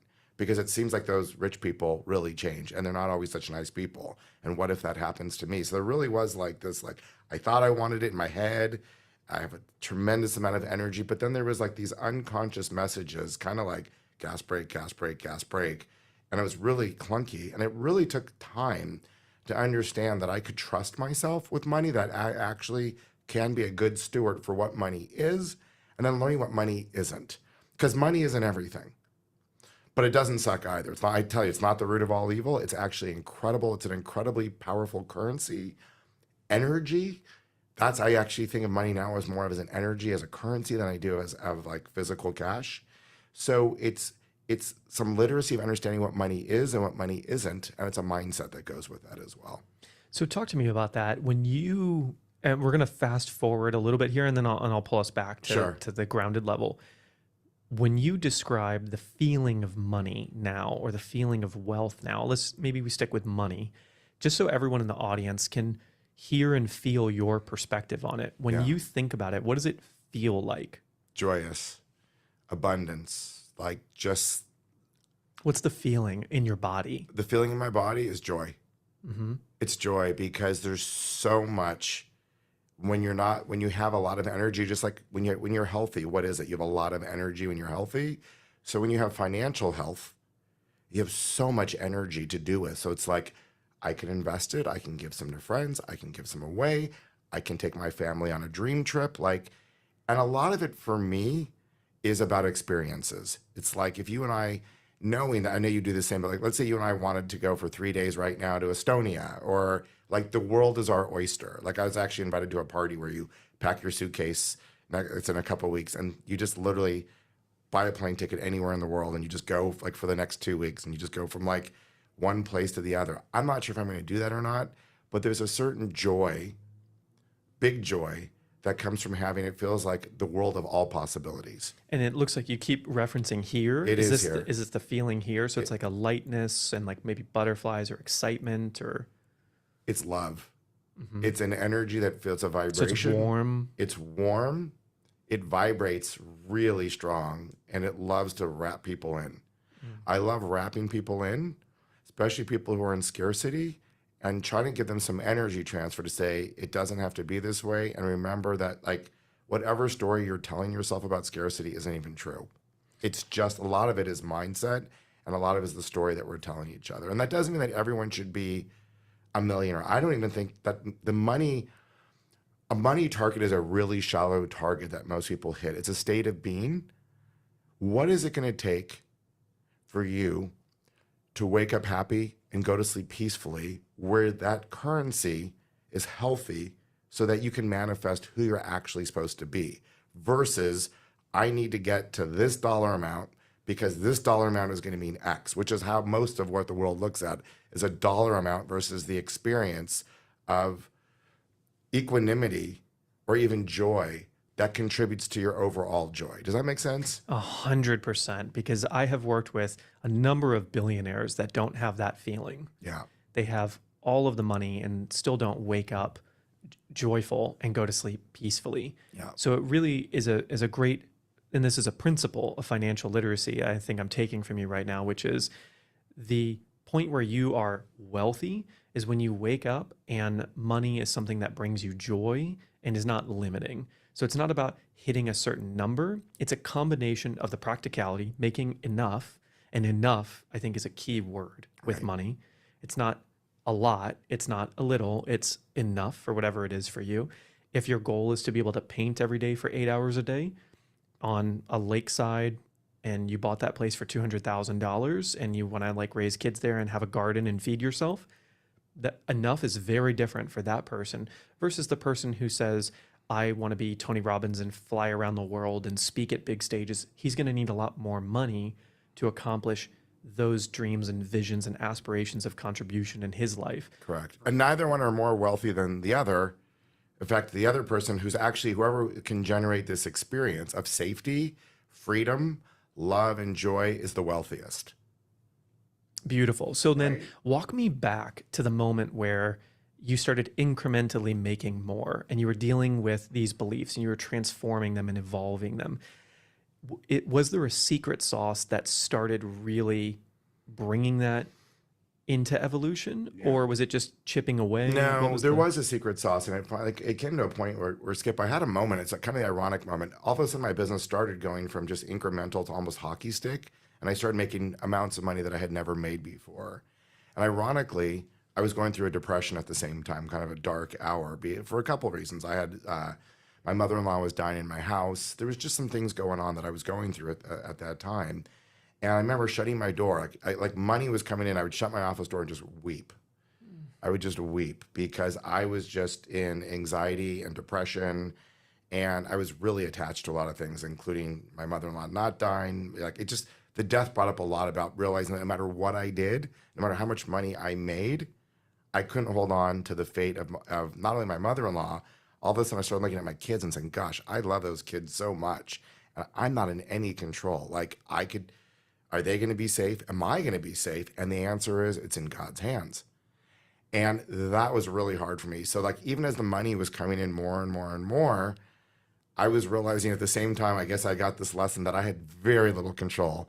And sure, you can buy cars, you can buy houses, but it really didn't matter because what I couldn't do is ensure that I'd be at my kid's wedding. And to be honest, that thought of not being at my kid's wedding because I was loving my young kids at that point so much was freaking me out. And I had to get through that process and burn that anxiety that I don't get to control this game, but I get to play in it, which is pretty cool. And so what happened over time and what really got me out of that depression was realizing that I was focusing on the wrong thing. It wasn't about the giving. I mean, it wasn't about trying to control the situation. It was actually about giving. What if this whole platform wasn't about me? And what if I could take all that pressure off of me, and my kids and my this and my that? And what if I could just like turn that game into how can I serve bigger? How can I play bigger for others? And as soon as it wasn't about me anymore or my family or my needs or my fears, and I started going elsewhere, which again, I really credit Tony Robbins. I credit Peter Diamandis. I have a lot of mentors who I really credit. I have a personal person here, Tristan Trescott, who really helped me through it. And this took years. That's actually what I would say alchemized the energy from fear, lack, scarcity, control. And it's more as I started digging in deeper into how do I give more? What does this even mean? And I had no background in philanthropy or giving and no family background in this.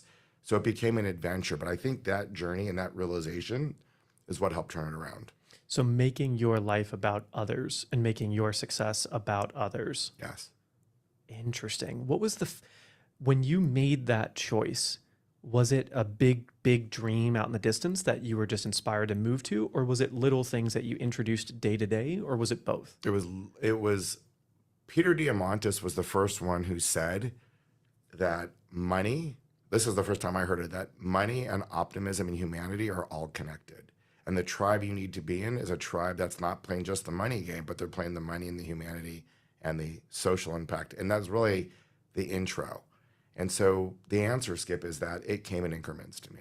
That fascinated me. Then I got invited to this group called Summit, and I started meeting these social impact entrepreneurs that were like, oh my God, they're not full of it. They're actually really doing these things. And it was like water to a hungry man or thirsty man who was like so thirsty for like spiritual nurturing. And it was like water, seeing that people that were using money for good and using money for consciousness and conscious capitalism. Yeah. And that's when you, it seems like, started to really learn about wealth. Yes. Talk to me about the difference between money and wealth. I think that this idea is money. When you have money, it's like when you're spending a lot of your mental energy still thinking about budgeting or what things cost, or should I fly first class, business class? Maybe I should fly coach. I can save $500. It's good to always be aware of money. Wealth is the freedom to having to stop thinking about all those things and just live energetically with what is. Whether it's helping someone, writing a check right there on the spot, and sometimes you have to push your limits, but like someone needs help, you just do it. You don't think about like, do I fly business class or coach? And it's not because of the status. It's like, what does my body need right now?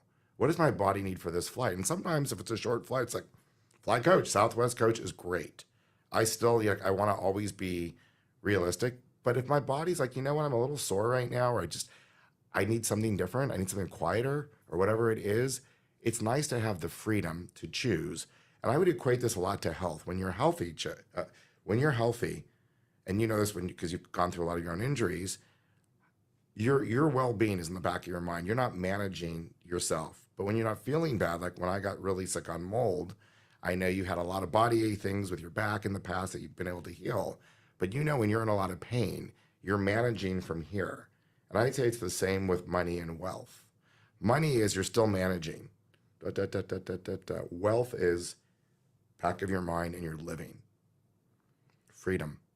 Talk to me about how this journey impacted, and I'm very curious how you think about this in relation to your family. So you got two young boys, and one of the things that I always think about is, how are we going to speak about money, and how are we going to speak about wealth and teach those things? So as your sons were growing up, how did you help them think about this? So at the base level, let's say I'm sure they did this when they were 8 and they asked you about money. Yeah.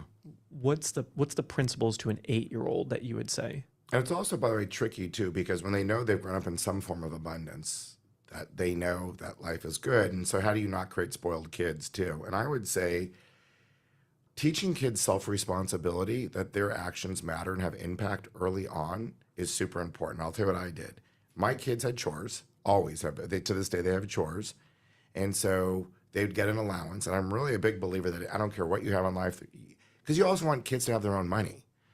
And then you teach them, like, you want those shoes or you want that toy, I'm not going to buy it for you, but you do have money and you now have freedom and power. But here are the rules. Take the trash out, right? Take the trash out, wash mom's car. And pay days on Fridays, when we sit down for dinner on Fridays, and did you do the dishes? And then I would ask them every week on Friday before I paid them, how did you do?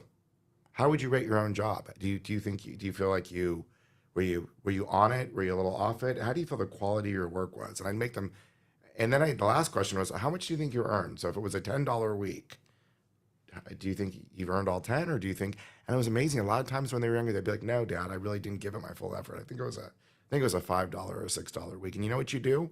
You don't pay them 10, pay them 6. Because if you pay them 10, you're missing the point. That you're giving them the power to make a decision, rate themselves, and then get paid for what they did. And then that money is theirs. And then it's really cool when they want things that they get to decide at 8, 9, 10 years old how important it is. And I can tell you, both of my kids are incredible at saving and spending on things that are important to them with their own money. And they've had that empowerment since they were, really 6 or 7 years old. And I noticed that there's two big indicators in my experience of humans. I'm not sure what the studies say about this. That would be indicators of future wealth. Yeah. Number one is ambition by a landslide. I know people who will just work their bones off to make money. And the second one is a really good set of mentors or parents that taught them and showed them what it felt like to have money and to do things that were more likely to earn money in a certain way. So as an example, one of my earliest mentors, I would be working with him healing injuries, and while we would do that in an hour or 90 minutes, there would be times where he would make $5 to $10 million in that hour to 90 minutes, and I would watch him do it. Yeah. I would literally watch him make these transactions and do this. Yeah. Or like today, when you walked inside and you got that phone call, and it's that's a pretty significant amount of money. Yeah. So the difference is we all have the same amount of time in our lives. We all, relatively speaking, have a lot of intelligence. We're all capable of great things. It's the opportunities that we choose to go after and the amount of leverage and the amount of, it's like the difference between using a stick to lift a car and a crank and a robotic arm. There are 3 very different levels of how to do it. All can get it done. One's going to get it done a lot easier. And so it's about choosing the right opportunities. And so either having a lot of ambition and needing to force yourself into those opportunities, or having other people show you and teach you those principles of how to choose better and better opportunities. No matter what your passions are, there's always a better opportunity within the passion that you're going after. And so now that your sons are getting to that age where they're getting ready to explore their own opportunities in life. They're doing it. Both of them are doing incredible things right now. At 16 and 18 years old, they're both doing it, already taking what started as the trash at 7, and they're already taking this to the next level of empowerment and freedom.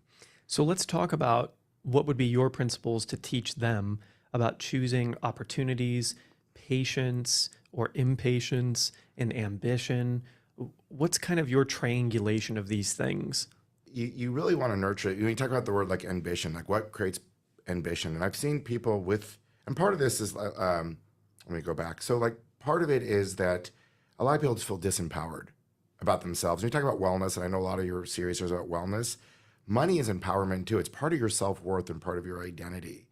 But if you've always felt like you're behind the 8 ball and you've had no one ever teach you with any literacy, then you feel disempowered around money. And what do most people do? They hide. They don't want to see their bills. Like they build up credit card debt and they don't want to see it. Or you hide. You don't really know what that payment's going to be. How did I do this year? I don't really want to do a budget. Like it's working. It's kind of working. I have a little bit of credit card debt. And that's how most people do it, which is a really very disempowered way to deal with money. So think about the exercise and the muscle. When my son at 7 years old was earning $7, but something that he did to earn it, and he wasn't given the money, he earned it, and he had to evaluate himself. You're starting to create little kernels of self-empowerment. I earned that money, and you're teaching a kid at 7 that they have the power to earn money. And I would say, I don't know if it's in the book Rich Dad, Poor Dad or not, that's not where I learned it from. It was instinctual, because my dad did it for me. My dad put me in a suitcase, and I was selling door to door at 8 years old. I made $1,000 and could not believe that I made $1,000. Maybe I was 9 or 10 years old. And it was the best lesson my dad could have ever done for me around financial literacy and financial empowerment. I'm convinced today when people say, what was the secret to my success? At a young age, I was told I could. And I was actually working the muscle of earning money and having that empowerment. So there was a ton of confidence. And I had a lot of failures. but the confidence was always there. And people say, JP, why'd you stick with it? Where'd the resilience come from? It came from those childhood, like grounding your kids early on and then building from there. And right now I'm having so much fun because my kids keep leveling up on the amount of money they can earn, the responsibility they're taking, but it's all that energy that I believe is a really healthy energy because I think they really understand what money is and what money isn't. Because there's lots of conversations about you actually you need to pay it forward. This part of this energy is service to others. And have you met people in your life and in your community that have what you would consider to be wealth, who grew up with the opposite style childhood, who are very disempowered in their childhood, and sometime in their adulthood they found this empowerment for themselves? Yeah. What did they do? What would you recommend? If they were disempowered, and then I say you kind of have to start now. And I say the best place to start is starting to visualize, because most people don't want to visualize what they want because they can't afford it. Like, let's say you really want a higher end car, you really want that seat, but you're like, I can't afford it. Most people are used to kind of negotiating in their mind to finding the cheapest price possible. I'm going to find the cheapest food, even though it's not the highest quality food. Like, we keep doing this. I'm going to go drive another 4 blocks and find the cheapest gas there is out there. And that's the reality for most people. It's this idea of scarcity, and you keep going and going and going. So building a muscle around manifestation, and you start small. Forget about big things. Forget about one day I want to drive a Lamborghini. That's great, but I'm sure you can dream. And if you're visual, put that on your wall of dreams. What about, for instance, this deal closed today, as I told you about. You know what I'm going to get for myself today? And I always do this. I've wanted a trainer to really train me. You've trained me a little bit, but I want a trainer to come twice a week to my house. And I've always been like, I mean, it sounds silly, but even like, can I afford a trainer? Like, really practical. This closing, which was obviously a really great closing, I always tie victories to my closings or my wins. And because it creates this really positive loop. So for me, I just got myself a trainer. So when I met at lunch, I was like, I got the best trainer in Austin. I'm like, I want that trainer.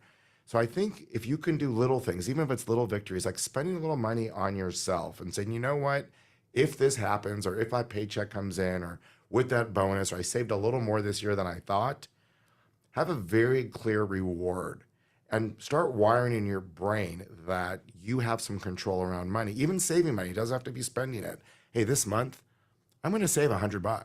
I haven't been able to do it, but watch me. And then I'm going to save $300. And when I get to this amount, I'm going to reward myself with X.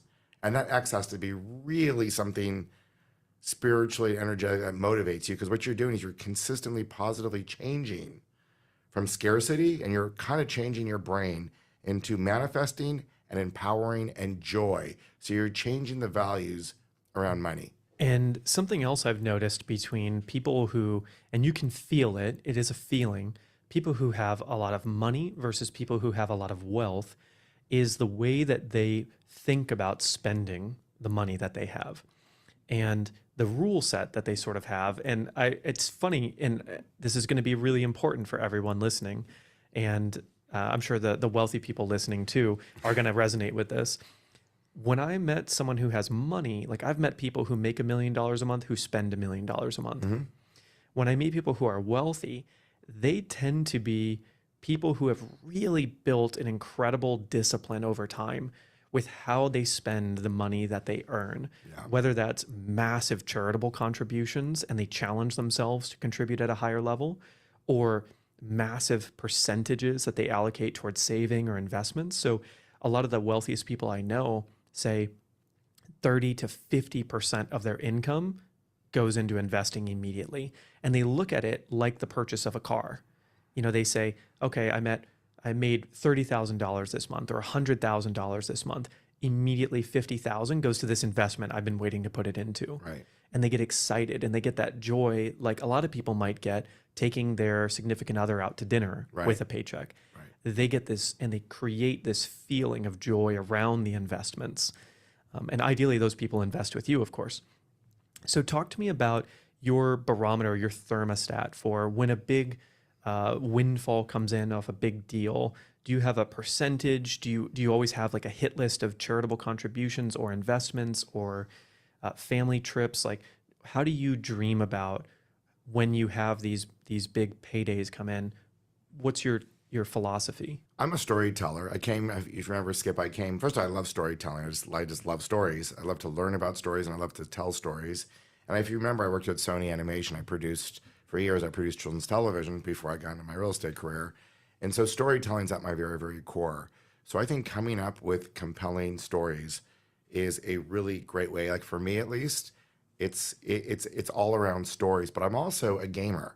I joke. My wife and I say my wife is trying to figure out to take the green pill or the blue pill, like it's the Matrix, and I don't care about the blue pill or the green pill. Excuse me, the red pill or the blue pill. I care about just playing the game. I'm a gamer.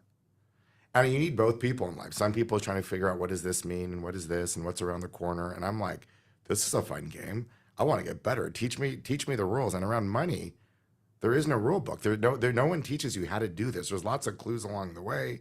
Some people are charlatans and they give you the wrong information. But as a gamer, it's become a game for me, a joyful game, not a hard game, but a joyful game of figuring out which story. So, like to answer your question, I have buckets for everything. I've got my philanthropic buckets, I've got investment buckets, and I do a lot of investing. And it's so much fun. You know why? Because if you have money to invest, you know what you get to do is AI you're going to learn. Stories about real estate in Alabama or Tennessee. Yesterday, I got a story about a property in Houston, and I find it fascinating. And what's fascinating about it to me is, like, again, some of it's new entrepreneurs and fresh energy. And we're so lucky in America and other Western things where we have this capitalism. There's always a young generation are coming up with new ideas and new stories. And that is just fascinating in itself. But then you create these little buckets with them. You're like, cool, well, if this happens here, it becomes like a chess game of like, I'm a better philanthropist now. I've had to learn all about philanthropy. And guess what about philanthropy?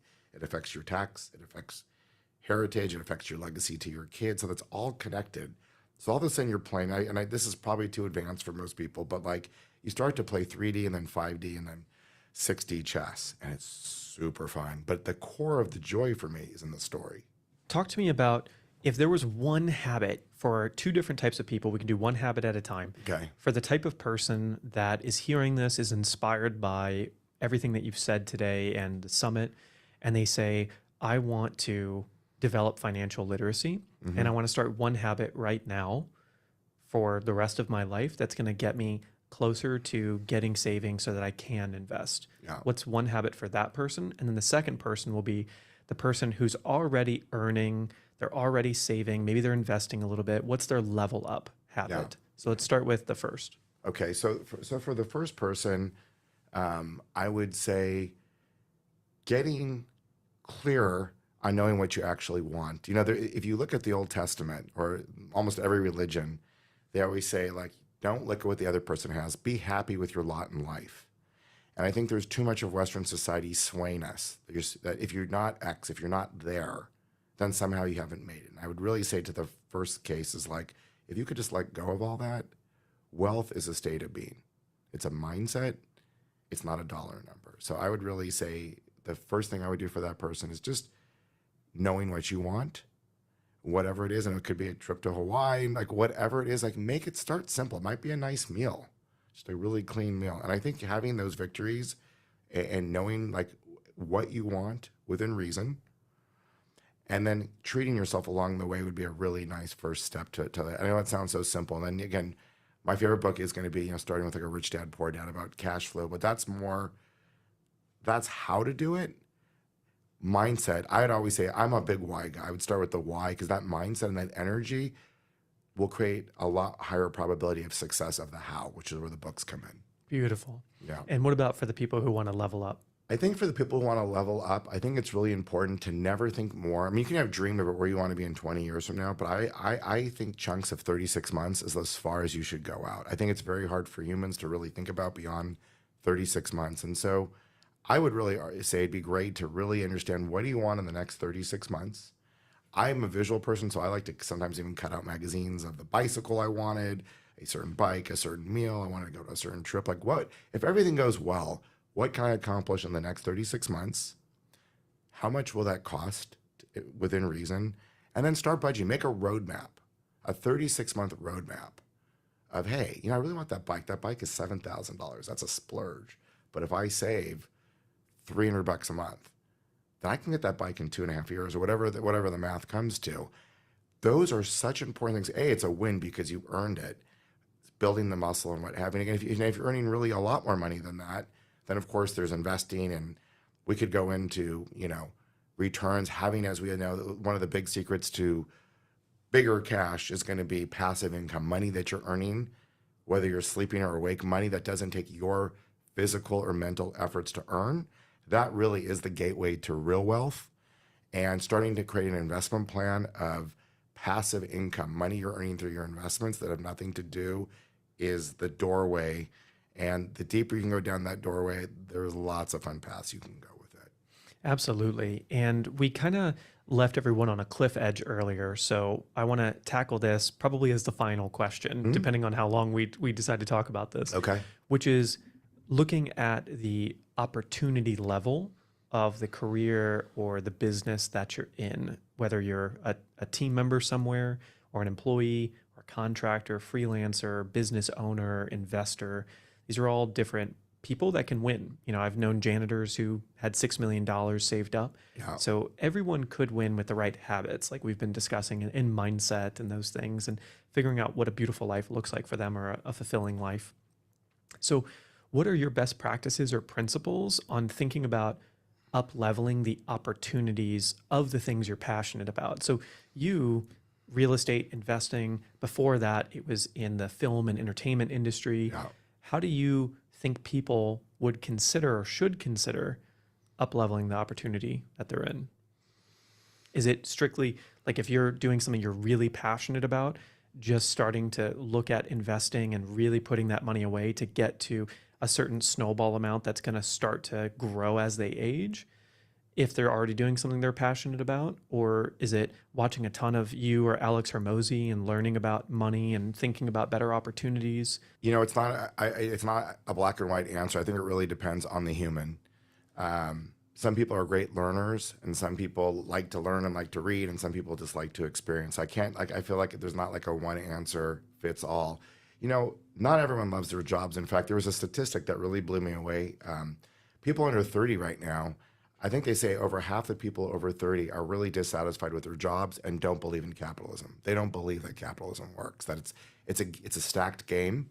And it is a stacked game to a degree, by the way. If you read our tax code, For sure it is. Politics, it is a stacked game. So let's all be honest about that. But it's a game.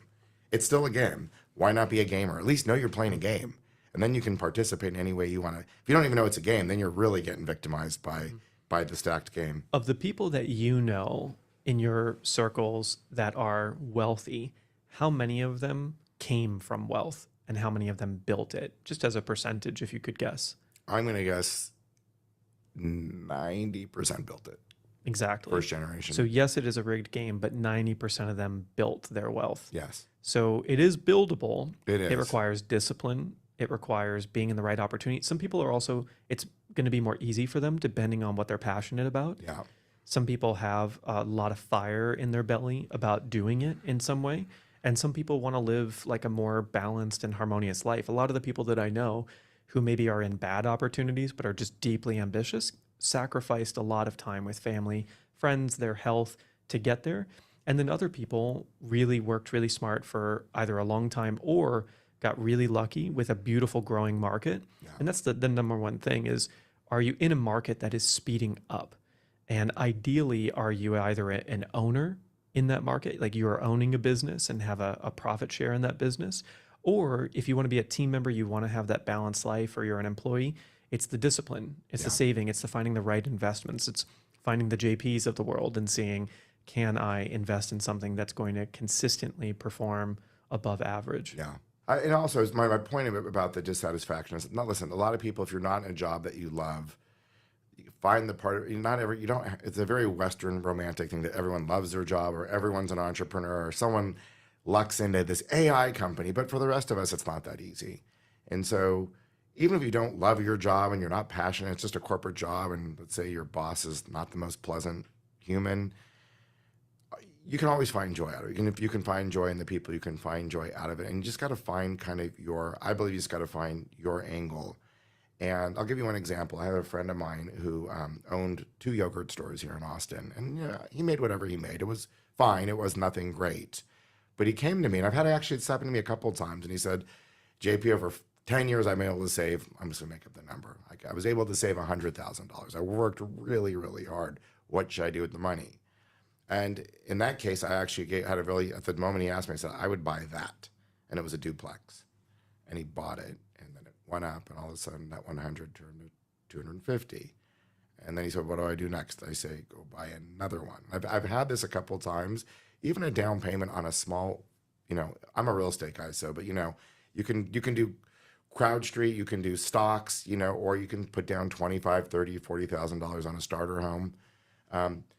That's my favorite. I'm a real estate guy, so I'm always going to lean towards real estate. And then not just always flipping everything, owning something and having someone pay you rent. Maybe you own a house and then you rent out your garage behind you. And you might see that over time as things go up, that person who's renting your garage or that guest unit in your house is paying your mortgage. I call that the Ferris Bueller day. The day that some great financial thing happens to you with ease and grace and you're having the best time ever, you've had your Ferris Bueller moment. Those are moments that I live for, are my Ferris Bueller moments. As a summary of all of this, Yeah. if everyone here could live a more beautiful life in relation to money and wealth from the money mystic himself, what is one belief that they could all spend some time thinking about and embodying, maybe journaling about, depending on the type of person? Yeah. So my favorite thing, because I get that question a lot, is I joke and call it the Starbucks exercise. Go to Starbucks, go in here, go to a quiet spot, and take a piece of paper. I prefer a piece of paper over a computer, and audaciously write. It's an exercise for your brain, what you want. And don't let your brain stop you. And I do it over a 36-month period. Don't go 10 years out because it's going to feel not real. Well, I'd wake up and I'm in my beach house and there's this cool breeze going on and it just feels so good. And my family's all next to me and we're walking the beach and all of a sudden we have this pontoon boat that I rented and I surprised them, like on and on and on. And go into detail about what you actually want. Because what you're doing is you're training your brain and your heart to start thinking more and more in this idea of what do I want versus the mindset of what do I not want. Most people are living what I don't want or what I can afford. Whether or not that happens or not, I promise you, practicing the mindset of what do I want could be on your next date. It could be, do I want the lobster or the steak at a restaurant? It could be your body, you're training your body to use more of its intuition by asking the question more and more. Your body, your energy, your soul will start giving you answers to intuition that are bigger than just your head. And I just think that's such a fun exercise to do. I love it, JP. When people fall in love with you after listening to this, where do they go to get some more of you? Well, I have a podcast called Investing on Purpose. It's on Spotify, Apple, it's on all the major, and YouTube and all that great stuff. And love to share more tidbits of this kind of wisdom. And then my company, Thrive FP, is here in Austin, Texas, thrivefp.com. We are a commercial real estate firm that invests in apartments. And a lot of this was inspired by John Mackey, the co-founder of Whole Foods, is making sure that all stakeholders win. So while this is an opportunity for high net worth accredited investors, we do workforce housing apartments, and it's really important that all stakeholders win, which is a whole energetic thing we could talk about in itself. But that is the principles of Thrive FP. Amazing. Thank you so much for coming on, JP. This was fun. Thank you. Hey, everybody. What did you take away from that episode with JP Newman, who is also in the house right now? I know there was a lot of financial literacy, a lot of tactics, and I'm very curious what your takeaways were from that. JP, I'm curious, when you thought about and when you pitched this idea of having all stakeholders involved, so it's like, of course, the people that are investing in the fund to buy and invest in real estate, of course, the people living in those properties. When you pitched that idea, was that a really big thing to pitch? Did people say or doubt you? How did that go? Yeah, it was a big thing. It sounds so easy and so basic, but it actually was.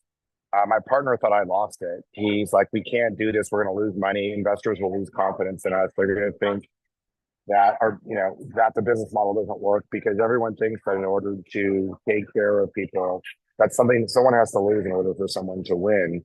So there was a lot of fear that it would destroy the company and our revenue model, and that investors would basically lose confidence in us if we declared this idea of being truly thrive for everybody. And that's so interesting. So, JP being in the like big money industry in the US and then coming to the table saying like I want to make sure that everyone wins and that this is like an energetic and a spiritual benevolent force in the world was a really big ordeal. But since then, and I know we talked about it a little bit in that interview and in our conversations, the business has actually taken off and done better and better, yeah.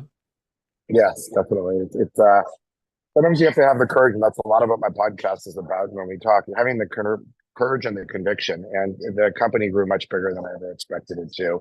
And it grew after that. And it did take a lot of communication and a lot of explanation to the investors, assuring them that we could do this, we could do good and do well. It didn't have to be one or the other. There was a lot of communication, including with my staff. So it took a lot of like kind of constantly providing the foundation and safety. Like the leader has to provide the communication of safety that we're going to be okay. Like this will be just fine. And then as soon as you can start like actually connecting, which is super fun, your stakeholders, like your investors, your team, with the outcomes of residents living better, or testimonials, or videos, or pictures, all of a sudden it starts to connect the two. And that was the big moment where things started to change, where people realized that we could do both. I have one more question for you, JP, before you jump off. Yeah. I'm assuming when you hire new, like hungry talent, like, I'm assuming you hire really great people. And when they come into the business, since you've made this crossover, I'm assuming they're all like, oh, this is fake. This can't be real. There's no way that this guy's actually this nice and runs this company. And there's no way that he's going to like uphold these values. This is just like something they say. And then I'm sure after some time, they're like, oh my gosh, he really is like this. This is actually his personality.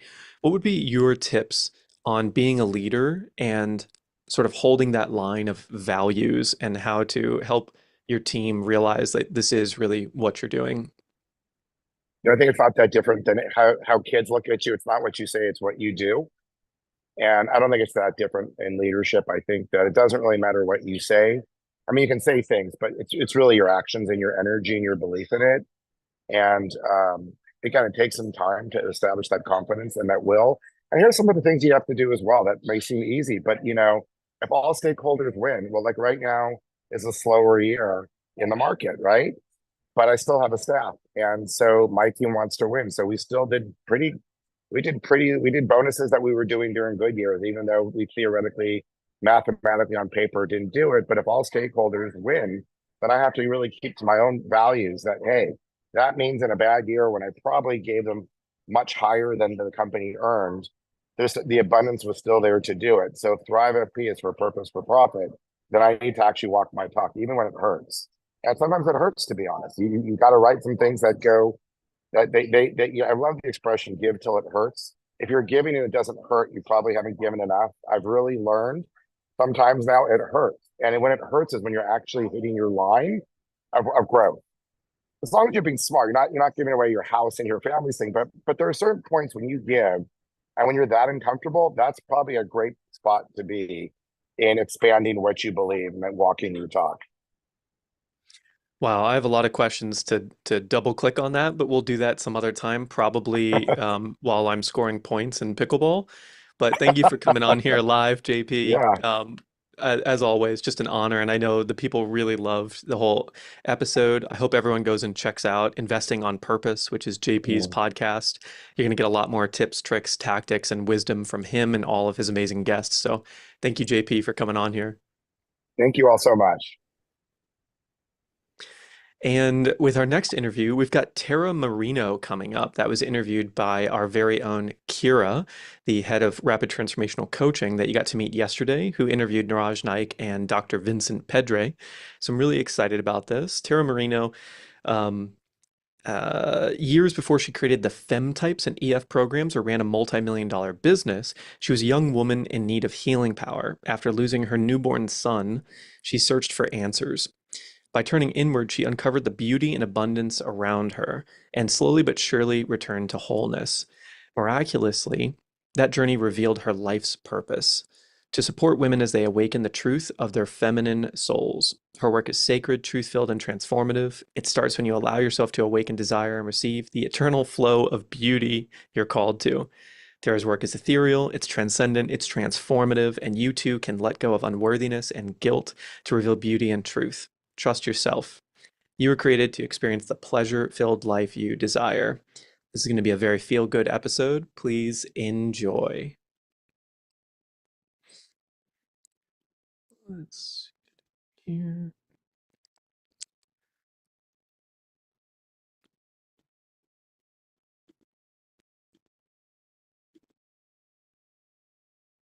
I'm so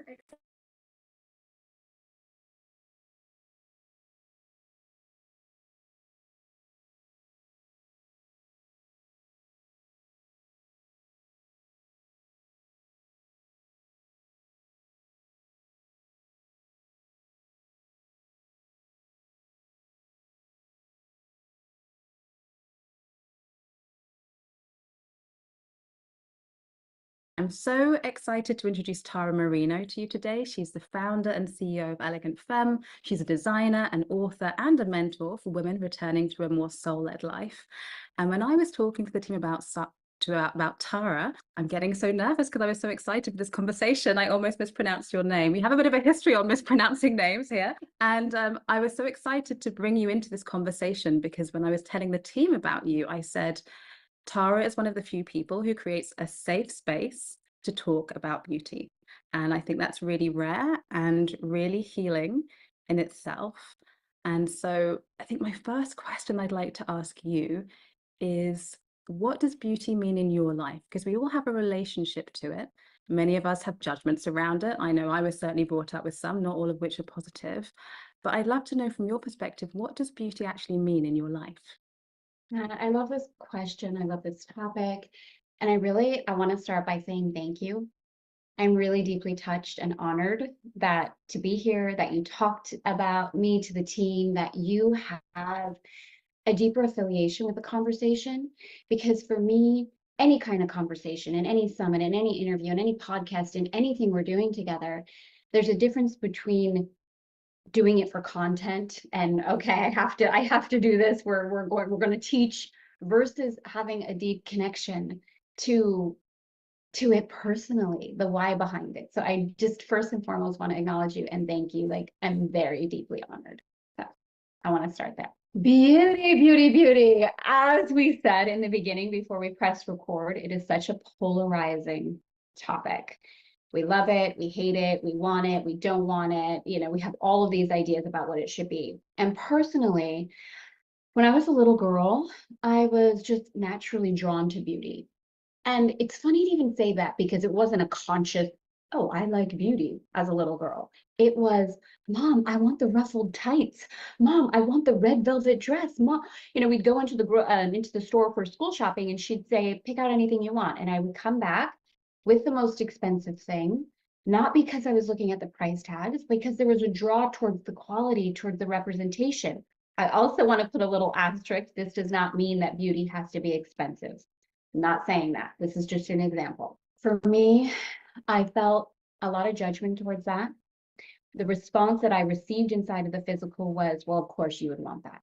And of course, that's what you want. And of course you're interested in the clothes and the fashion. And I felt really guilty. I felt this interpretation inside of me of, oh, that must be wrong. You know, I have this memory of a Christmas party at my grandma's house when I was quite young. I don't know, maybe like 3 or 4. And I had the red velvet dress on and I had the white tights with a ruffled butt. And I was showing everybody at the party the ruffled tights. I was so proud of them. I was so excited. And the response was, oh, stop it. Put your dress down. Be a good girl. And my interpretation was, oh, this is bad. This is wrong. I'm bad for appreciating this. So growing up, I started to hide this aspect and I really overcompensated inside, thinking if I love beauty, that means I must be bad and materialistic and wrong. So I'm going to overcompensate and make sure everyone knows I'm good. So I had this compartmentalization of beauty is bad, spirituality is good. And if beauty is allowed, then it must be from the context of what's acceptable. A beautiful sunrise, a beautiful relationship, something that internally, right? This beauty is only skin or not skin deep or whatever that phrase is that I can't even say anymore because I don't resonate with it. So for me, I really have a bold stance on beauty. And at the same time, it's very subtle because I feel like beauty is everything. Everything. Beauty is healing. Beauty is so misunderstood. And it's a quality that I feel deeply, deeply inside of me is here to heal the world. Like deeply. I might sound crazy. It's okay. I'm a little bit past that. Not totally past it. Still don't love criticism and judgment in my human experience, but it's my truth. I love that you shared that story about being the little girl who wanted the ruffled tights. It reminded me of something in my childhood.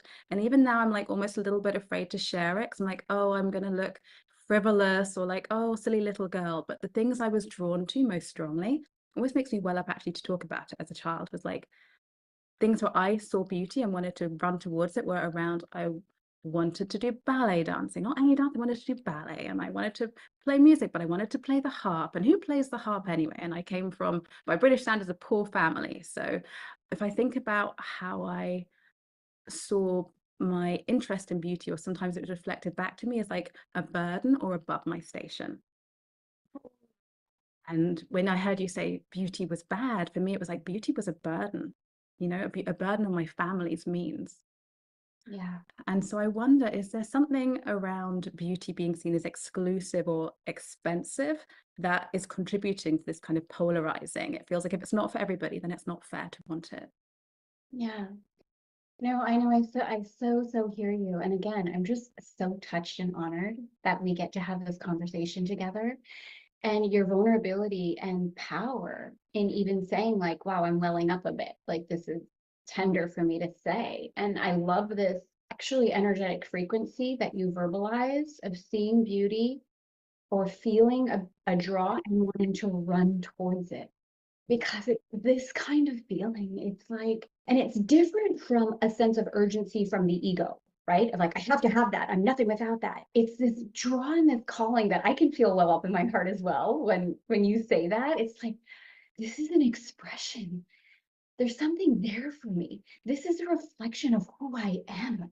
And when I allow myself to experience that, whether it's ballet, whether it's a Celine handbag, whether it's anything, the vacation, the first class, the volunteering in an ashram, like when I allow myself to experience that heartfelt calling, it's a reflection of the beauty that I am. And that's it. That's when I say the boldness and yet the subtlety of it, because it's so potent and yet so subtle. And yet I wanted to curse there. Hold on, let me we have a tendency with that, don't worry. We have a tendency in the human capacity to F it up, to bring complexity to it, right? Now, to bring that around to what you were saying, with the idea or the feeling inside that beauty is above me, that it's above my station, that it's expensive, that it's out of reach. Certainly, we can see that from the human experience logistically. I want that beautiful thing. And at this particular point in time, it feels like I can't afford it. It feels like it's beyond me. So I understand that logistically. However, if we all of us pause for a moment and remove the monetary piece of it, and we just even feel the energy of it, I feel what we're really saying is energetically, it's out of reach for me. There's something within me that doesn't feel like I am enough already to allow that experience of beauty. And when we get to that tipping point and we choose to allow it, it's like it cracks us wide open. Even the thought inside of what if I can experience it? What if I can have it? Right? Just slow down and see yourself in this idea. I can relate to it as well, like with a ballet pole and a leotard and the point shoes and just moving in that elegant way. Like it's enough to make us cry, like crack us open emotionally. So I feel like with what you're saying, there's a point beyond that. that if we're really committed and devoted to experiencing the fullness of who we are through beauty, and I know it's not easy at first, but to just press pause for a moment on the monetary aspect and look at, can I allow myself to experience the energetic frequency of that, whatever it is I desire, and see what emotion starts to come up and move there. Because in a way, the idea of I can't have it because of the money, or I can't have it because of my station, or it's above me. And I say this so tenderly because I feel this experience within myself. In a way, it becomes a distraction or excuse for us to not feel the depth and the potency of the healing capacity of beauty, in my opinion. If I think about the things that I craved, I generally found my way to get to them in the end. And when I did, I was right. I was right. It worked for me. They weren't for you, or they were? They were. They were. Yeah, I love that. Love that, because like this is reminding me of something, and I don't know if you did this, but I had a Paris experience at one point where I was taking women to Paris for group days at earlier on in my career, and I actually surprised them with an adult ballet class in Paris in a studio with one of the top ballet teachers. And literally, when the women came in, they all started to cry. It was like this little girl dream of, can I allow it? Can I? So anything we dreamed of, like if it felt at one point away from us, it's never gone. Like we can still get in a leotard and we can still allow it. Do you know what I mean? And that part of our adult self that says, oh gosh, that was a little girl dream, or it doesn't really matter. I'm not going to be a professional ballerino, so who cares? No, the experience is still innate and alive inside of us. I feel it's worth having. So there's something you said there that I think maybe could build a bridge, or maybe helps with this like democratizing beauty issue. And it was the idea that the things that we want to move towards, or the beauty that we crave, that in some way it's a reflection of something that's inside of us. And it reminded me of like a concept in coaching, or someone actually gave me a compliment a while back about something that she saw in me. And I felt for her that she saw it in me because it was a shared value that she had. So she saw it in me and she valued it in me because she had it too. So I wonder if there's something there about the things that we desire, that we think that's the beauty outside of me. It resonates because there's some kind of key inside of us that it's unlocking. Always, period. Like no matter what. And this is something that I feel like we all do know innately, right? This isn't a truth is truth is truth is truth. When we know it, we feel it, we see it, we feel it, we remember, right? That's such an opportunity for all of us. And yet I also feel like, because those of us that are devoted to these types of conversation, to personal growth, to awakening inside of our soul's calling, so to speak, we tend to stop after the awareness. We say, okay, I know this, right? I know the beauty, and I see this in her because it's in me. She's seeing this in me because it's in her. Like I see, and we know it. We feel like, yeah, I get it. I know. Then we stop, and we don't allow our humanness to then have the physical world experience of that remembering. And this is where I feel like the physicality of beauty gets missed and misunderstood.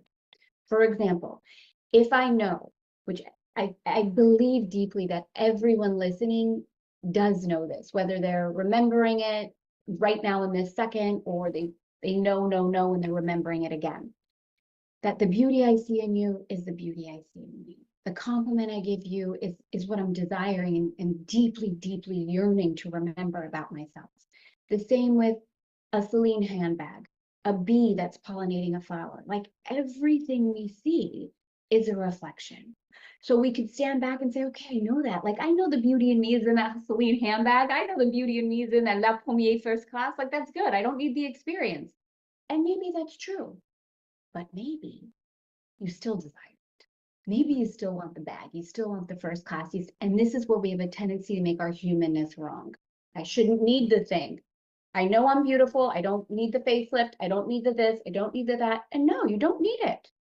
But do you want it? Do you desire it? Is it a part of the experience you're longing and being called to move into and to have? And I think that's where we sometimes stop ourselves. So what should we do with that? If we're giving ourselves permission to want and acknowledge the want and move towards the things that are calling us, what does that mean? Is this like a compass for our life? Is beauty the compass? What does that mean for us? So I wouldn't say beauty is the comfort in my kind of verbiage of the energy, because I feel like I actually wrote a post on this the other day that I wouldn't say it was polarizing. It was really quite beautiful in a reflection. And I said beauty for the sake of beauty. It's not, I need this to feel a certain way. Not I need it to feel comfortable. I need it to feel whole. It's not a need in that way. It's intimacy, it's a relationship, it's a connection, it's an opportunity, it's a beauty for the sake of beauty. Can we see the purpose in beauty? I feel beauty is purposeful in that we get to experience more of who we are through it, not because we have to, not because it's a survival mechanism, because it's an opportunity for greater expansion and aliveness. And I just love the context so much of what I feel like we're coming into the beauty age.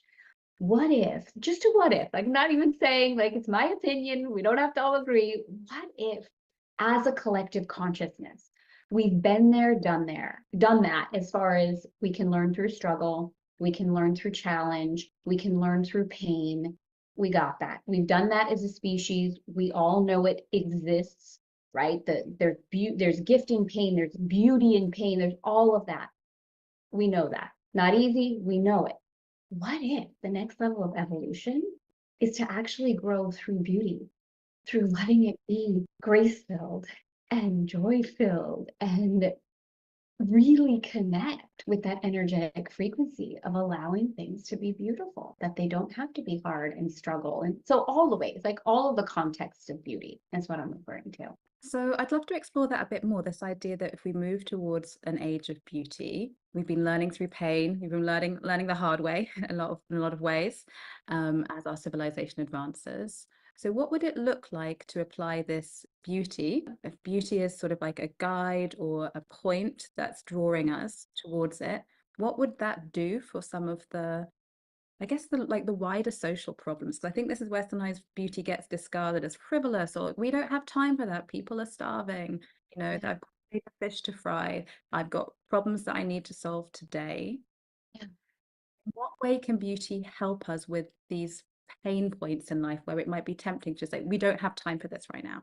Yeah, I love this question. I love this question. And it's a question that feels very tender inside for me, because I've kind of tiptoed around my full expression of this answer, because of, like, all of us in our humanness. And I said this at one point during our conversation already, like this fear of, wow, like, if I really stand in how I feel about this, what if it's misunderstood?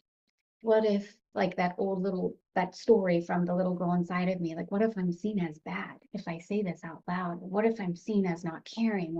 And so in this moment, heartfelt, open with you inside of this live space, I'm choosing to let that go, because this is how I truly, truly feel. Thank you. Yeah, thank you. Thank you. Like, I'm really anchoring this moment. Yeah, thank you. Thank you, thank you, thank you, thank you, Kiara, thank you. And I'm getting emotional. It's always us, and it always starts with us.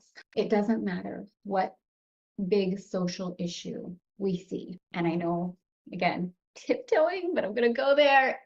I believe it really does not matter what social issue it is that we see. It always starts with beauty, as with everything, with abundance, with life. And to me, it's the essence of it all. It's an intimate relationship. So I would start with that intimate relationship. What is my current relationship with beauty? How do I see beauty? What am I afraid of? What are the judgments inside? And where inside, if we're going to bring it that big, let's say a social issue, any one of them, I'm trying to choose one. I don't know, any one of them. And maybe we can offer this as an exercise for all of us. Like, if any of us look outside and we say, oh gosh, that social issue is really bringing up something inside of me. It's really stirring up anger, sadness, frustration. guilt, hopelessness, like whatever it might be. Look at the social issue, name the social issue, be able to say, what is it bringing up inside of me? Because it's not, there's the social issue. I somehow have to fix the social issue. I have to save that part of the world. It's never that.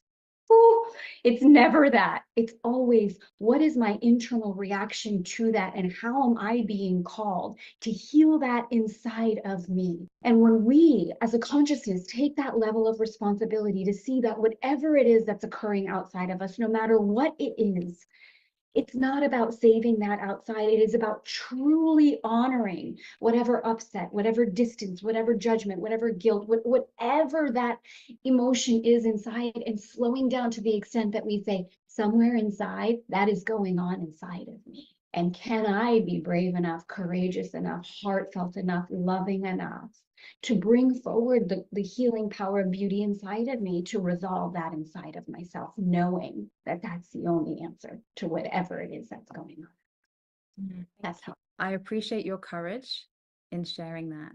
There are times when I've seen your content and you've spoken, you've gone there, but I wanted to ask, but what about No, I know. issues?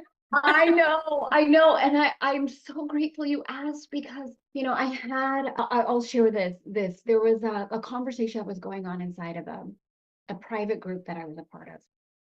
And one of the members was very, very upset and triggered about a social issue that was going on outside. And I completely understand. And part of her expression at that moment was, how come everybody isn't doing something about that? And I have received emails myself from the Elegant Femme community, from women saying, Tara, how come you aren't speaking up about that, or that, or that, or that? And again, up until this moment, I had, to a sense, not completely, because I have spoken about it, but not to the extent that I've really been called to inside, which is really like, to me, that's not it. That is not, for me personally, again, there's no right or wrong, but to me personally, like, that isn't the answer to this question. That isn't the full answer that I feel is available to us inside of this context. So I am incredibly grateful, Kiara, to you for having the conversation that's here. Really, thank you. I really appreciate it. And I'm thinking about the audience who might be watching this, and I wonder if there's something there around, and this is just how I'm processing what you're saying, thinking, how could I work that in my life? I'm thinking about, there's a social issue. If I think about, how would beauty, which now I say is almost like akin to love, how would beauty have me, what would be my beautiful response to this issue? And it might be different from yours, and it might be different from someone else's, but it would be beautiful. There'd be an element of beauty in it for me. So that's something that came to mind there. And then also, when I look at some of these social issues, let's say, for example, climate change, the environment, there's something very unbeautiful, in my opinion, about the way we treat the environment sometimes, about the way we dump things, overproduce, don't take care of the supply chain at that end. It's almost like the lack of beauty in the way we treat our environment and other people. Maybe there's some level of almost not seeing the beauty in others that allows us to do horrible, inhumane things to them. So those areas where beauty really connected for me as you spoke. Yeah, so this is gorgeous. This is so gorgeous. So if we were going to together form a bit of a structure for anyone that's being called to have this deeper level of conversation inside of themselves, let's utilize what you just shared as an example. So the social issue being the environment. And I love how you gifted yourself permission to specifically say, what about that is upsetting or triggering to you? Because that would be a necessary component. We could all look at a social issue and have different internal response about why we don't like it or why it is upsetting. So first, naming the social issue. Second, naming, well, why is it upsetting to me? What actually is it? And you were saying how the environment's being treated, almost like the no thought goes into it, like just dumping things everywhere, just right? This kind of, did you even mention the word toxins? I didn't, I said unbeautiful. I'm beautiful. We'll go with your word. I'm beautiful. And then even stretching it into even how people are treated. So the way with which I would invite someone to then deepen the conversation based on what we're talking about with the context of we are the ones to heal it, is to then take it to the next level, which is super tender. Where might I, inside of myself, be treating my body, my mind, my thoughts, my co-creative power, or other people in that way? In the way which, yeah, that's what I'm talking about. Tara Marino, I feel attacked. Feel what did you say? I feel attacked. I'm saying it in a playful way because I can see the. And I know that you weren't attacking me. I'm just using it as a figure of speech in the sense that I can see the ways in which, if I think of my body as an environment, it is not always beautiful. This is where and it's tender, right? Like it provides that sting inside of us where we're like, oh my goodness, oh my goodness, oh my goodness. But see, that's the beauty. That's the connection. That's where we get to say, oh my goodness, this is real. I'm seeing it this way because I'm experiencing it somewhere inside of me, somewhere. And before, I'm not saying that any external actions aren't an opportunity, like you or someone that has that affiliation with environment might choose to go plant trees, I don't know, whatever's truly called to how can I support a deeper resolution of that social issue externally. Absolutely. However, before any external aligned action, to have that conversation. Where may I be inside of myself unconsciously having that conversation or contributing to that conversation inside of me, my mind, my body, my thoughts, my relationship? There are so many layers to this, and just thinking about that. So just using myself as a bit of a test, I don't know, a guinea pig here. If I think about that's a little bit scary. If I think about, okay, so I see a social issue or a justice issue outside in the world, and through this conversation, we're noticing that whether it's something we see positive in the outside world or not positive, that could be a reflection of something inside of us, or vice versa. What is outside is also inside. And then if I think, what is where might I need healing, or where is something unbeautiful about myself or how I treat myself or how I live, the thing you said about go there first, I can feel that if I were to fix all my shit, I would never have time to save the world. Is the kind of commentary I can hear a past version of myself would have had. Hence, I went into public service to save the world. And also people who I know are very socially conscious might think that it can almost look like the spiritual bypass or the beauty bypass. I need to go in first before I go outside the world. I love this.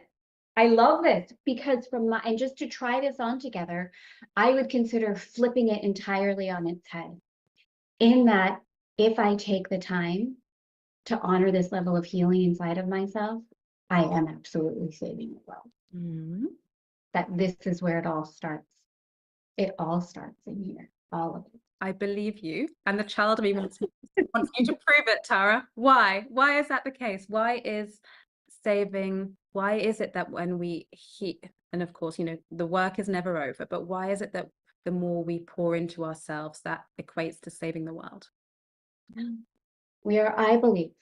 So this isn't about, for me, it's not about proof. It's not about black and white. It's not about because you said so or logic or any of that. I can only speak from the deepest place inside of me. And I believe we are all part of a collective consciousness of loving, that we are all contributing consistently, whether we recognize it or not, that our thoughts that create, right? We know this from a scientific perspective as well, that our thoughts create whatever we see, that wherever we exist inside, whatever we perceive in the world is true for us because we think it, because we embody it. That's what we choose to see. When we honor our power, our co-creative power, knowing that whatever we think, whatever we believe is projected into the world, the way I believe we can even attempt to save the world is to honor that truth as co-creator inside of us and to heal whatever inside of us might be out of alignment. And imagine if the consciousness did that. If the consciousness, each individual went inside and healed whatever is inside of them first as an opportunity. I wonder. Oh, I hear the truth of that. in the sense that maybe something that I say to myself, but I don't say out loud because it sounds super grandiose. When I think about like coaching work or the hypnotherapy work where I'm often working one-on-one, I kind of think that best case scenario, having come from a previous career where it was all about working at population level of, helping a country, working on behalf of a whole population, millions of people. How effectively? Question mark. But that was at least the aim. Now, am I doing even as much good if I'm working one-on-one? I guess when I see taking place in people, I think, well, it's kind of saving the world one person at a time, but at least now I feel more confident in the results that I'm getting with people. And it's not one or the other, you can do both, but I wonder if there's something that was where my mind went, in this kind of hearing the truth of that. If we think about some of the influential people who are contributing to a lot of damage in the world, they're obviously unhealed people. And in their unwholeness, they're creating a lot of damage and ugliness in the world that we're all at the effect of. Yeah. I just want to take a minute with everything that you're sharing. It really is a beautiful conversation and not a perfect conversation by any extent. Not looking for this right answer anywhere. This opportunity to expand around it and, just to consider for us together, like I hear the logic in the mind of, I either have the opportunity to help one person in this way, one-on-one, save the world one person at a time, or this bigger collective. And yet I wonder, we often, as coaches, as mentors, we often will never ever know the effect that we're having. It's so nice inside of the human experience and the ego when like a client is like, yes, you helped me. Yes, I got the result. Yes, it's like, like I'm doing it. I'm worthy. I'm answering my purpose and my calling. And yet I found for myself over the years when I can, and again, we're all souls having the human experience and we honor the human experience. Those times when I can detach from needing to know, am I really helping that person or not? Like the results aren't mine. They aren't for me to even know or to have. They aren't my result. And perhaps even the level of compounding healing that happens with one person could potentially be far greater than the attempt that can happen in healing a whole country. I don't know. I think that one of our opportunities is to detach from needing to know or to see it in a context of one to many. And it's just the increase that happens when truth is spoken and when a person chooses to remember their wholeness. That's my feeling. I can feel that this conversation is helping touch a part of me that previously thought that if I had, and again, I see now with an older perspective, again, the almost grandiosity of that version of me, thinking if I have a chance to make a real difference, to contribute to social change, I should do that because that's more worthy than some of these more beautiful, creative career aspirations I had previously. And then things changed. I saw the limitations of the choices that I made, and it wasn't quite the right environment for me, though there are many amazing things about that. But I could see that I thought that something else trumped beauty. Yeah. And experience, I was actually wrong in my experience. Yeah. In that context, if I think about the work I do now compared to the work I do then, there's a lot more beauty that I get to enjoy the beauty of the work I do now more. And I feel, though I hear what you're saying about we don't always know, we can't measure the impact exactly, I feel more sure of it than ever. I think what you're bringing forward really opens up an additional dimension to this conversation, at least for me, inside of something that I've experienced. That for me, the coaching that takes place inside of Elegant Femme, the programs that have been created, the mentorship, the experiences, like it was very easy for my mind to say, see, Tara, you're making a difference in the world. You're good. That little girl that was so afraid of being seen as ugly, as unspiritual, like the coaching does that. And yet my heart, that is like fashion, beauty, Tara Paris fashion line, like it has been really challenging for me to rectify inside the permission to to honor without knowing, but knowing, you know, to honor without seeing, or to honor without the result, like that a Tara Paris dress, honoring that level of the fashion world can have just as much impact in saving. It's so funny for me personally, there's a nuance to that, because in some ways I don't feel like, gosh, this is edgy for me to say too. Like in some ways, I don't feel like the world needs saving, because I really do trust that life begets life begets life. Like I feel like life's got us. And at the same time, I do feel that we all have an opportunity to contribute, if we're going to use the word saving, to the healing capacity of us to remember who we are. Anyway, I can completely relate to what you're saying, because for me with the fashion line, that's been something I've really required time and energy with, like to honor that a dress can be as healing as a coaching conversation. And it speaks to the thing that I've found to be true, is that you often don't know what it is that's going to have the impact. That's almost like beyond our gift to know.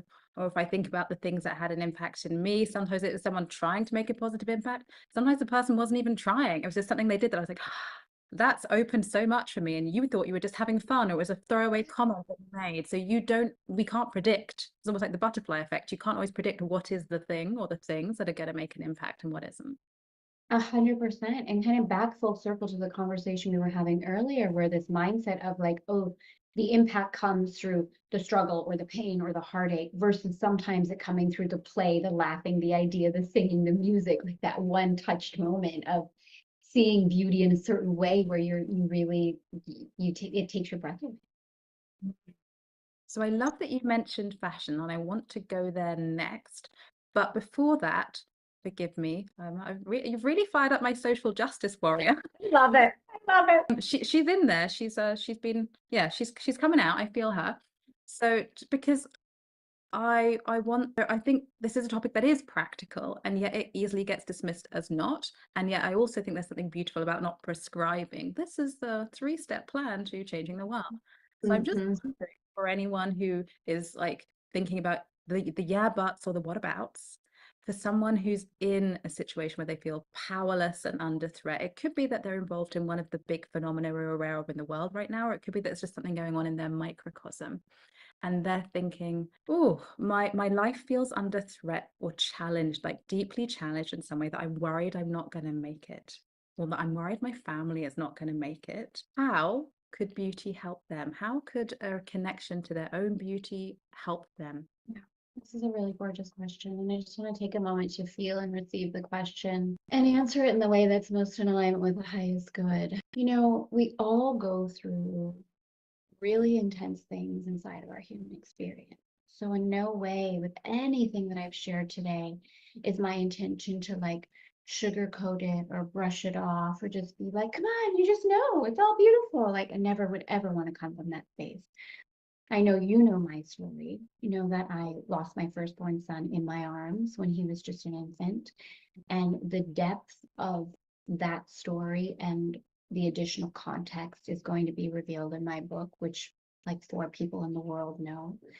This feeling inside of the human experience of threat, of despair, of hopelessness, of shame, of guilt, like we all know that feeling. And I can only speak for myself and my own experience, what I have found to be true for myself, that even in, and I would say especially in those moments when we can lean back into life and say like, and it's okay for me to curse, like really, or should I?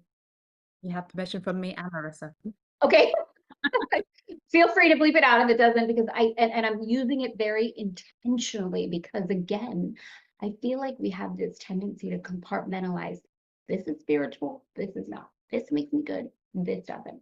So I want to say, even in, and especially in those moments, to be able to say deep inside of ourselves, like, I do not know why the fuck this is happening to me, but I do know there is something beautiful in here. I do know it. After my miscarriage, so I lost Mason when he was an infant in my arms, and then after it was, so I was 20, it was like 22 years later, I had gone through my first IVF cycle, got pregnant. Oh my God, I remember like this feeling of like, I cannot even explain to you this connection that I had with this soul was like an immediate reflection of my wholeness inside. And we all have this, right? Whether these moments in life, it could be when we get pregnant, it could be when we get the job offer, it could be the soulmate, it could be something that comes into our lives where we're like, oh my God, yes, like I remember, oh my God, I remember, I'm whole, I'm beautiful, like I'm okay. It's not that the person or the soul or the thing made us that way, it just provides that remembering. And then we lose that, quote unquote, lose that. And it feels like our heart has been ripped out of us. It feels like in that experience, we have lost ourselves, our loving, our remembering. We completely forget. And I can remember laying on the kitchen floor in our Parisian apartment, screaming, pounding the tile, like so mad again at God. And then so mad at myself, like, Tara, what the hell is wrong with you? You know better. You have been coaching this shit now for over a decade. You know better. You know that this is happening for you. You know you're going to be okay. You've already healed from the loss of an infant in your arms. Why the hell are you so upset about a miscarriage? I was so angry with myself, so judgmental. And in that moment, the greatest healing that came forward for me was the learning to remember the value of the human experience, because I can tell you with every fiber of my being at that moment, I wanted to bypass it. And I was really angry at God that I didn't get the little gold card that got to pass the grief line. I was so upset. So to answer this question to the best of my ability with spirit's assistance, wherever you are inside of yourself, if you are in a place of separateness at this moment, like, but oh gosh, I just want to be so careful with my words, but I'm going to say it how I really feel. If you are in the illusion of separateness at this point in time, which we all go through, to have an honest conversation of what if, I don't even want to jump to the end point, like what if I could trust this? What if there is something here for me? What if there is something breaking open, unfolding for me in this moment? How would I choose to be in this moment? Because this question of, we all get asked the how a lot as coaches. Well, how do you do it? Well, how do you this? Well, how do you that? Just tell me the how and I'll do it. And there isn't a lot of value in that kind of how question. The only value that I have found for the how question is, how am I going to respond? Truthfully, how am I going to respond inside of this circumstance? I don't know the why. It's not my job to know the why.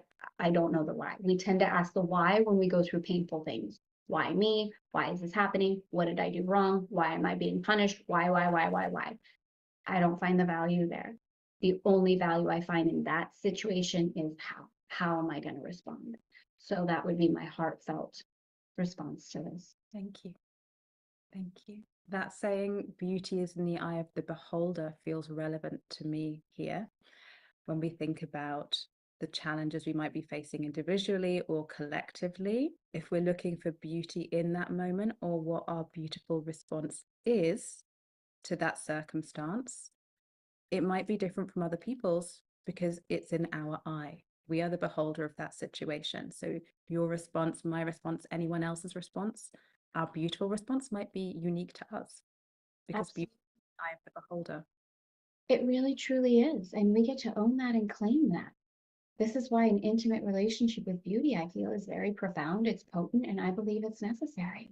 What beauty are we choosing to see? And how can we more fully embody it? So I was going to go to fashion next. And yes. And what I love about the way you answer these questions and the way you share your truth is that you are, or you seem, more comfortable than the average person with not knowing. So tell us, Tara, why is that not terrifying to you? How do you keep your grip on sanity when you don't know what's right, what's wrong, and which way, and how, and when, and if it's definitely going to happen? How are you so comfortable, if you are comfortable, how are you so alive with this not knowing? Oh, this is such a good question.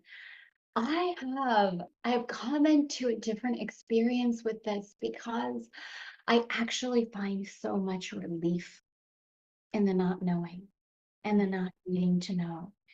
You know, there was certainly a part of me that was like, okay, If I know, then I'm safe. If I know, if I have the answer, if I have the end result, if I have the guarantee, then I'm safe, then I can move forward, then I know, then I'm protected. And I think this is the way the majority of us are raised. We're raised with the illusion that if we know, then we're safe, then we're protected, then we have 100% guarantee. But this is completely based in the ego. The ego is the one that feels like it needs to know in order to move forward. It's so much pressure. It's so much pressure. Like, we all, again, we all know, we all have the innate wisdom that there's no way that we could know. It's totally impossible. We turn ourselves in circles of, I know the outcome, or I know the this, or I know the that. And as a little kind of asterisk caveat, since multiple things can be true at once, at the same time, we do know. And this is what I mean in that context. For me, I know that I know that I know that everything's going to be okay. I just know. I don't know what that looks like. I don't know how, never know how. I never know how. I got a question yesterday of like around numbers and around math and I was like, I don't know. It's way beyond logic, but I know I've created an 8-figure company with no logic. There's this trust inside of me with everything I've gone through. And I believe this, I know this is available for all of us. So I want to say that I know this is available when we all look back at our lives and we're like, that thing that happened, I didn't know it was going to happen. I don't know how it happened. I didn't want it to happen. And yet now look at all these beautiful things that were birthed from that. Like I couldn't make that up if I wanted to. So for me, it's a relief to not know. It's like, thank God I don't know. Like, thank God. Like, I believe that our souls know when they come down here. This is my belief, right? And I think a lot of us believe this as well, that we have certain soul contracts that we come down. I believe that my soul was like, okay, wow, part of my learning in this human experience in this lifetime is to heal my fear of beauty. It is to heal my fear of loss. It is to heal my fear of not being a good enough mother. And let's set up a great context for that. Let's lose a child. Let's have a miscarriage. Let's like all of these things. I believe at one point I did know that. Thank God I forgot when I came here. Are you kidding? I would not like, I would have been like, I'm out. No, just kidding. I don't want to remember that part. I don't want to know that part. I don't want to know that part. And it's even with the little things in our lives when we can move forward with a state of trust. Like, I know no matter what, I'm going to be okay. I do believe that God's got me, that life has me, that life is committed to life, and that everything is being birthed for greater expansion, for greater love, for greater holiness, for greater remembering. I have faith in that. I don't want to know the rest. Surprise me. Please. It gets exhausting to try to know or to try to control it. I feel like it's an energetic wasteland, personally. So for someone, so I wonder how much of this is like the evidence base of our lives. Like for someone who, for what either maybe it's things that have happened to them or they've seen happen to others, or maybe it's their interpretation around it.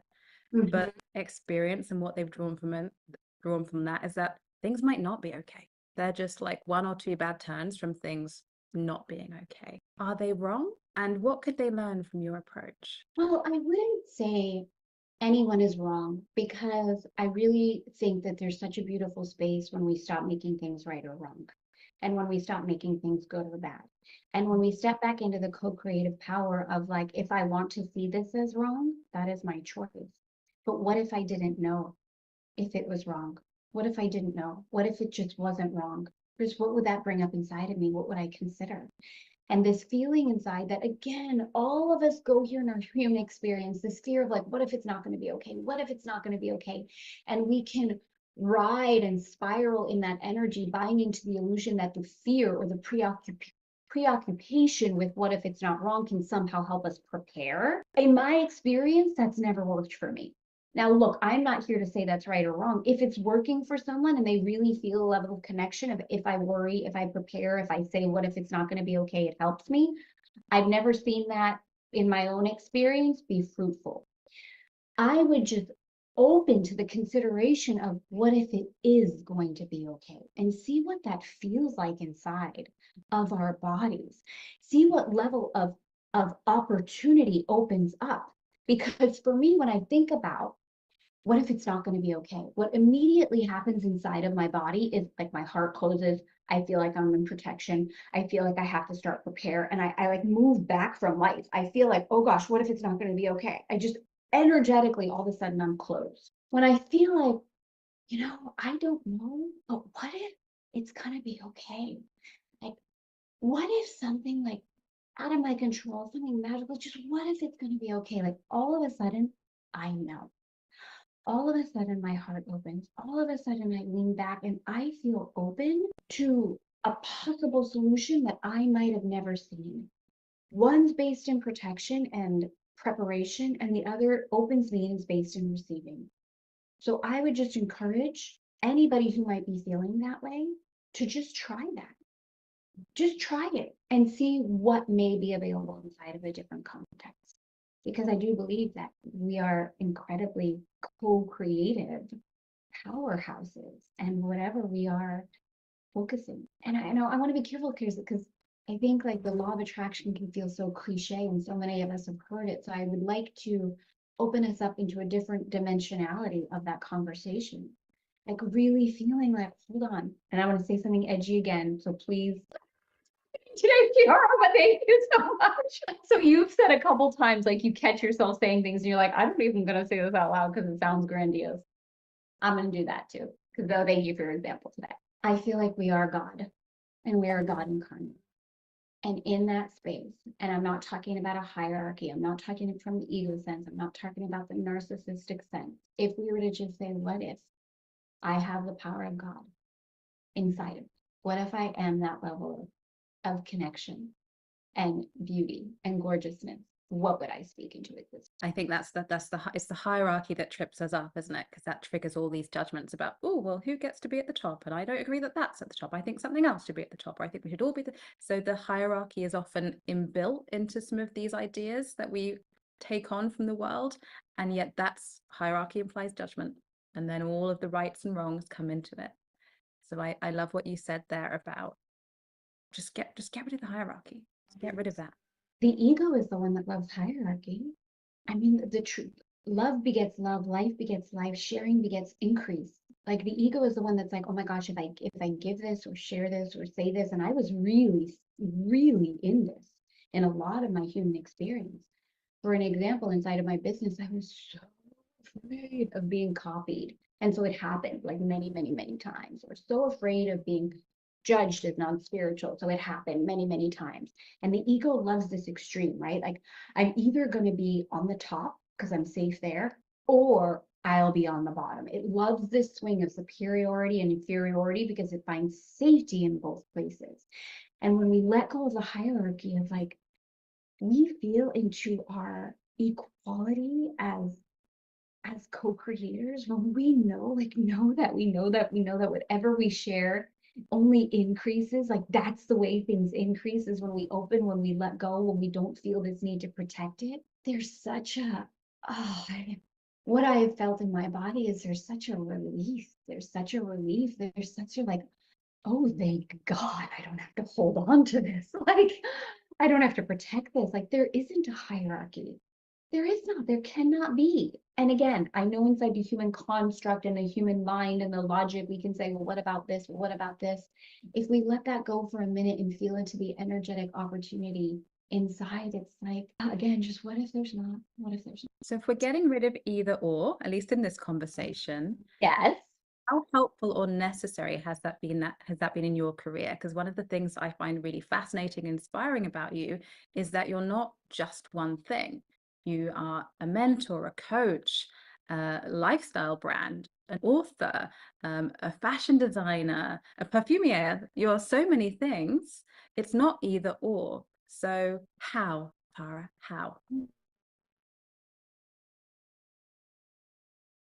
So specifically, just for clarification purposes, are you asking me how is there not an either or in what I'm specifically doing in the world? Or if you can clarify for me a little bit more the intention of the question, I would love to just really ride on the essence and the energy of what what's underneath it. So I asked the question because I think a lot of people are inspired by people like you who have sort of multi-hyphenate careers. And yet I also know that when people are attempting to do multiple things, they often get judged, at least in the beginning. It's like, oh, I thought you were this, and now you're doing that. So I'm really curious in the how, the inner how of the confidence to be like, if I am it inside, if I feel drawn to it, drawn to beauty, and there must be a reason why I should go to it. I'm drawn to more than one thing. So there's the kind of maybe inner how I'm interested in, and maybe also some of the practical how. Like it takes the dedication and time to achieve a certain level of beauty or standards in different disciplines. So if you're giving yourself the opportunity to create beauty in lots of different areas, how do you find the time and the energy? So I feel like the first part of the question, so a memory for me is I had a coach actually say to me very, very early on inside of Elegant Femme, Tara, are you a coach or are you a designer? You have to choose. Just choose which one. Which one are you? And I remember being really, really triggered inside. And this is where the femme types, which I know you're familiar with, became so potent for me in this conversation of like, I'm both because I'm all of it. It's all of me. It's an expression of all of me. It's not a compartmentalization, which we love to do inside the ego. I'm this or I'm that, you're this, you're that. How can I categorize you? How can I categorize myself? It feels like a safety mechanism.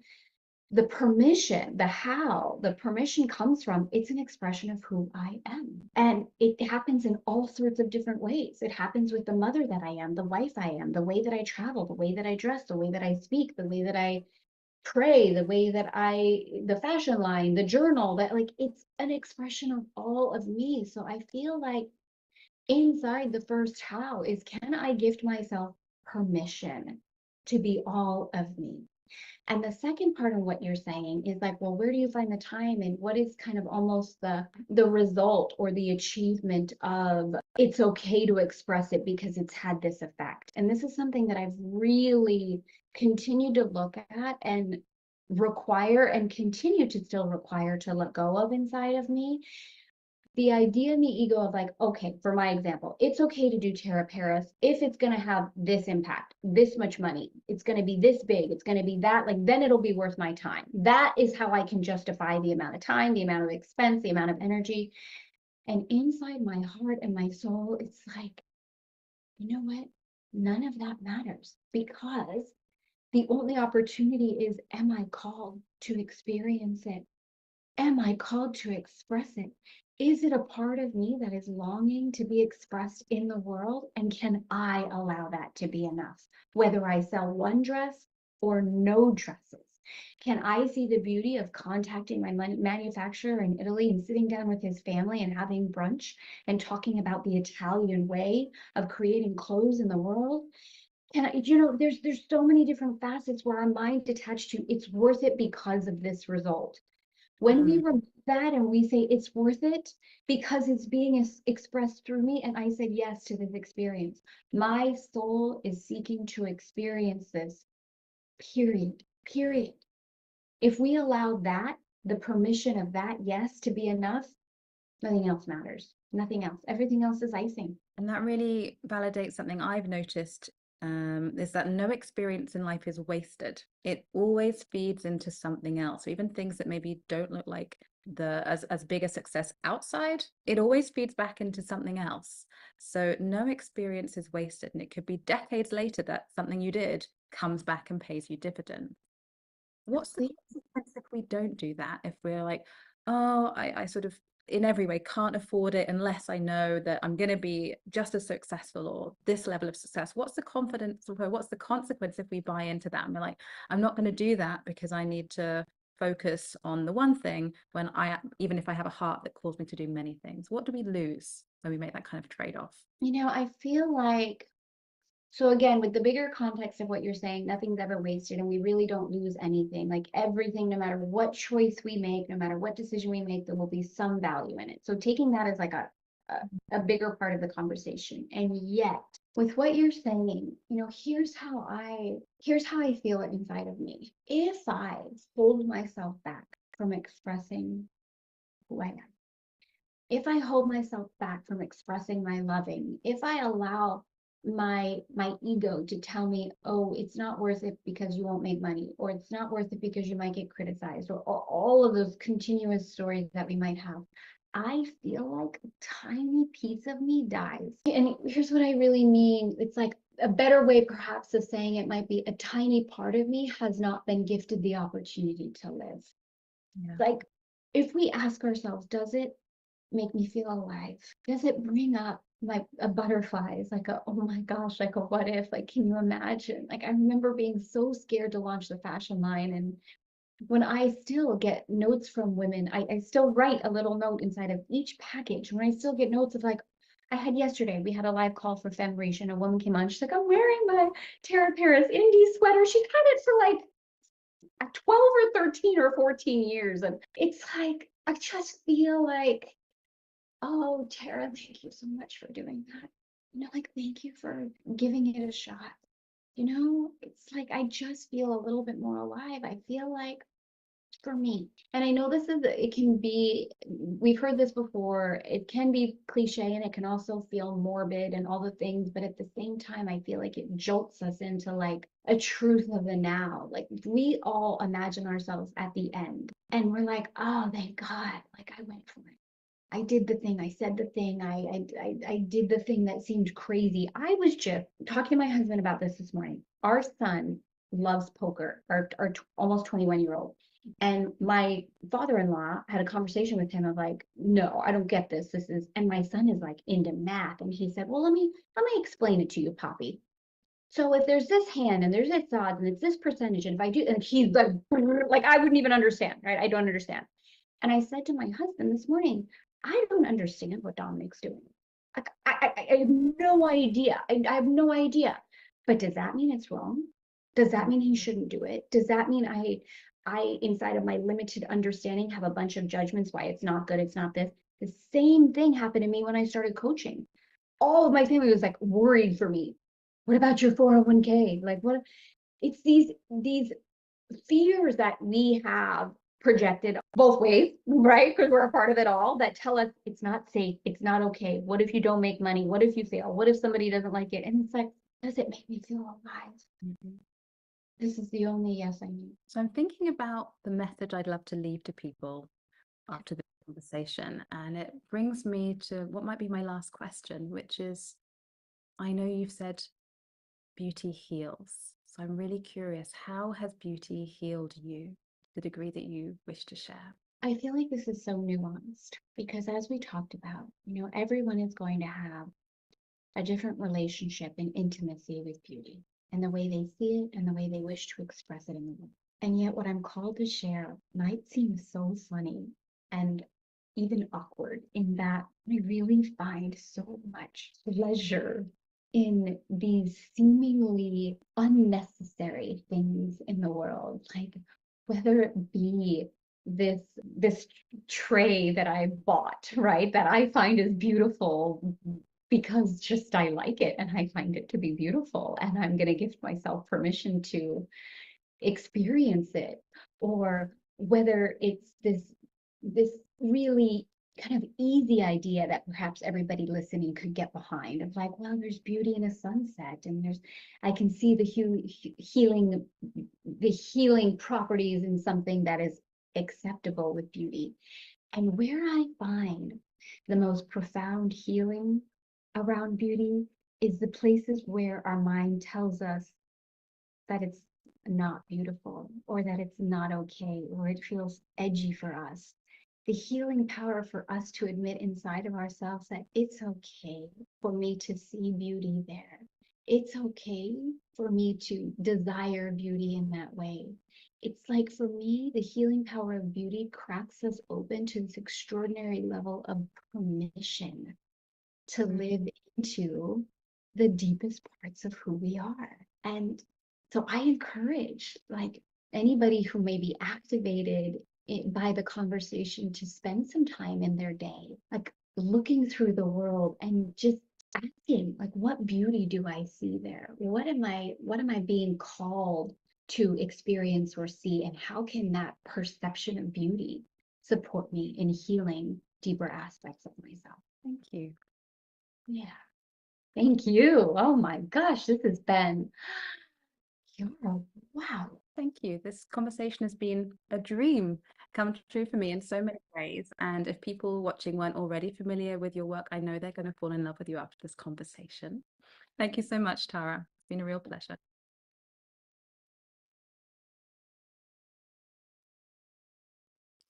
Hello, everybody. I know Tara's been in the Zoom chat throughout the whole interview, interacting with everybody, and there's been some really beautiful takeaways and a lot of beautiful moments, a lot of tears coming up. And Tara's actually here with us now. And Tara, if you're ready, I'll bring you up here and we can chat for a little bit. I've got one big question to ask you that I feel like might be kind of a long answer. Great to meet you digitally in the flesh, if you will. Yes, good to meet you as well. What are the most common things? So you said right at the end there that the things to really lean into that tend to facilitate the most growth or healing in us are the things that maybe we're like have the most friction around or the most resistance to. So, interestingly in my own life, something that I'm obsessed with and I am really into now, but of course, as like a young man, I was not into this, is flowers. Like really, really into flowers, especially wildflowers. I take Oh, photos, I look up the names. Gemma here helped me like figure out how to find more names for all of them. But I'm curious in your experience, like what are the most common ones that people have that you see like really unleash parts of themselves? oh gosh, what a good question. So first of all, I really love that you're gifting yourself permission to even speak vulnerably about that flowers that do that for you, right? That bring open and awakening. I would say, I don't know if there's like a top few. It's so personal and it's so unique, but it would be the things that our mind has a tendency to see as unnecessary. So flowers is a really good example. Like, why am I getting so much joy from this? What is the big deal? Music, dancing in the kitchen, making beautiful meals. I mean, it can be anything that when we slow down and we ask ourselves, like, what is really invoking inside of me? This feeling of being alive. And we don't need to understand it. Look for the emotion, look for the resistance, look for that. If we close our eyes and just ask, what is calling me forward in life right now? And then follow it without question, whether it's wildflowers in the backyard or picking weeds or going shopping or swimming or baths, like these things that our mind has a tendency to say, what is the value in that? I need to know what the value is going to be in that before I gift myself permission to experience it. So it's absolutely unlimited, but it's such a good question for everybody to look at for sure. And what's like in the last 48 hours, can you give me a couple examples of things for you where you're like, you just had to stop for a moment and take time for this thing? Oh gosh, so good. So we didn't get an opportunity to talk about it too much in the interview, but the fem types is the system that I healed myself from with the loss of my son. And so every single day I go through my indie, my Frenchie, and my New Yorker in the beginning of the day. And then I have an unveiling at the end of the day that supports this exact flow, what we're talking about. So connecting with the indie fem type for me is journaling, it's meditation, it's literally sitting on my deck in the sun thinking, reflecting, contemplating, knowing that gifting myself that amount of time and space, I actually am more abundant doing that than trying to get a bunch of things done in my business just to have something to do. So the season that I'm at in my life right now, my youngest is about to graduate from high school. My oldest is done with his second year in college. There's a slowness to my life right now. There's a lot of grace in my life. And so what I find myself doing a lot over the past 48 hours and more than that is sitting and contemplating and really feeling where am I energetically and how can I give myself permission for more without attaching it to I have to do something. I love that, Tara. I've got a million more questions to follow that up with, but I think this is a good time to bring up Florencia, who's going to be the next speaker. I know you've been in the chat the whole time. If there's any Yeah. links you want to share and people want to go and look things up, please drop that in there. Thank you so much for making the time, for participating, for coming up here like this, and for the interview. I know it was really inspirational. I've been watching the YouTube chat as well, and people have really loved it. So thank you, Tara. Yeah, so I'm happy to be here, and it was really a gorgeous conversation. Kiara did an amazing job, so absolute pleasure. Thank you so much. Thank you, Tara. And now we've got Florencia Andres, and then we'll have Jeffrey Allen coming up just after Florencia. And let me know if the audio is good. All right, everyone. So I'm really excited to introduce today's guest to you. She's called Florencia Andres. She is a multi-award-winning, best-selling book author, published in multiple languages, and has sold over 500,000 copies. She also has an Easy Launch Academy, which is incredibly impactful in helping people monetize their skills into courses that helps them change their life as well as their income. So since our topic for our summit is reinvention, I'm really excited to talk to Florencia about that topic and just learning more about your career and all the different eras you've had in your career. I wonder, what does the word reinvention mean to you, and when would you say your first reinvention was in your life? Wow, that's a great question. You know, I think reinventing ourselves comes from two pathways. It's either when we have a huge dream, and so we're all in for going into a new reality, or when we have a big pain. And I think one of my most significant reinventions came from a moment of deep pain.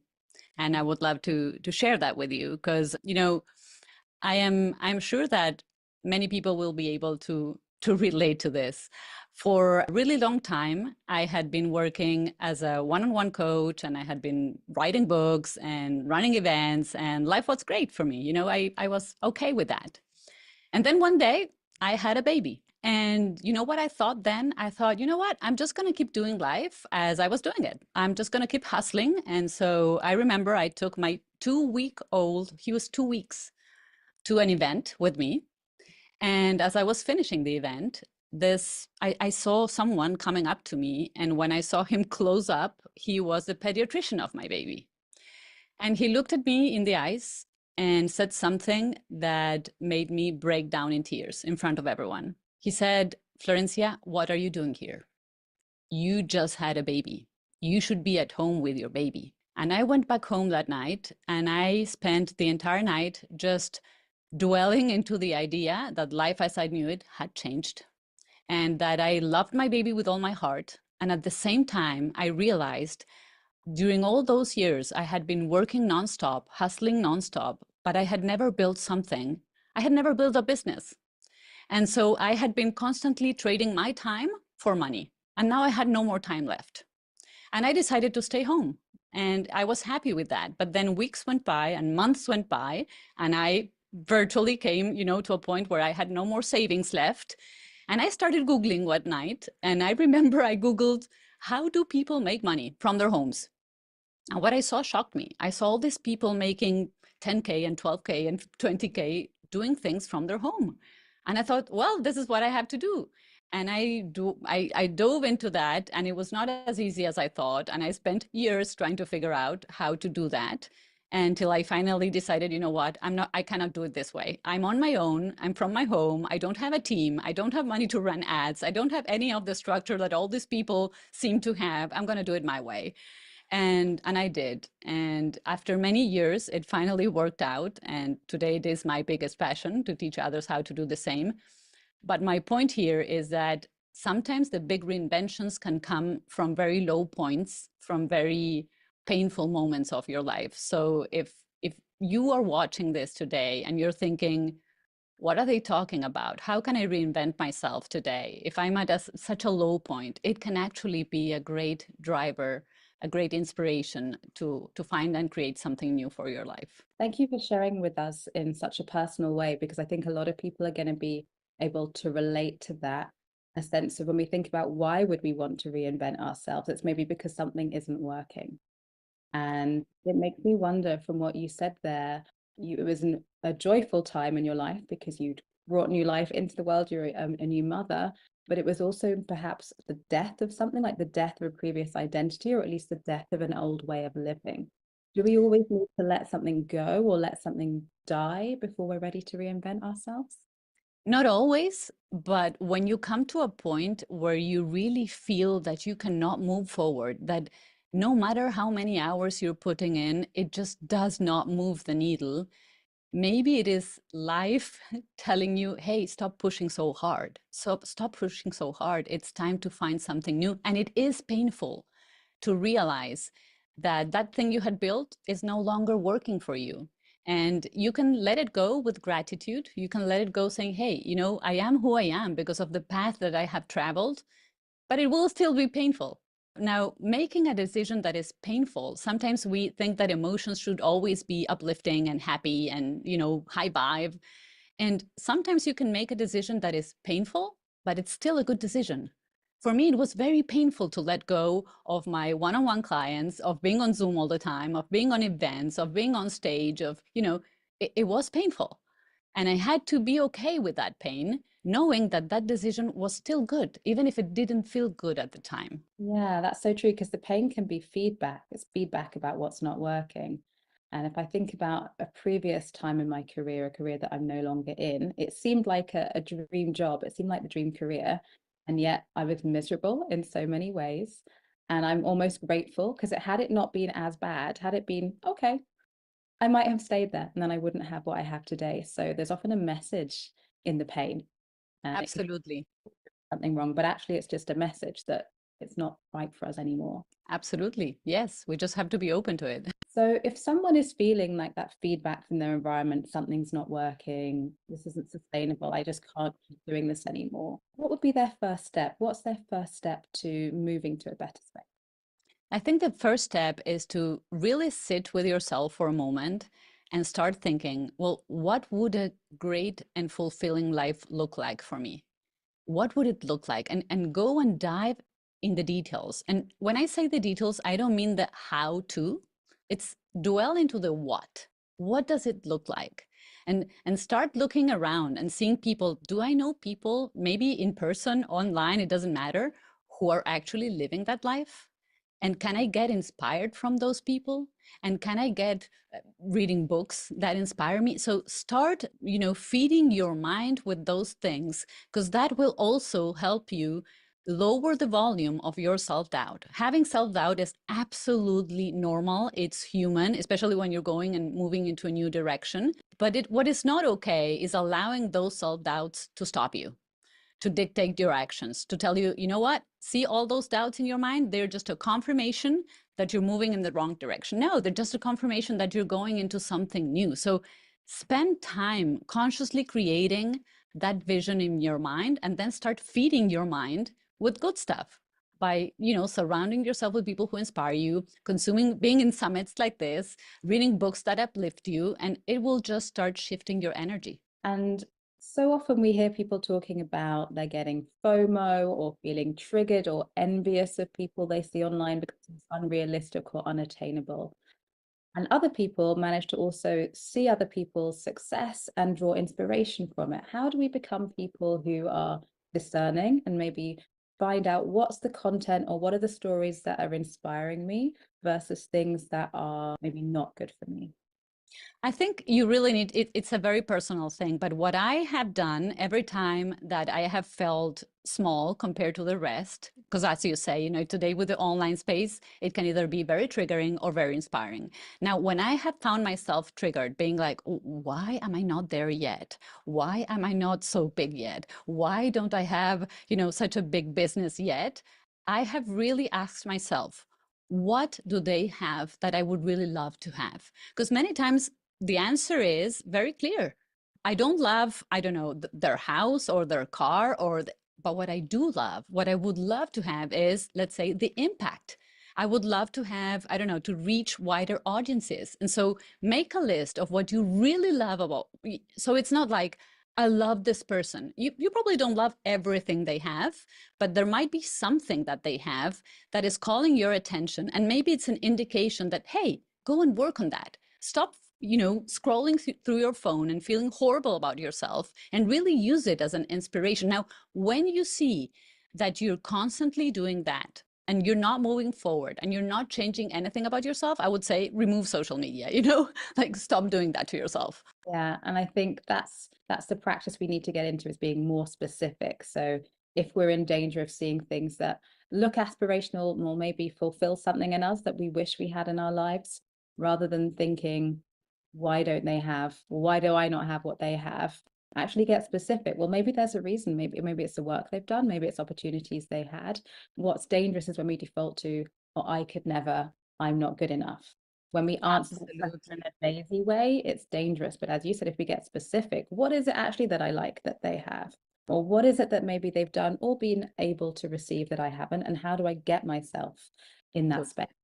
Yes. So you're someone who's made lots of interesting moves in her life, including geographically and working in your second language. I'm really curious, what about moving our environments is important to reinvention? Do we need to change our space to reinvent ourselves, or is it the other way around?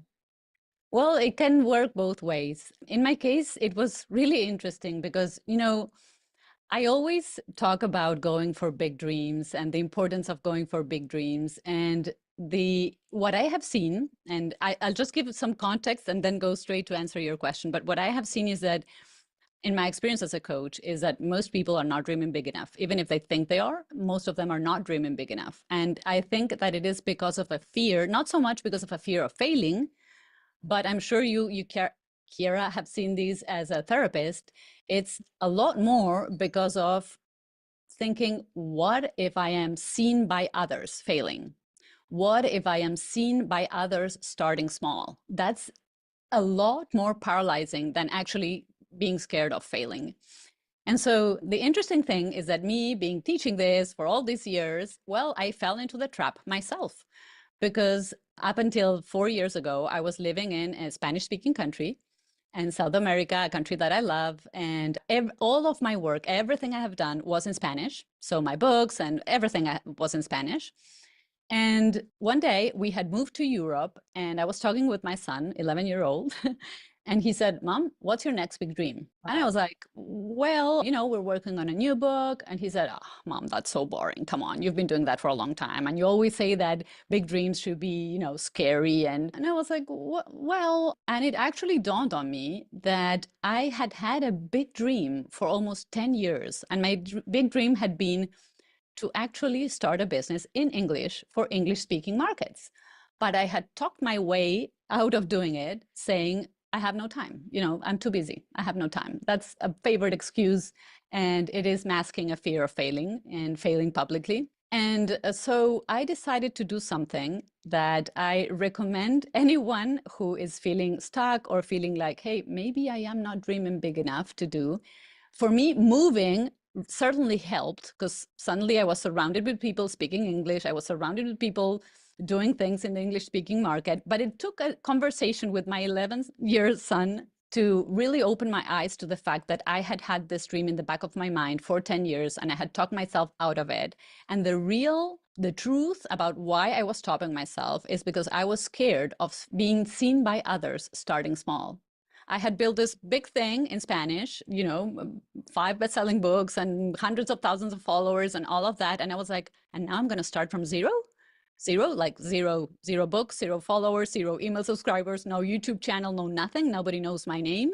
And so I decided to go for it. And I think it was because of moving here, and it was also because of my son. And I did something that I think is really important for people who want to go on to the next level. The first thing I did was that I decided I would make my dream faster than I thought I was capable of. I'm truly convinced that the time it takes us to do something is the time we give ourselves to do it. So for example, if your house is a complete mess and you say, okay, in the next 3 weeks, I'm going to sort everything out. I'm going to finally get myself to tidy the rooms and take out the things that I don't need, but everything's a mess. And suddenly a friend calls you and says, hey, I haven't seen you in months and I'm only 2 hours away from your home. I would love to stop by. How long will it take you to put your place in order? 2 hours, right? But you had given yourself 3 weeks. And so I said, I'm going to give myself a maximum of 1 year. That's the first thing I did. So sometimes it is about giving yourself a shorter timeline. The other thing I did is I'm going to dream bigger than I'm dreaming, because I thought, okay, I'm going to start the business in English, and my goal, talking about revenue goals, maybe I'll make 10K a month and that would be good. And I said, Florencia, let's take a little bit of your own medicine. Let's add a 0 to that revenue goal. So I added a 0. I was really, really scared. And then I did the third thing that I recommend people do if they really want to commit to a new goal, which is I said it publicly. So 2 years ago, I was on a Mind Valley stage and in front of hundreds of people, and I said, I'm going to start a business in English. The talk got uploaded to YouTube, got 1 million views. So now I was having 1 million people holding me accountable for that. And it was so scary, Kiera, because really it was humbling. It was humbling to start from absolute 0, nothing, nada, 0.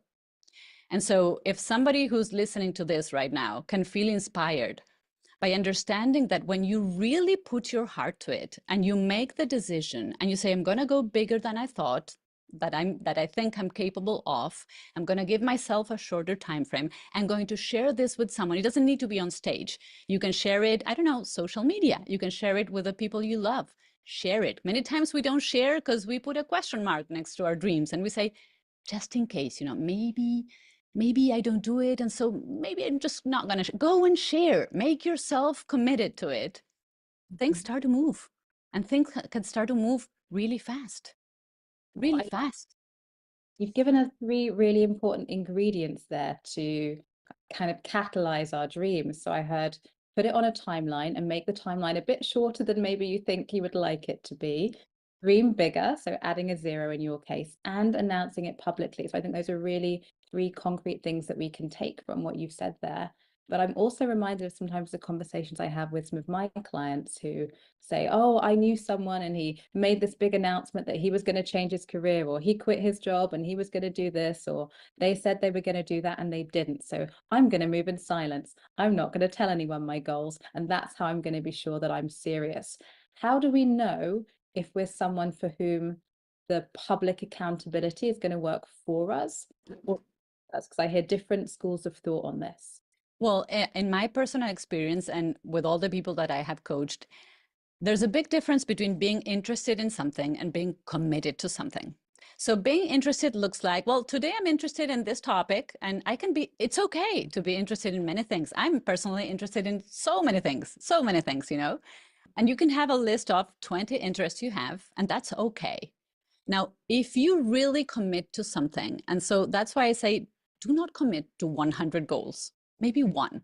Just say, this one I will make my priority. And you don't have to have a result that you say publicly. I did not say publicly, you know what, I'm going to make $100,000 within 3 months, which is what ended up happening. I said, I'm going to start. I'm going to start this in English. I didn't say I'm going to be the best in the world and my company is going to grow. No, I just said I'm going to start. And you don't have, as I say, you don't have to share it publicly in a way that makes you scared. Just make sure you find someone who can hold you accountable, who every now and then can check on you and go, hey, Kiera, how is that going? How is that dream going? Because the moment you do that, you get really serious with yourself and your goal. And so you also have to choose very wisely what you're going to commit to. Because as I say, there's a huge difference between being interested and being committed. Yeah. And as you say that, it makes me think that there's almost a discipline in deciding you're going to announce your goal, because it makes you think, is this really my goal? Or is it the goal I think I should have? And I love what you said there, is that you were thoughtful about what you announced. So you announced something that was a stretch for you. It was a challenge, and it was also grounded in your reality. So I think sometimes when people think about, oh, if I announce my goal, they think they have to announce all of the 10 steps of the staircase. No. You can announce the next step that you're going to take, and that is already inspiring. You can say, hey, I'm developing my craft and my creativity. You don't have to say, and I assume I'm going to be quitting my job and living purely off that income within 6 months. Even if that does happen, you don't have to say that. Just say the bit that Absolutely. Absolutely. You don't have to even, you might not even know which all the steps you're going to take. You might not even know. And so you don't have to, unfold a business plan. You just need to unfold your dream and stop hiding it. Because behind hiding that dream, there is a deep fear of, what if I don't do it? What if, and it's okay to fail. It is absolutely okay to fail. What is not okay is to fail yourself, is to not trust yourself, is to, on a very subconscious level, say, I am not worthy of dreaming this. That's not okay. So with that process you described there of having this bigger dream, going for it, announcing it, those things are scary, they're challenging and exposing potentially. Would you say that you're someone who's okay with being a bit scared? Is that important? Oh, yes, yes. In fact, I'm always telling myself, have I gotten to a point where I'm never scared, where everything, and I have gotten to that place. And the thing is that when you get to that place, and I call it playing safe, playing to not to lose instead of playing to win, it can look really logical, because you keep on doing what you know how to do. And so you avoid making mistakes. And by avoiding making mistakes, you avoid feeling dumb and looking stupid and having people comment on how dumb you are. And by avoiding feeling dumb, you feel safe. But you're paying a price many times, because many times you go to bed every night and you think, my life is feeling a bit dull. And when you don't pay attention to that feeling, one morning you could wake up and just, not feel anything. And then because you avoided those signals from emotion say, hey, you're bored. You've been bored for a long time. You've been in this monotone thing all this time. You've avoided it. You have not paid attention to it. And then one day you might wake up and say, what am I doing here? And falling into, even a depression. And so I think it's really, really important not to be scared all the time. I mean, we're not here in life to be scared all the time. But I think that if you got into a point where your comfort zone has become a place of purely feeling safe by avoiding mistakes, you're making yourself a huge disservice. I think that as long as we are alive, we are here to be exploring, expanding, making a million mistakes, failing, trying one more time. That's what we human beings are made of. So it's okay to be scared? Because I think sometimes people think when they're scared, is it a warning sign, which it is in many ways, but also is it a sign that then they don't have what it takes or they're weak? How do you're feeling fear, how do you know if it's a fear that you should say, hey, maybe I need to back up a little bit, or a fear is like, okay, I'm on my edge, but I've decided I'm going to walk this edge? How do you know what to do with your fear? That's a great question. Fear can be a really useful emotion. It can actually signal you that there's something that you need to work on, that you need to be more prepared. If I am asked to go on stage in a very big opportunity, or I'm about to launch a business and I start feeling fear, that fear might be telling me, hey, Florencia, you need to prepare yourself a little bit better. Put more time into that presentation, put more time into your business, go and learn something from someone. Now, once you know that you have done everything within your reach to, to tackle that fear, that logical fear, and now you know that you have done everything within yourself, let's say going on stage. So you've prepared your talk, and even today, after 15 years of doing it, whenever I'm about to go on stage, I'm scared. I'm scared. It's always a new audience. I never know what's going to happen. Now I'm doing it in a language that is not even my own. I'm always scared. But then I know, I ask myself, have I prepared myself? Check, yes. Have I done everything within my domain to show respect for my audience and for myself? Check, yes. Are there a lot of things that could go wrong that are beyond my control? Yes. Now, what is this fear telling me? It is telling me that I'm doing something new, I'm doing something different, and fear in that, or anxiety, which is also something that can arise, is okay. Lots of time we feel, how do I get rid of fear? How do I get rid of, you don't need to get rid of them. When you have done proper preparation, just understand that they are part of the ride. They are signals telling you, good job. You're stepping into an unknown territory, and that's great. I love this. So what is the fear telling me? A little bit like before we're thinking about, okay, what is this? If I'm feeling jealousy or interested in what someone else is doing, what is that actually telling me? Ask the deeper question, and it will help us decide how to respond. Yes. So something that you've also said is that we need to dream bigger. And you gave that beautiful example about how your son actually challenged you to dream bigger. And yet it would be easy to think you'd already dreamed pretty big, Florencia. You'd already had so much success. You were already a best-selling author. You'd already moved countries. So you'd already experienced a lot of transformation. How do we know when we're not dreaming big enough?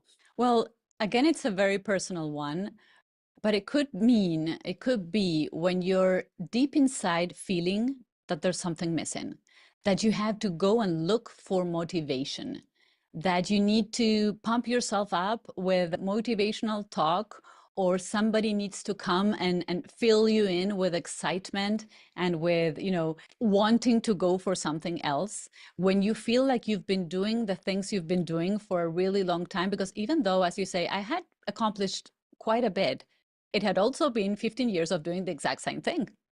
And so while everyone saw me as accomplished or wherever in the Spanish-speaking world, deep inside, I was feeling I have become a little bit robotic. I have become this person who does the same thing in the same way every single day. And I'm happy with the income, I'm happy with the company, but deep inside, when I go to bed and nobody sees me, so here's the thing about dreaming big enough, it's a thing that you feel when you go to bed, you have no makeup, nobody's looking at you, nobody's judging you, and you just feel, hey, something is missing here. Something is missing. And that something is missing could well be, hey, dream bigger, challenge yourself to grow. Whenever we stop growing, something inside of us starts dying. And so it's about having dreams, is about growing, and they don't even have to be professional dreams. It could be very personal dreams. But you need to have a dream. A dream is a way to keep us alive, to light the fire in us, to have that, to tap into that inner source of energy that we were born. And when you look at children, they have new dreams every single day. When I talk to my children, I'm like, all right, we have a new dream. That's how we function. But then one day, as we become adults, we start lowering the volume, we start adjusting to routine, we start going to our 9 to 5, and your 9 to 5 can be fantastic, I'm not criticizing, but if you have become robotic and you feel like life is just waking up, getting breakfast, going to bed, coming back, something is missing. So should we expect to have multiple reinventions in our life? Because what I took from that is that you're someone who had already reinvented your career, achieved so much success, and it was almost like there's a cycle of you had this amazing transformation and you sort of get to a plateau, and with full gratitude for what you had achieved, there was a bit that was missing for you again. So it's almost like a new cycle. Should we expect to have multiple reinventions in our lifetime, do you think? I think life will make you reinvent yourself multiple times, whether you're actively looking for it, as I said, whether you're, deciding to go for a new dream, or life will present you with opportunities to reinvent yourself, either positively or out of pain, because life is ever changing. Every single time it's different. You reinvent yourself as you start a new business, or you speak a new language, or you start meeting new friends, or you become a mother. And as a mother, I even reinvent myself all the time because my kids change. They have different needs. And so I need to constantly reinvent myself. And it's a good thing. It's a good thing. It keeps you alive. Do you think that can sometimes be confusing for people who've maybe got a preconceived idea about how life should look, certain things milestones we have educationally, then with relationships, then with children, then with certain career goals, and then retirement? It's almost like there is a plan laid out for us. We all know that, at least in the where we're living right now, life is often not like that. But I wonder how much that blueprint that many of us have interferes with this sort of natural reinvention that could take place otherwise. I think the way we interfere with the natural reinvention cycle that life is all about is when we view moments of change as signals of failure. So when we see that something needs to change in our life, and we look around and we say, I failed at this. I completely failed. And so now I need to do something new. Because then you go into the new phase with this baggage of, well, I failed at that one. I failed at that job that I quit. I completely made the wrong choice. So now let me go and reinvent myself. Well, yeah, now you're going to reinvent yourself with this whole baggage of self-belief and self-doubt and thinking that you're going from failure to failure. And the other thing that could happen is that when people expect you to be the same all the time, It could be their opinion holding you back because, well, my mother expects me to behave this way, or my best friends from, I don't know, from childhood expect me to be the same. And now that I have changed, I'm disappointing people. Tap into yourself and ask yourself, is it time for me to reinvent myself? Good. Am I going to look back and think that everything I've done was a failure? No, no, no, if you don't allow it to be. If you truly ask yourself, what have I learned from this? Will you take other people's opinions as, their voice will be louder than your own inner voice? Well, then you're failing, but you can avoid that. So you mentioned checking in with yourself and also how you had listened to the sort of whispers late at night that were giving you that nudge that it was time to change. Are there any practices, whether it's morning routines or practices that you would recommend to someone who wants to make sure they're in touch with those signals that it's time to change or even stay the course? Yeah, so I do have my meditation practice, like I'm sure lots of people listening to this have. But something interesting happened to me a few years ago. I noticed that sometimes it would be easy for me to sit in meditation and just do it. But other times I would wake up in the morning and, I would feel my head being like rushing thoughts and a little bit of morning anxiety.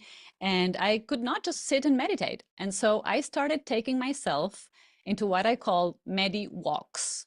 And medi walks, I call them medi because it's a sort of meditation and medicine. And in this medi walks, which I do to this day, almost every day now, I take myself on a walk and I ask myself 3 questions. And so the first question I ask myself is, what would my life and business look like to me to feel good to me? So what does a great life and a great business look like for me? That's the first question I ask myself. And I'm not planning out things. I'm not going strategic. I'm just letting ideas flow to me easily as a walking brainstorming thing. The second question I ask myself is, are there any beliefs that are holding me back? Do I believe that I'm not smart enough? Do I believe that I don't have enough money? Do I believe that I would need a team to do this? Do I believe that whatever the belief is? And then I ask myself, can I choose a different belief to support that vision that I have? So it's those 3. What would a great life and business look like for me right now? Is there anything inside my head holding me back from that? And can I replace it with a belief that is empowering? And when I find it, I walk and I practice that belief. And you know what? My medi walks have actually become one of the biggest source of ideas for my personal life and for my business without trying. So I'm not sitting there or taking notes or forcing myself, I just let it flow. Yeah. And I like it. And I love this idea that whether it's taking these meditative walks, these medi walks, or dreaming bigger, a lot of space here, I guess, to dream, but to dream in a way that can become practical and empowering. Do you see this as sort of tapping into your creativity? Absolutely. Creativity, we sometimes force ourselves into creativity. And so we sit and think, okay, let me think, how can I be creative? And our minds don't work that way. Our minds work amazingly well with good opening questions. Our minds work incredibly well when we move our body. So if your ideas are stuck, well, maybe your body is too rigid. So go and take yourself for a walk. Our creativity can be sparked by being in nature. So I recently moved. I moved to a beautiful house overlooking the Mediterranean, and it's just so healing to every morning be in touch. But you don't have to be on the Mediterranean. You can just go and take a walk in the park, leave your office for a minute, close your computer.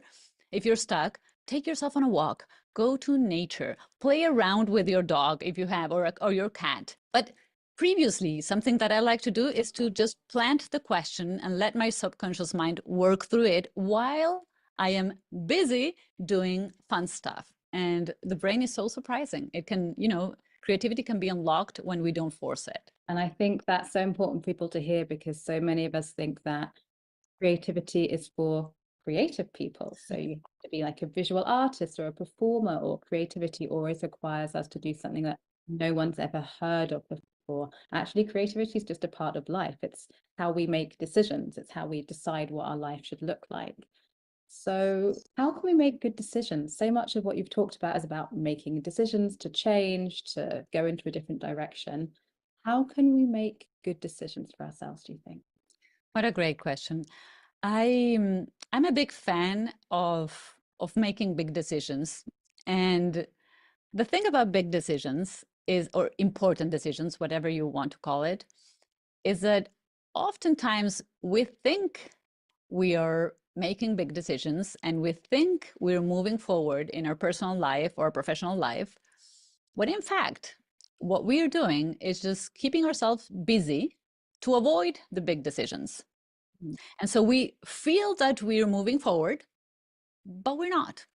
And the reason we are not is because we are too busy, and we use our busy schedule as an excuse to not stop and ask ourselves, what big decisions, what important decisions have I made in my personal or professional life in the last 3 months? You see, going back to the example, when I decided to launch the business in English, and I kept repeating to myself, well, I have no time, I have no time.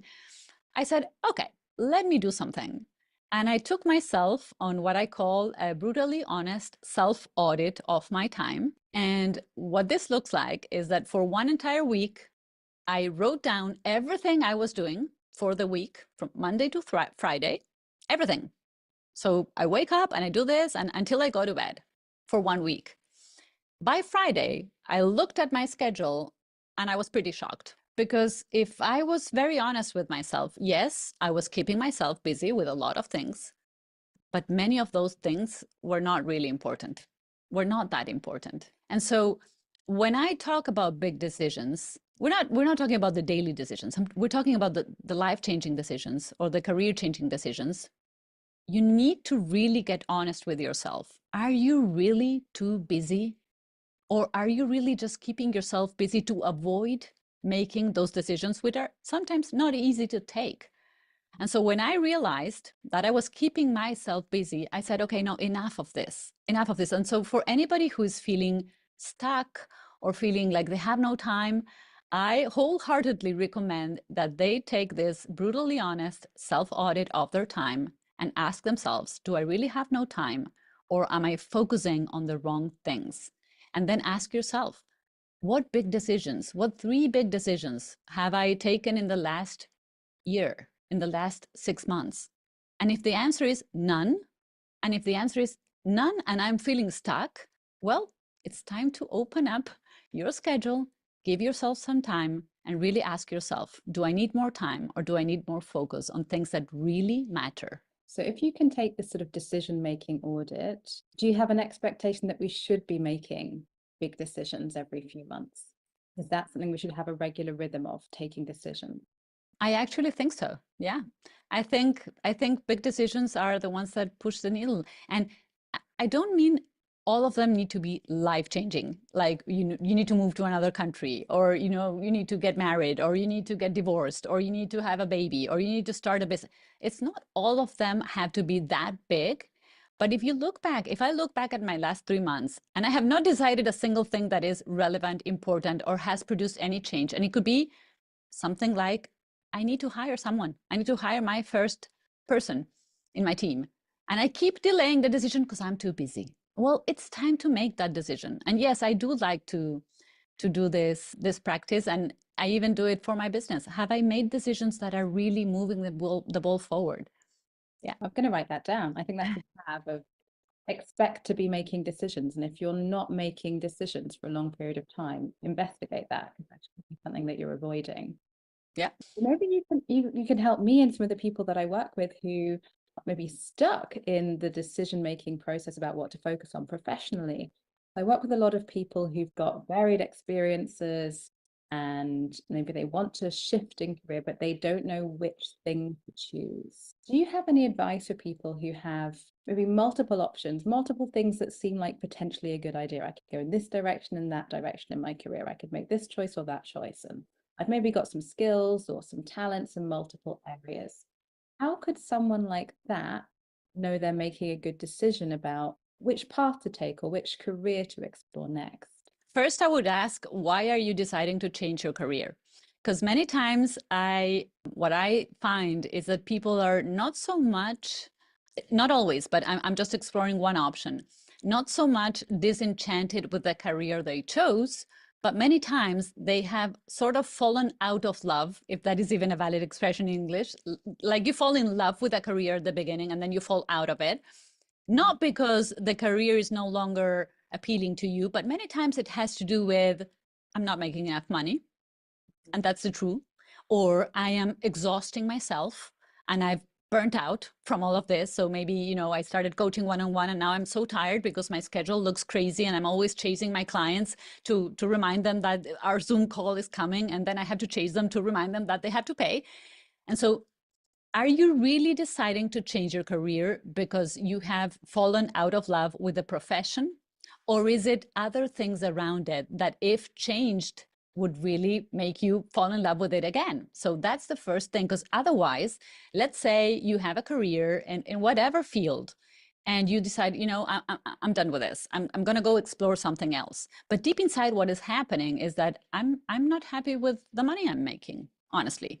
I'm not happy with the zero freedom I feel with this because I'm dedicating my life to this. You know what will happen? You will probably carry the same mindset to your new career, and you will end up repeating after the honeymoon phase of the shiny object syndrome of having the new thing. You might end up repeating the same mistake. You might end up exhausting yourself. You might end up not making enough money. So the first thing would be, are you truly looking for a change because you need something new because your career is not fulfilling, or do you need to solve other things first? Mm-hmm. The second thing is, if it truly is a change, you know, I'm like, no, I'm completely done with this, and I have these other options in my scope. I would say, okay, look at the things you have on your table and ask yourself, first off, what do my natural skills and talents most resonate with? Because we all have a set of skills and talents that can serve better certain professions.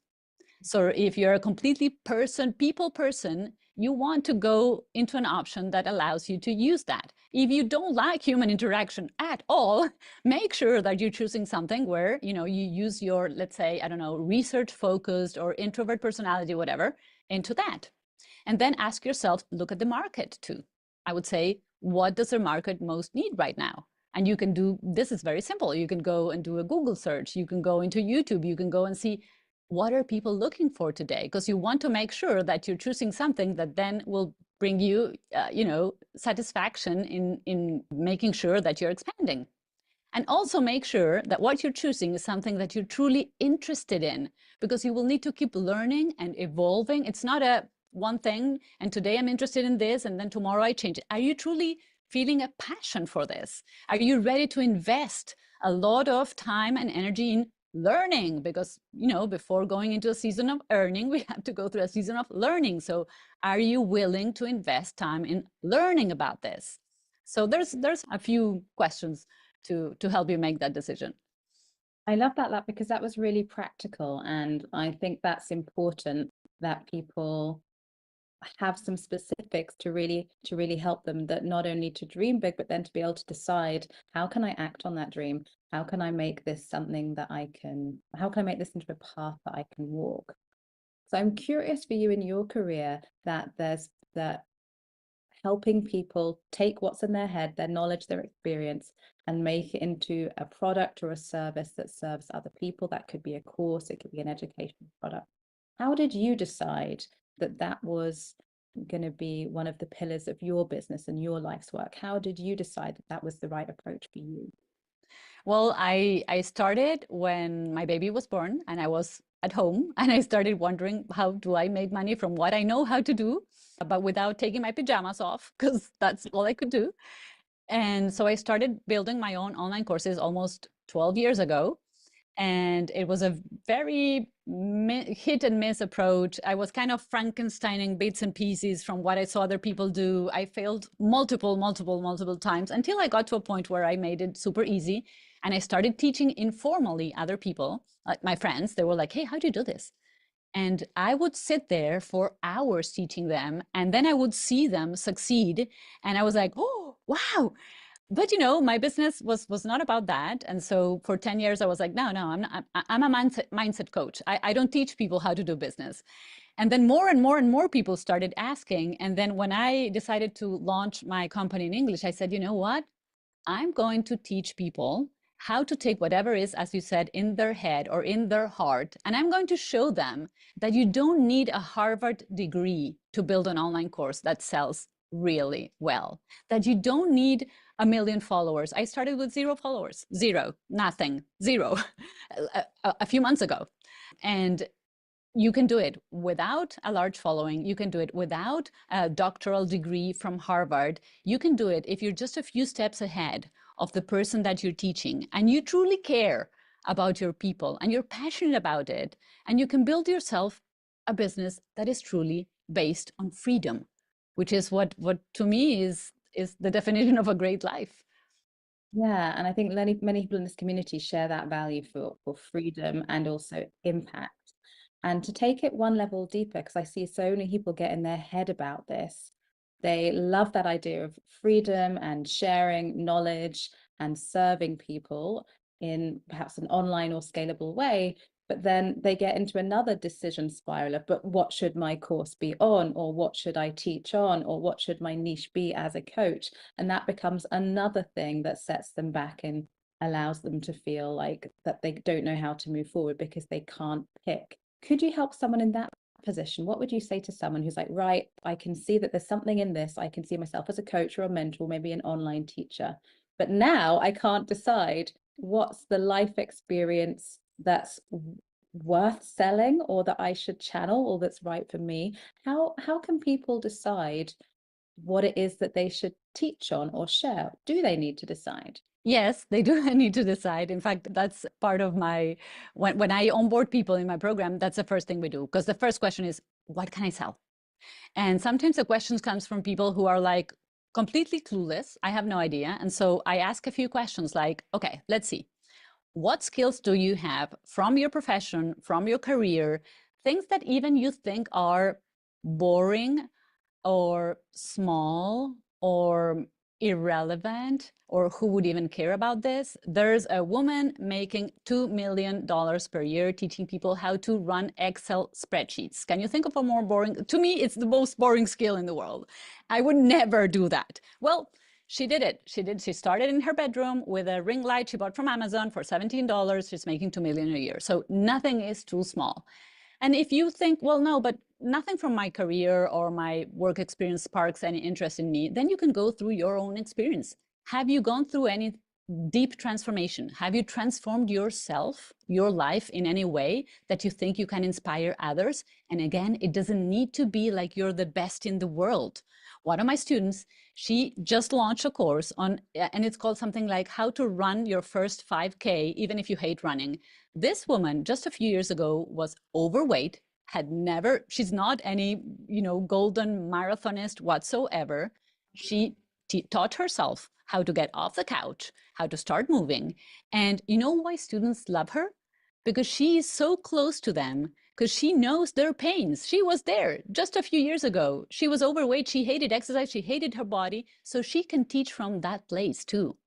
Many times you can ask yourself, have I gone through something really painful in my life? Maybe you've gone through divorce. Maybe you went broke and you had to reinvent yourself after that. And you have something that you can share with others that would change other people's lives. And it can be absolutely transforming. Maybe you can ask yourself, what is the most transformational thing that has happened? There's so many ways to decide. And my number one piece of advice is avoid going too broad. Avoid going, I'm going to teach a wellness course. In today's world, you need to be specialized. So I'd rather you focus on a specific client, a specific niche. Instead of going wellness course, think about, okay, I'm going to serve women. Out of the women, who would I best resonate with? I'm going to serve women who have just had a baby, they are in postpartum phase, and they would absolutely need or would love a personalized program based on nutrition and fitness after you had your first baby. That's much more effective than being, okay, I'm going to give a wellness course. And so that's how you start. There's many other ways, but just by asking yourself these questions and by knowing that you don't have to be a best-selling author, because sometimes people see, you need to be a best-selling author and have all these accolades. You don't. Some of the most successful people selling courses today do not have any of that. I love those questions. And what if someone's in this position where they have experience or things that maybe seem monetizable, but they're not passionate about those things anymore? Or they say, hey, that was my old life and I kind of need to draw a line under that. What about someone like that? They know that they have the potential to share knowledge, but the knowledge that they have, or the knowledge that they think they have, is not what they want to talk about publicly. What could they do? Great question, Chiara. My answer would be a big fat no, don't do it. Do not go into trying to sell something that you're not passionate about. You know why? Because in essence, selling is transferring your belief onto someone else. If you do not believe in what you're selling because you no longer love it, you're not passionate about it, you're not going to be learning anything new about it, you're just going to do it to get money in the bank, it's not going to work, simply because on an energetic level, you're not going to be able to transfer your belief onto other people. And that is, bottom line, what selling is all about. And so find something that you're truly passionate, interested about. Again, you don't have to be a Harvard graduate, but you do have to feel passion for it, yes. And I think that's really helpful because we have this kind of balance between practical and the inspirational. And you do have to be able to talk about it, but if you don't enjoy talking about it, how are you going to inspire or share your message? No, it's never going to work. People are going to feel it, right? Yeah, absolutely. So how would you help people who maybe are in the space, they have something they want to share, but maybe they feel a little bit icky around selling? They've decided what it is that they want to share with the world, and they've got something that they know is of value, but then they've got well, I've got this knowledge, I could just give it away for free. How can I justify selling, or how can I do this in a way that feels in integrity with the service I want to be in the world? Absolutely. I have an answer for that because I have been there. And the thing that served me the most was replacing the word selling by serving. And this is not just a change in words, it's a change in mindset. When you truly think about how can I serve my audience, there's certain things that you have to do. So the first thing you need to do is to understand who you are selling to, who you are serving. And by meaning understanding who you're serving, it's not about knowing their age and their zip code and whether they are male or female. No, it's going deep. It's really understanding what troubles this person, what keeps him or her awake at night, what makes them fight with their spouse over, what are their hidden dreams and aspirations, the things that they don't even dare to talk to other people about. What are they ashamed about? Why do they feel small regarding this issue? What would they really love for the love to look like? So when you take a deep dive into truly understanding your client, then what you do is find, okay, out of everything that is going on with them, what is their main problem that I could solve? People don't buy courses because they want more information. They buy transformation. They buy solutions to problems. When you take the time to truly understand what their problem is, and you take the time to craft a solution, a real effective solution to that problem, you know what happens? You become so convinced, so passionate that you have something that will truly serve them, that selling becomes serving in a really, really deep way. And you truly want to serve more people because you feel like even the responsibility of delivering the solution you have onto more and more and more people. And so you stop pushing and feeling like, oh, this is so uncomfortable, I'd rather give it away. And by giving it away, I'm just showing all my money wounds and how I feel like this thing is not really effective or not really helping anyone. When you fall in love with what you're doing and you follow the steps that I said, selling becomes so easy. It's something that it comes out of your pores. My friends always joke with me because I have to bite my tongue when I'm in a social meeting and I meet people to not ask them, why are you not transforming what you know into an online course? And I just keep going because I'm in love with it. I mean, I am in love with it. It has completely transformed my life and the lives of so many people. When you get into that state of falling in love with your client, falling in love with their problem, and falling in love with the solution that you bring forward, selling is no longer selling, it's serving. I'm just taking a moment to take that in because I love what you've said there about whether it's deciding how you're going to reinvent yourself, or indeed how you can sell in a way that feels in integrity with your values, the message I'm hearing loud and clear is take the time to understand, whether it's understanding yourself, understanding your client, understanding why you're feeling a certain way, and that taking the time to understand, for me, that is an expression of love towards ourselves. Yes. So think about how I'm just going to draw some of these things to a conclusion. This idea of taking time to understand what's something you wish more people understood, and if they understood it, their lives would be better for it. Oh, so many things. I'm thinking about myself and all the things that I constantly need to keep reminding myself and keep understanding. One of the things that I keep reminding myself and even my children is that you don't have to wait till you feel motivated to do something. I had been a motivational coach for so many years, and I think people get motivation wrong. We feel that we have a motivational problem if we don't feel like doing things every single day. Now, motivation doesn't work that way. Now, when you are feeling like, if every single day you are feeling, hey, I don't feel like doing anything today, then it is time to go for a big dream. Then it is time to move out of your comfort zone. It is time to find that inner source of, power. But if you have decided, let's say you are going on to a new dream, and you wake up one day and you're like, hey, I really don't feel like rolling out of bed today. It's really cozy inside, and it's so, I don't know, cold and dark outside, and I don't feel like going through those calls. You don't have to feel like going through those calls. For those of you having children, do you ever tell your children it's time to take a shower and they gracefully proceed to do so? It never happened to me. They never feel like doing things even though they know they have to do them. And what do we do as parents? Do we say, oh, honey, you don't feel like taking a shower today or tomorrow? Let's just wait until you feel ready to. No, we tell them, it's fine. You don't feel like it. You have to do it anyway. When we are committed to a dream and we start feeling, because it will happen. It will happen. There will be times where you won't feel every day high and hyper. It's okay. It's okay. Just know that as adults, we probably don't have mom and dad to come and tell us, hey, it's time to stop screen time. We're having chicken and broccoli for dinner today. And yeah, go and take a shower because you stink. We don't have people doing that for us. So we need to do it ourselves. But when we have truly a dream that is motivational, and we tie that dream to a new identity, and we start, for example, when people tell me, are you so driven by revenue and money that, and I'm like, no. You know what really drives me? I mean, I love making business and I love helping people make money, but you know what truly drives me?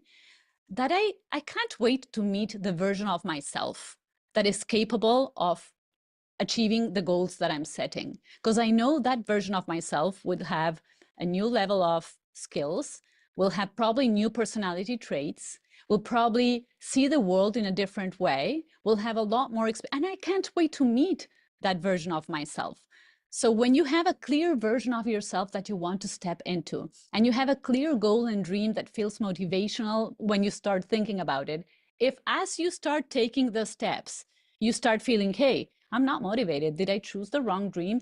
No, it's okay to not feel motivated all the time. Thank you for sharing that. I think it's so refreshing to hear someone who, in my understanding of what you said, is committed to herself, committed to her dream and her vision and what's possible for her.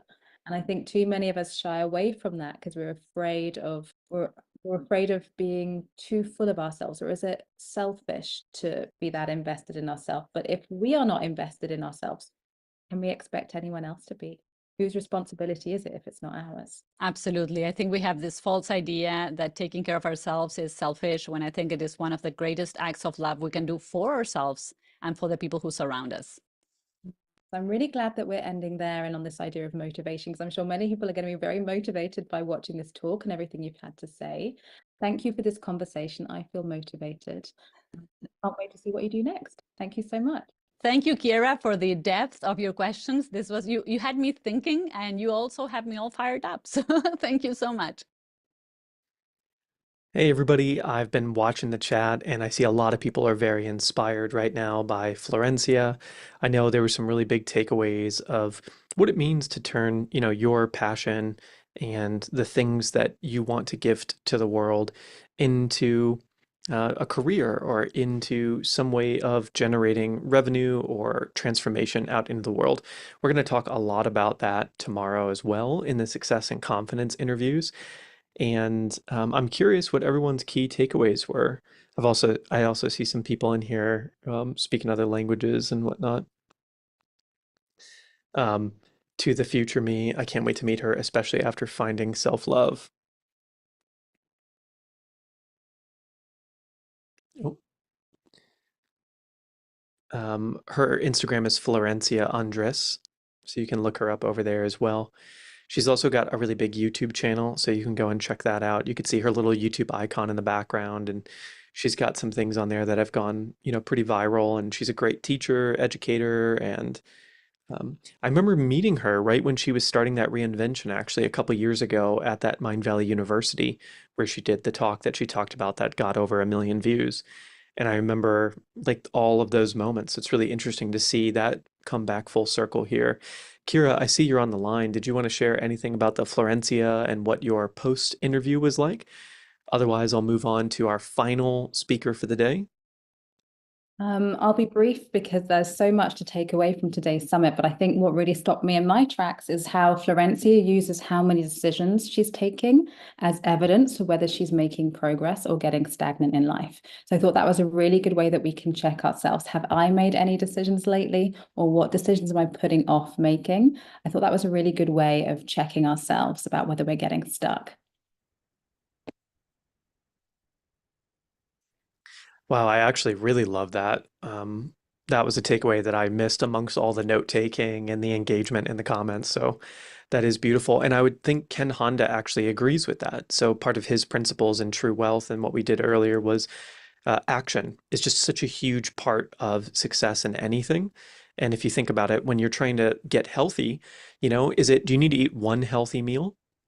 Or do you need to go for like one walk or get sunlight one time? It's hundreds of times. It's a lot of consistency. And so by just doing things, and I know Kira, you and I could talk about this endlessly because that's all this work is just endless action and decision making. And that's when you're going in the right direction. So we're going to move on to our last speaker of the day, which is one of my favorite speakers of all time. So the way that I talk about Marisa and how she's really transformed my life, I would say this next speaker has had an equally transformational impact on me with some really wild circumstances over the years. This is going to be Jeffrey Allen coming in. And without giving you too much context to it all, I'm just going to let the video roll and let you experience the awesomeness that is Jeffrey Allen. I met him way, way back in the day. I want to say in San Diego, California, when he was at another Mind Valley event. And ever since, I've tried to stay in touch to the best of my ability because he's just a wonderful human being that I'm excited for you to meet and love.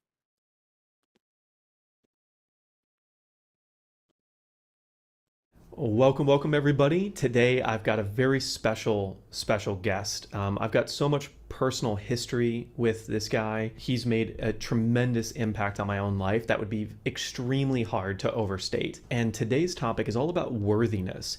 And I've heard so many different definitions of worthiness and best practices and principles from around the world. In the world of business, worthiness is you won't rise to the level of your dreams, you'll fall to the level of your standards and expectations. In the world of personal development, it's you are enough, you've always been enough, you'll always be enough, you were born enough. You just have to repeat that, you have to embody that, you've got to work through that and all the things that might be blocking you. But today, I really wanted to explore this topic of, is worthiness something that we should be using, or what is the value of using this whole idea and principle in our lives? Or is there something different? Or today I want to really explore this topic with all of you and with our guest to see what are some other avenues and what are some stories we can use to help everyone understand their next steps on the journey of worthiness. And maybe this is an interview you can come back to again and again to continuously explore that within yourself. So a little more context around our guest today. I met him all the way back in 2017. And I remember the moment that we met was outside in like a random garden party. And I had heard about this guy before, but I had never interacted with him. But immediately when I saw him in the crowd, I went, oh, the curly haired guy that everyone talks about that they say is magical. And I think from even hearing his stories, I could get an idea of what he was going to feel like and how amazing he was going to be. But then over the years, spending some time with him in Tokyo, spending some time with him in Sedona, having him help me through various really interesting energetic and spiritual crises over the years. I have this joke amongst my friends that Jeffrey's always listening. So anywhere that I am, he's always here. And the guest today is Jeffrey Allen. He has been known as many things over the years: an energy healer, a spiritual teacher. He was a mechanical engineer, became energy healer in Sedona, Arizona, slash really good rock climber. And as you can see here, really good at filming and an amazing storyteller and teacher. He really does this incredible job that you'll notice today of bridging factual, practical reality with spiritual and what some people would consider woo-woo, but he does it in such a way that it doesn't feel very woo-woo. And so I wanted to invite his perspective on this topic today because I think we're going to find some golden nuggets throughout this interview. So let's get going. Jeffrey, can you talk to me about worthiness and that idea and what other splinter ideas off of that you may use personally? Sure. Yeah, thanks, Skip. What a fun introduction, and really good to see you again and to connect with everybody that's here at the summit here. And yeah, worthiness, it's really interesting. As you were talking about that, what comes to mind for me is the kind of the big picture. So when we talk about worthiness, is it something that you're thinking of, I have value for other people? Like from an external perspective, people are looking at me and deciding that I'm valuable in some way, or it could be anything. It could be that I look good, I speak well, I provide, I help people, whatever it is. Or is worthiness something that's an internal perspective? So coming from inside where I feel like I'm adding value to the world. I feel like I'm doing the best I can, and I'm enjoying when that helps people. And I'm also enjoying when I notice, oh, that was kind of a mistake, or I could do that better next time. Like I'm enjoying and loving all of it. Because, and the reason I bring it up is for me, you could probably hear it already, the internal part is the measure that I use. So if I'm feeling good about myself, if I'm enjoying the way I'm interacting with the world, if I'm helping people, then I'm inherently expressing my value. If I start to think about how do other people look at me or how do other people perceive me, that, for me and probably all of you too, that can kind of get me going in like a little spiral, right? Like I mentioned to you, Skip, earlier, I was looking at my website. It's, I'm thinking, oh, it's a little out of date. I want to update things. And when I look from the outside at that perspective, it's really easy to say, oh, I can think of 20 things that I could improve or that I should have done years ago. And I get emails all the time from marketing people telling me all the mistakes. Would you like me to tell you 10 mistakes you made on your website? and I'm like, no, thanks. That's okay. I can pass on that. Because that external perspective, while valuable, it sort of misses the point.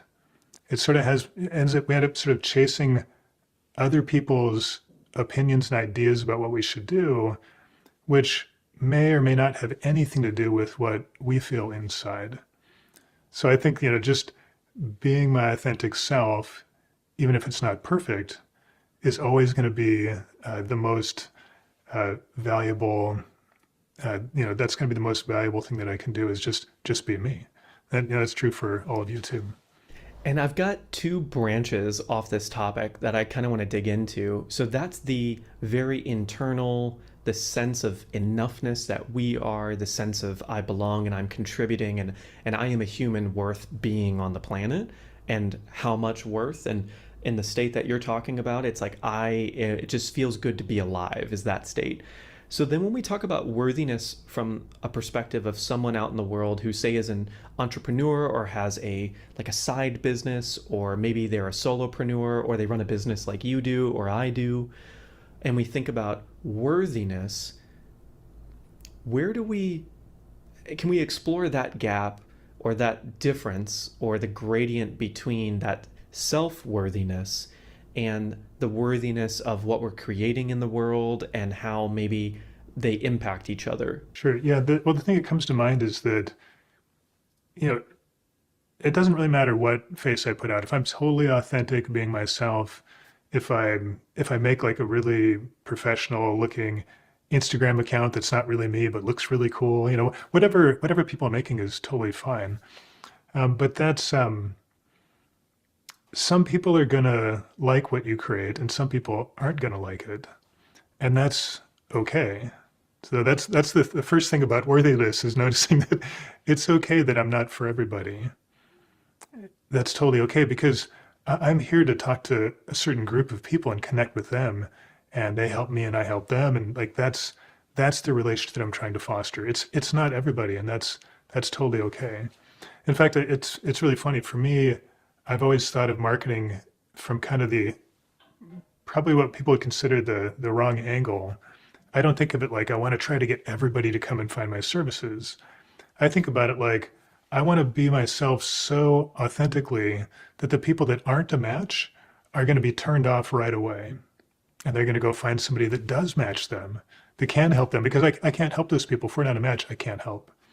And so I don't want those people to spend their time watching my stuff. I don't want them to buy my products and then find out they need a refund. You know, I want those people to go find, you know, their tribe, the person they connect with. And it's quite different than trying to make something that everybody will like. And probably it comes back to this worthiness that I don't have any question of if I'm worthy or if I have value, because I love me. Like I really enjoy my my practice. I really enjoy when I make mistakes. I love my relationship with my wife. You saw me, you know, like like I'm really enjoying this life and enjoying being me. And so the question of worthiness doesn't really come up. Yeah. Unless I start looking at myself from the outside. If I start looking at myself from the outside, then it's really easy to see, oh, here's some things that need to be fixed. But if I don't do that, if I just be myself naturally, then things flow really nicely.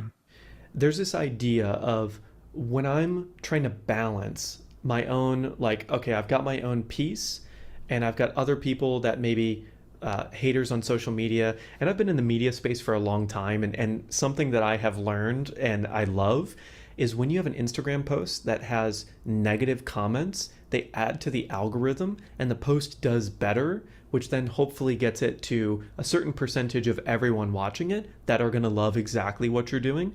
So I sort of encourage polarization sometimes when it comes to content, when it comes to a business, because every now and then, like let's say on the farthest end of the spectrum, someone goes to the Spirit Mind website and they say, wow, this is so woo-woo, and they send it to like two friends to say, look how woo-woo this is. But one of those people is actually kind of into it. And they're like, I kind of resonate with this. I feel they won't maybe tell their friend that. But in that way, being authentically you or speaking directly to the people that you want to help is going to find those people one way or another, even if it's through someone being polarized by the content. But when you're creating big things like this in the world that you want to resonate with other people, there's this, how do you decide what to work on? How do you decide what big goal? Because I know you worked on that project for 5 years and your wife has been working on it for her whole lifetime. How do you decide what to work on and how much energy to give to that? And also, how do you balance this like beautiful life you're describing with yourself with building something like that? Yeah, for me, like if you look back at my business history, probably most people would say, don't do all the things that I did and definitely do these other things.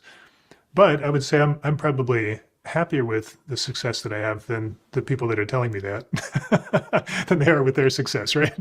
So, and I say it just to, if you're listening to this, don't listen to everybody's advice, right? So the first thing you got to do is like tune in and find out, what do you actually want to do?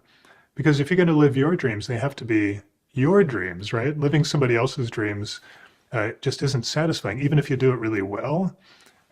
Ultimately, what you probably loved about the person that you're emulating is you love that they were being themselves, And so if you're trying to be like them, you're not being like them, right? You need to be like them, you need to be you, right? Just like they are. And so projects are the same way for me. So like with the Spirit Mind program, the reason I started on that was I'm always kind of looking at the bigger context of what's the biggest impact or help I can have on the planet right now. So we're going through kind of a interesting and sometimes challenging transition on the planet. Our consciousness is really changing in a way that's causing us to be pretty confused in kind of a strange state right now. Like a lot of people have been experiencing like lack of motivation or lack of passion, or the things that I wanted to do or that I loved doing before aren't really that satisfying anymore. Or I was so excited about my social media and now I don't really care that much. Like, is there something wrong with me? Or I was just so good at business and now I'm just kind of taking the easy road. Is that okay? And so the energy is shifting such that our natural desires are pushing us more toward an internal happiness and less of the outside focus. But as it happens, it's really confusing. It can feel like we're taking steps backwards. So for me, what I try to do is I don't pay so much attention to those kind of ups and downs. What I look at is right now, what's the biggest thing I can do to help? And with the Spirit Mind program in particular, it's like, okay, I've already done a lot of work getting energy work out to the masses, if you will. Like you said, Skip, it's I took something that's can look very woo-woo, but somehow this is the feedback I get from a lot of people. They say, I'm not really into energy work. I always thought it was just this kind of crazy stuff. But then I heard you talking about it and it seemed kind of natural. It's like you were just talking about going to the store and buying groceries or something. It just seemed like a normal part of life. And that kind of resonated with me. I was like, well, yeah, because for me, it is a normal part of life. And so just being authentic like that, connected and resonated. So I'd already done that. I already got energy work out to a lot of people, and that's Mind Valley is so good at building things and promoting them and having them grow. So I trust that that's going to continue to build. But when I looked at what else is there? What's the biggest problem that we have on the planet, and how can I help? The answer, I was kind of surprised. The answers actually came from watching my wife Hisami rather than watching myself. I looked at her and I saw that she's able to move through life in a very graceful, present way. She has all the things that consciousness-wise that I've been trying to get to, but she's not using all the tools or doing all the things that I thought I had to do to get there. So I was like, I think there's a shortcut here. I think there's a shorter way, like a direct road, consciousness-wise, to get to that state of feeling fulfilled. And it goes back to what we started at the beginning. It has to do with fulfillment from the inside rather than fulfillment from the outside. And when I saw that, I was like, okay, this is kind of unique. This is something I haven't seen before. It's a next step for me. I want to lean into that project. So I chose it from that perspective. What's the biggest help I can have on the planet, rather than how can I make the most money? Because that's probably an easier thing to do, but that's not so interesting to me. Like I like money too, but I want to make the biggest impact while I'm here. I'm just here in this life right now. There's a big opportunity to change. How can I help us make that in a graceful, smooth way, more than in sort of a not so graceful, chaotic, somewhat getting injured kind of way. I've got like a separate question I want to go to, but I feel like you had a cliffhanger there and I've got to go back to it, which is what was the shortcut? If you could give us just a summary of what is the shortcut that you were discovering and watching Hisami. Sure. Yeah. It actually took a long time to discover because Hisami and we're not native speakers of the same language. Hisami's a Japanese speaker. I'm an English speaker. We dabble in the other language, but neither of us are anywhere close to fluent. And so what I learned from Hisami was through taking her classes with an interpreter. So I could actually, listen to my wife, hear her teaching and her seminars. And over the years, it came down to something really simple. It came down to realizing that we each have two minds inside. So we have the mind that we're used to that's kind of operating in the material world, thinking about things, planning, creating, assessing things, that's really an expert in this realm. And that mind, which we call material mind in our programs, is what pretty much all teaching and classes that you take on almost anything, even spirituality, are all based on that mind, because that's just what we're used to using.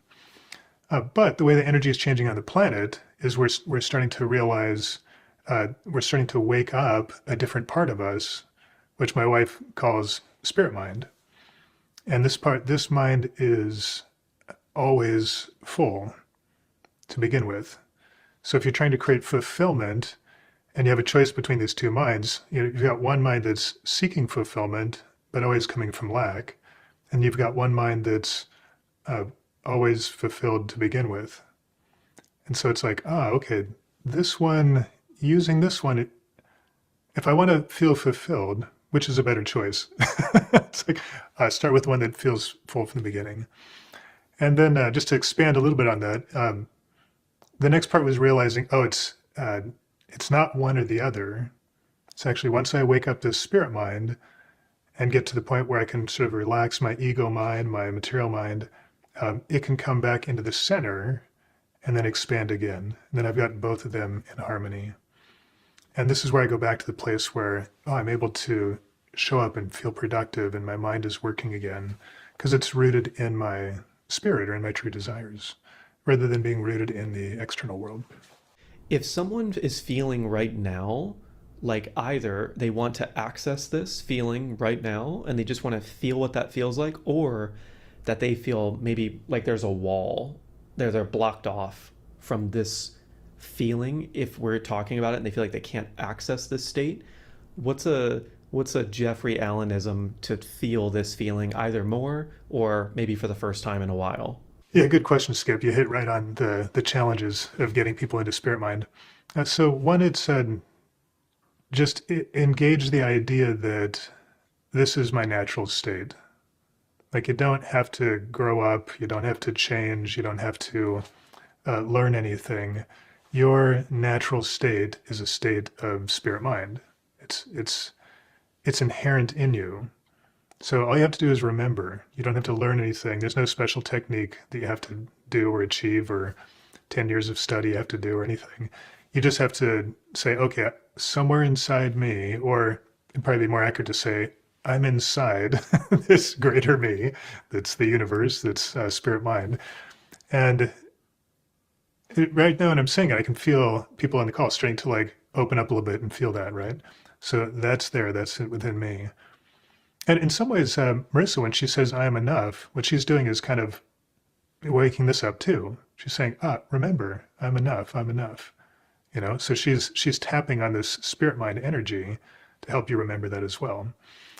And then if you're feeling like you can't get there, it's always the same reason. It's because we're all so attached to our brilliant thinking mind that assesses things as good or bad, as right or wrong, and plans things and has ideas and goals and dreams. Like, this is what we've been trained to invest all of our time and energy in, and that this is ramping this up and being more brilliant is how we're going to get to success. And that was true up until probably 40, 50 years ago, right? And then it started changing. And now, especially in this time and then moving forward, that's becoming less and less true. So putting all your energy into what worked before is starting to work less and less and less. And this, so you have to learn to basically to let this quiet down enough that you can sort of slip inside of spirit mind. And then you'll find, they actually work beautifully together. But when your mind is out here and you're not rooted in spirit mind, you're sort of just rooted in your own fantasies and ideas, or other people's fantasies and ideas. Yeah, it's a little deep here, Skip. I'm not sure if if you're catching here, but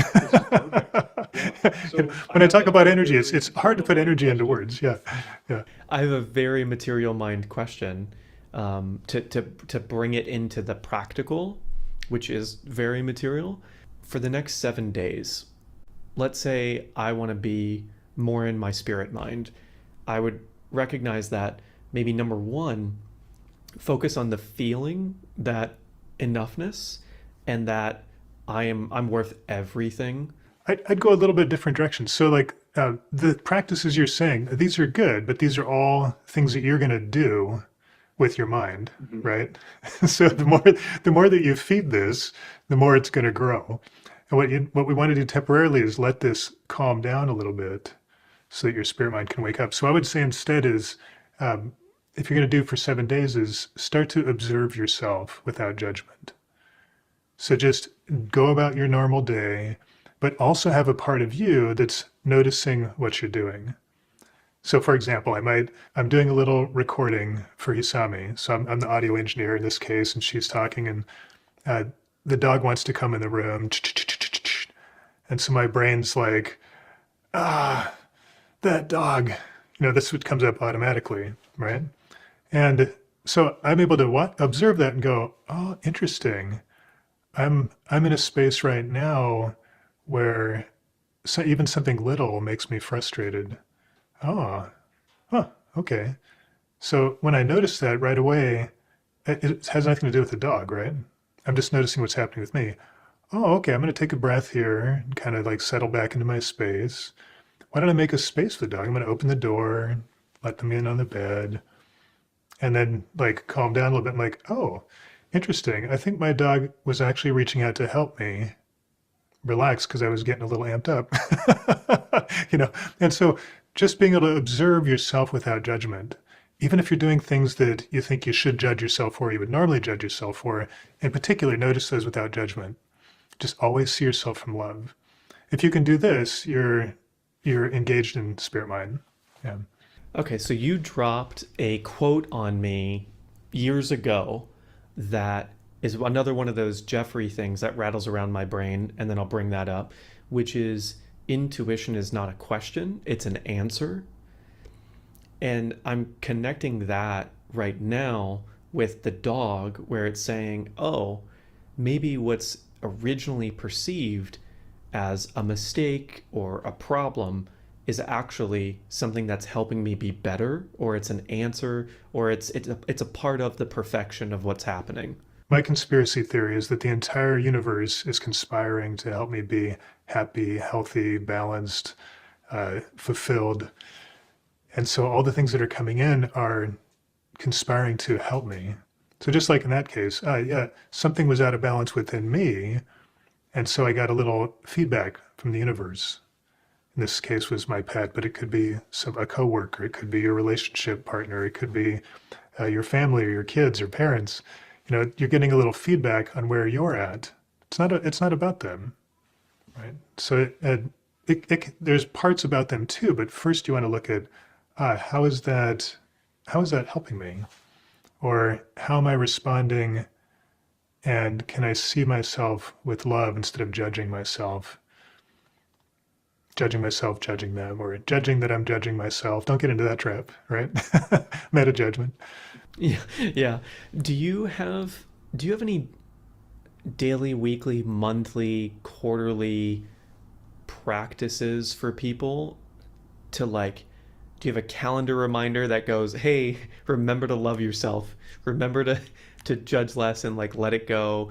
Because I feel like the material mind will get so caught up in life after hearing this that people might get back, and I might get back into thinking about these and forgetting this conversation and this feeling of this conversation. I've tried that before. Like I've tried to put like a reminder in the phone that says relax, smile, meditate, things like this. It's I think the act of putting it in the phone probably helps, but then once it's in the phone, it doesn't matter if it ever goes off. It doesn't seem to within a day or two, it's just another notification that you ignore, right? So but the act of saying, oh, I'm going to lean into a future where I'm smiling more, where I'm relaxing more, where I'm enjoying myself, where I'm coming from love more, that's definitely worth doing. So let's go forward in this chain of thoughts. Now that we know this, now that I'm going to assume everyone is embodying this forever, they have this deep worthiness, they're always going to be perfect, They're going to remember this, and this interview changes their life. We go forward maybe 4 weeks or a month, 2 months, and I'll just say me, right? Okay, so I run this big business, and now that I feel worthy, I'm only ever going to see massive growth and success and achieve every dream I could possibly imagine, right? Right? You know the answer there, Skip, right? This is set up. Yeah, a lot of times we think that this is what we want to happen. We want to perfect ourselves in a way, or grow in a way that life is going to be beautiful in every moment forever. Beautiful from the perspective of what we want to happen, not beautiful from the perspective of how we're living through what is happening, right? And that's a big distinction. If you have a concept of how things have to be, it's not always going to work out that way. Like, life has its ups and downs. Our health goes up and down. Our friendships flourish and end. Relationships come and go. Money comes and goes. Like, everything is in motion, as it should be. Like, that's the beauty of life. And so the trick to spirit mind isn't about feeling that you're on top of every game all the time. It's that you're in the moment and you're present. And it doesn't matter what's happening, what challenge is there. Like, everything is giving you this feedback of like, here's how I'm experiencing this. Here's where my rough edges are and I can smooth them out. Here's another chance to enjoy something, even if it's not a pleasant thing. It's really hard to put into words, but it's everybody's kind of trained to chase something that's not there, which is that the material world, that your body, all these objects around us are going to come into some sort of permanent harmony where there's never any problems. Like, that's not going to happen. sorry to break it to all of you, but that's not going to happen. So but it's okay because regardless of what's happening in your life, you can still see it from love and see yourself from love and still be fulfilled, even if you don't have every single thing that you imagine you need to be fulfilled, because it doesn't have anything to do with all those things. It just has to do with what's happening internally, right? There's a quote, it's not even honestly a quote, but there is an idea that the last time that you and I spoke, I was in Mount Shasta, probably nearly in the fetal position, in so much emotional pain. And after we talked, I came up with this mantra for myself that I believe may help a lot of people. And I've got to give you credit because you didn't give it to me, but it came from you, from our conversation. And the mantra was surrender, allow, enjoy, in that order. So it was like anytime these really tough emotions or thoughts were coming up, I said, okay, step one, just surrender it. Step two, just allow it to exist. And step three, enjoy that tough thing and just realize that's part of my journey. Yeah. Oh, that's beautiful, Skip. Those are really nice. It reminds me of when you say those three words, I think of a river flowing, right? And I love outdoor adventures. That's just part of me. I've always been kind of an adrenaline junkie and loved the outdoors. So if I'm in a raft going down the river, and the river's going to change over time. Sometimes it's going to be really kind of boring and smooth. Sometimes it's going to be class 5 rapids. And I love all those things. Like, I love the excitement of the challenge. I love it when it's really peaceful and I can relax. When the river dries up and I'm just sitting there with nothing to do, like, all these things can be very beautiful if you're able to be present in the moment. But if you have an idea like, I need to always be in class 5 rapids or I'm a failure, that's going to be very difficult. But if you can adapt to sort of whatever situation you're in the moment and really love it, then everything's beautiful, everything's fun. Yeah. Ooh, I just feel like I got called out so hard there in the best way possible. I'm definitely one of those people that my material mind likes to get into that zone of, if it's not intense, I can't be there. And so I love that. I love that. So you said this thing earlier that I want to go back to, which is the question that you ask yourself for determining your season of life, your next phase, what you want to work on was, how can I help the world the most with whatever skills I have available? I want to ask, number one, how do we think about, feel into what our question might be when it comes to that North Star of setting our goals for life? I remember I don't remember if it was in conversation with you or if it was in one of our interviews prior, where you said that Hisami always says the goal of life is to create happy memories, and that's it.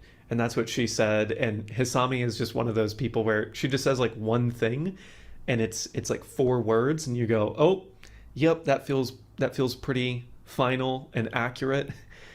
I wonder, number one, how do you go about that? And number two, if there's some context there, I know you love the outdoors. I know you were a mechanical engineer. I know you were an energy healer, a software engineer. So you could have done all of these other things. And maybe if we think about this spirit mind idea of, of course you didn't need to do anything different at any point in time to contribute more to the world. I think just being a person who has that like connection to that worthiness is probably all you ever need to do. And if you're not doing it, it's probably great too, right?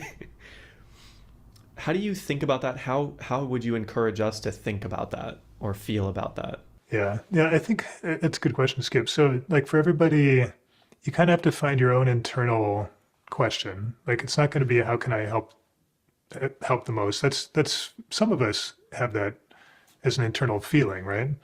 Mine actually came from I was meditating when I first found that the ability to be able to communicate with spirit guides. After getting through kind of like the mundane things of asking them like, hey, am I going to get a raise this year? Am I going to find a girlfriend? Like the things that we would, that we would ask if we had, this guidance that we could tune into. I asked all those things. And eventually things got deeper, past mundane. And at some point I was like, why am I here? Like, what's up? Why am I here in this life? And the answer was really simple. This is from my guides, but you're right. Hisami always gives these really simple answers too. But my guide said, you're here to be of service. And I was like, wow, that concept had never crossed my mind. And I was actually a little bit embarrassed because I thought, oh, service. I thought that was something that somebody gave me. Like I went to a restaurant and there was like a server helping, or I went to the gas station and there was somebody, a service attendant. It never occurred to me that I was here to be of service. And like something really woke up in me. I was like, whoa, I didn't know I was so self-centered. Because I'm a good person. I love myself. But I realized in that moment, wow, the fact that it never occurred to me that I'm here to be of service to others was kind of shocking and eye-opening, right? And from that time, for me, that was always the thing to tune into. How can I be of service? And really interesting from a business perspective, when people talk about making money and creating a strong business, there's a lot of different ways to look at it. But what I realized is if I just focus on this, like how can I be of service, then money will flow back to me. Like money is sort of the return on investment of helping people. I'm providing something valuable, and then so money's coming back to me.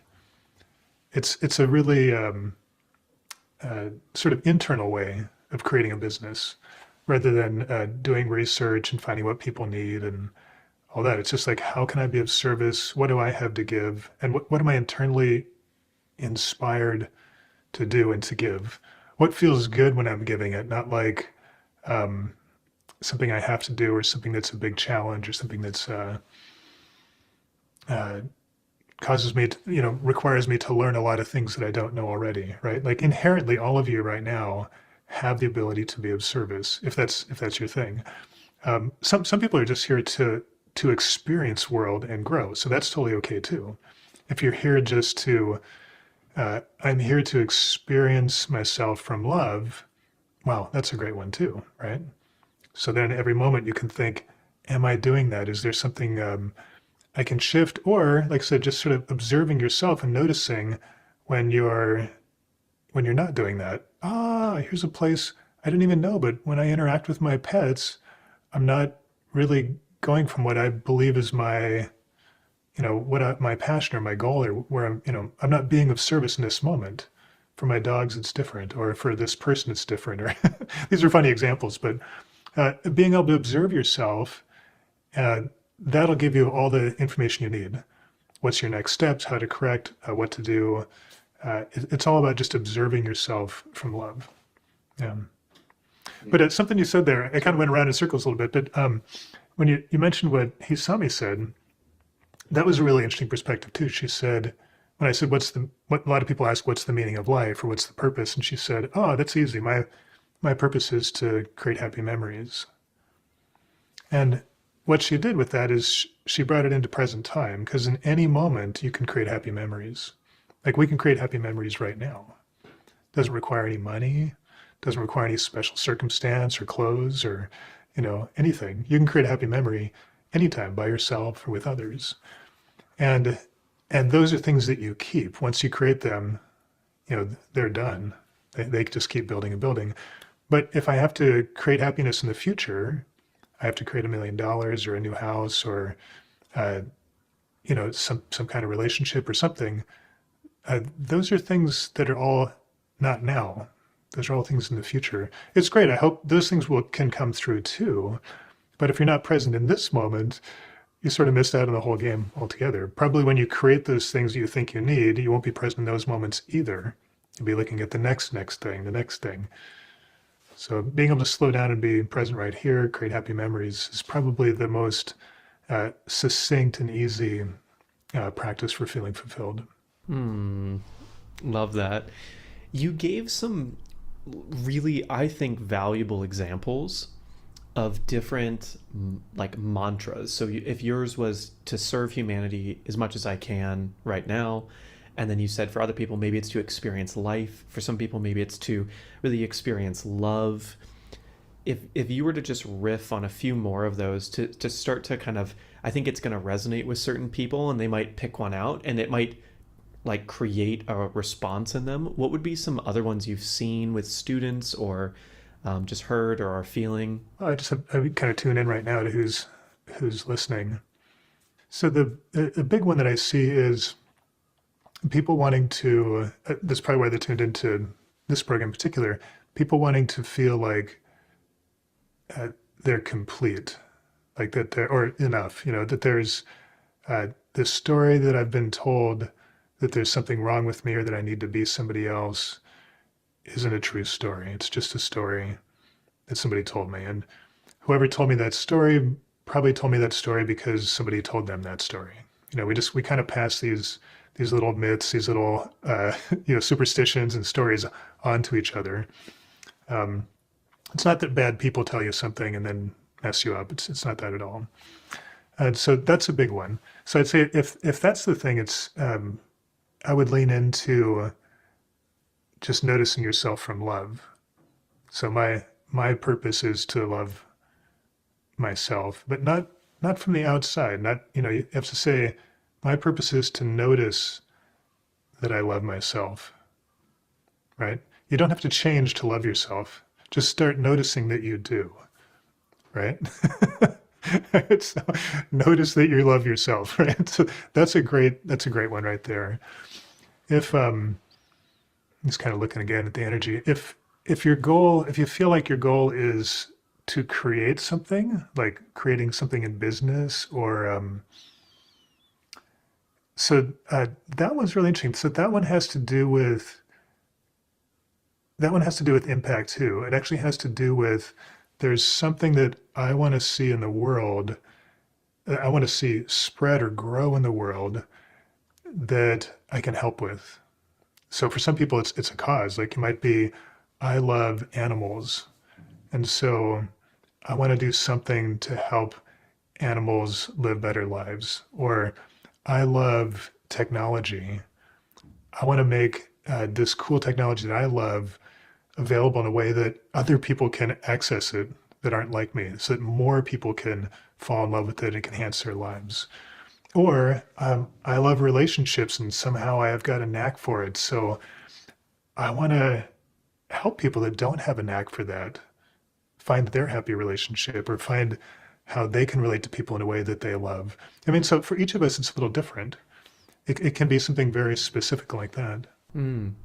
And I love this thing that you just did that I want to point out, which is you found a very particular thing and then you sort of investigated how to zoom it out and how to make it bring it to that very spirit level of what it really is. Um, you know, like I might cut this out of the interview, but there's some personal context that I wonder what your reflections are on that I think some people might relate to. I've had this very consistent pattern of I'll do something that people might consider big or important, and as it's sort of happening, I'm just sort of enjoying what's happening, and then I want to go and like take a break, and I'm in that place of, I say that fulfillment is the harmony between peace and pursuit. And so I like seasons of peace and I like seasons of pursuit, but it seems like every time I go into peace, pursuit comes after me and goes, I've got your next job. I've got your next mission, if you will. And then it's this very strong feeling that, and I know the feeling because it's the same feeling every time, where it's sort of an assignment, I feel like. And we're in one right now with RTT and bringing all these things to life in a way that I can and I can help with. And so my mantra has always been, I want to live a beautiful life. And a part of me living that beautiful life is helping other people find that beautiful life for themselves. And that can be doing things or it can be not doing things.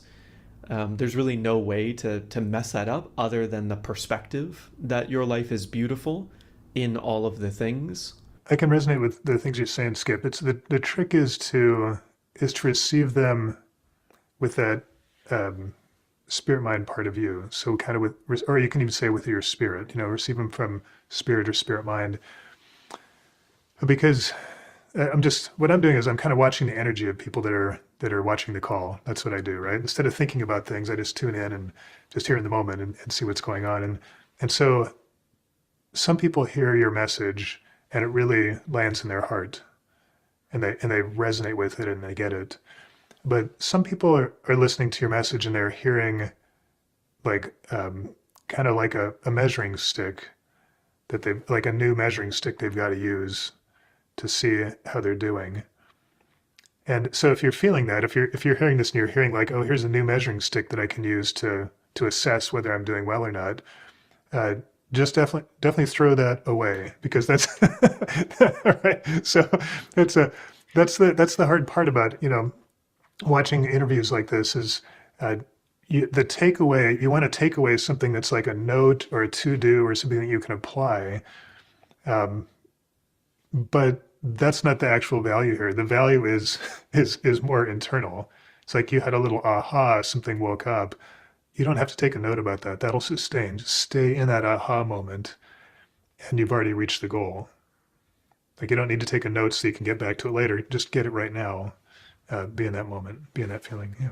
If and when, and I believe that everyone here is going to experience times where the material mind is racing, is there any practice, and I can share one you've taught me before, that I actually use? It's probably like the fourth time I think I've said something about Jeffrey has taught me this in the past, and I still use it to this day. So take that as a grain of salt that you will remember certain things because of the way he teaches it. But one thing you've taught me, and I'm curious if there's others like this, and you taught me this with your rock climbing story, but it's to literally as gently as I can wiggle my fingers together and just focus on feeling my skin.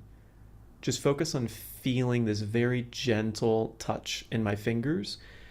And I do it for 10 seconds. And it like, for some reason, it just works. And it just brings me right here. Yeah, that one's actually from my wife, from Isami. And she's got a really interesting perspective. Like she used to come to my classes in Tokyo when I was teaching energy tools and teaching people how to ground, work with their chakras and their aura. and tune into guides and intuition and so on. And it was really fun because she would always have a completely different perspective afterwards. And so one time we were kind of talking about how would she do the same things. So when I talk about grounding and feeling present in the body, I do it like by visualizing. I'm going to visualize myself being grounded, maybe a waterfall or a tree trunk, and like just try and feel myself coming back in. And Isami says, "Oh, that's easy. I would just touch something." So she's like, "You can just touch your hand like this, or like this, or." She says, "That's it. Now you're grounded." I was like, "What? What do you mean?" It's that simple. It's like, oh, okay. But then I look at the energy of what she's doing, of course, because this brings you into the present moment. You're focusing on something that's happening now rather than something you're imagining might happen in the future that you're worried about or that you're hoping for, or obsessing about something that happened or didn't happen in the past, something that you said or didn't say. Like all those things about future and past aren't important right now. Like the one thing that's important right now is right now, because this is where you are right now. Right? And so this brings you back into that, just touching something. It can be this or your skin or anything. Yeah, really simple tool. Now, this is, I'm just going into, I don't want to call it the normal terminology, but let's say someone really embodies this and they go into this spirit mind, and the way we would describe it right now is complete fulfillment and happiness now and forever. And they stop doing everything. And they don't go back to work. And they realize that so many parts of their life, or they feel like or think that so many parts of their life are not aligned with who they really are. Where do we go from there? Like what I'm talking about from spirit mind is just being aware of yourself. It doesn't have anything to do with that you're going to be perfect or situation's going to be perfect, right? And so the trick is to be present in this moment, regardless of what's happening around you. So, but it's true. I've had a lot of people, especially people listening to my energy work classes, that say, "Oh, I want to be an energy worker too. I want to be an energy healer. So maybe I should, Jeffrey quit his job and became an energy healer. Maybe I should do that too." And I always say, be careful not to get too literal when you're listening to me or anybody else. I'm telling my inspiring stories because when I face challenges, those are the choices that I made or that fit for me, or sometimes that didn't fit for me, but I noticed 10 years later, it came back into a fit. And so for you in the moment, like whatever feels like it's your strongest challenge right now may actually be the perfect place for you. So if you're just dying to get out of your work or you're just super bored, bring a different awareness into that work. It could be that you're the person that's going to change that situation for everybody, that you're going to be able to bring some light into that stagnant energy that you're not enjoying, whether it's at work or friendships or whatever. And sometimes the opposite will be the case. Sometimes you'll notice that I just have permission to leave. It's time for me to exit this situation and create new ones, whether it's relationships, jobs, and so on. But it's up to you each time to kind of decide which is which. There's no real rules to follow or like formula you can fill out. It's just keep tuning in, feeling what's right for you, and you'll know. Like all of us have that feeling at one time. All of us have been in a room where we don't know anybody. We see somebody, and we feel something. We feel something lights up. I want to talk to that person. I want to connect with that person. And then when you do, it's beautiful, and they become a friend. So that's a good example. You had a feeling, and you knew. You didn't need to know why you knew. You just knew, right? Yeah. So I'd hope people wouldn't do that situation where they just like expect, it's all going to be bliss forever, and I'm going to stop acting in the outside world, because having being in tune internally and being able to be inside spirit mind with your awareness doesn't mean that you stop operating and acting in the outside world, or that you stop thinking. But a lot of people get confused that way. They're like, oh, my normal way of thinking is that I need to determine what's good and what's bad, and then squash the bad stuff and raise the good stuff. And so I learned this new thing that's spirit mind. And so then that must be the good one, and this material mind must be the bad one. So I'm going to try to like squash that and raise this one up. And I'm going to always have this, and I'm never going to go to work or think anymore. It's like, well, not exactly, because that's all material mind thinking, right? So this dualistic thinking of good and bad and right and wrong, the spirit mind is a third perspective. So it's a perspective of wholeness or oneness, and everything fits in there. So the good and the bad fits in there. Everything's okay, right? So it's just a different way of perceiving and observing the world. And you're not going to just have that one. You're going to have both. Like, I have the side of me that assesses things as good and bad, or I want it or I don't want it, or right or wrong. And I have the part of me. That's why we say you have two minds. I still have that mind. I always will. And I love that mind. It's really productive and helpful sometimes. But it's not a good ruler. It's a tyrant. Like that material mind is a tyrant. But I also have this other mind that is always coming from love. And this one is a really beautiful, wonderful leader that can include my, wonderful yet sometimes crazy material mind as well. So that's kind of goal. Is like, I'm going to have both. I'm going to love them both. And now suddenly things are moving forward. Final question for you, Jeffrey. Can you describe when you drop into that spirit mind, or that feeling of worthiness, wholeness, fulfillment, of you couldn't be unworthy with anything, just that total feeling of wholeness? What does it feel like for you? Yeah, interesting. Well, for one, it's not actually about me. So it doesn't feel like I'm inherently worthy. It's a collective consciousness, right? So I just noticed that, oh, everything is beautiful. Like, everybody that I'm interacting with is beautiful. The whole dance is beautiful. Being here in a body is really beautiful and wonderful. Like, I love this game. I love this experience, even though it has ups and downs and pains and challenges and bright spots and dark spots. Like, it's just that something is so beautiful about all of it. So that's the feeling that I have. Are there physical sensations for you when you really let yourself sit in that? Yeah, probably. Like right now, as I kind of tune into that, I don't usually think about that, but I can feel like, oh, I feel a little bit like flush, like my blood is flowing. It's like I feel alive. I feel like smiling. I feel hopeful. I feel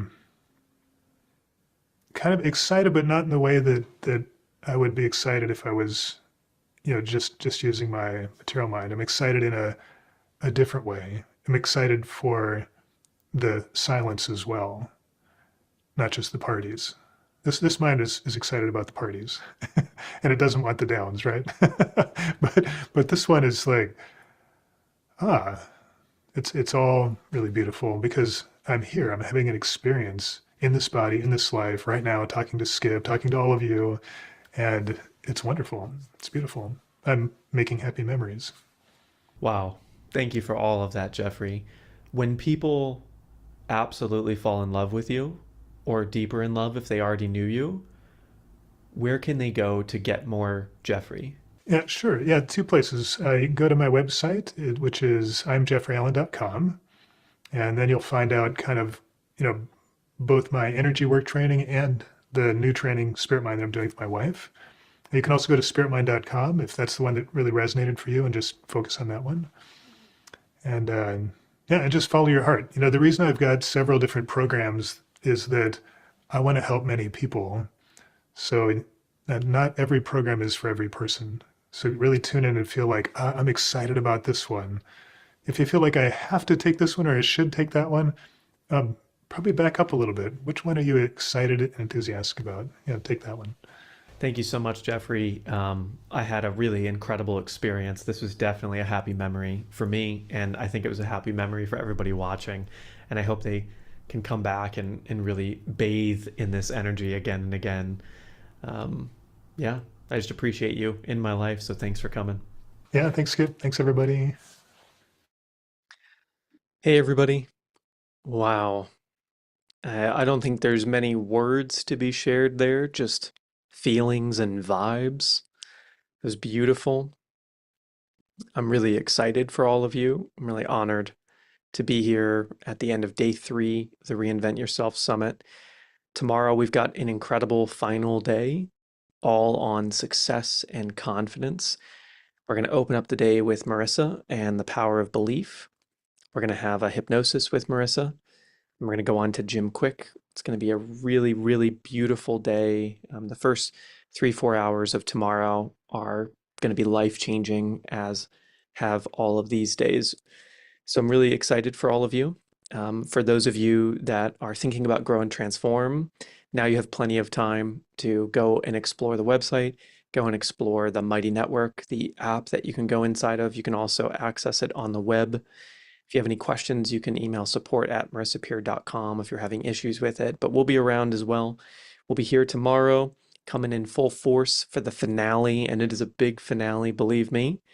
For those of you that want to get tiny triumphs, when you sign up for Grow and Transform during the summit, you'll get tiny triumphs. So I'm really excited for you all to get to experience that. You'll get the digital copy of it, of course. Maybe we can see some printouts of your favorite speakers' favorite pages. I know for me, I think it's going to be so far probably Ronan Diego, of course, Jeffrey, always, Ken Honda, I think maybe Marissa's as well. Really like Shafali, Dr. Shafali from day 1. And then we'll see who comes out on top for day 4 for all of you and who you really love. So I'm really excited to share day 4 with you tomorrow. We'll drop some Grow and Transform links in the chat. And then if you're watching this YouTube afterwards, it'll be in the description and it'll be a pinned comment to join us over there in that community to keep this energy, this information, this education and inspiration flowing for you forever. And so that's why we've created it. And I'm excited to see you over there. So for now, have an amazing rest of your rest of your Wednesday, depending on where you are in the world. Your Thursday, if you're over in Dubai or Asia right now.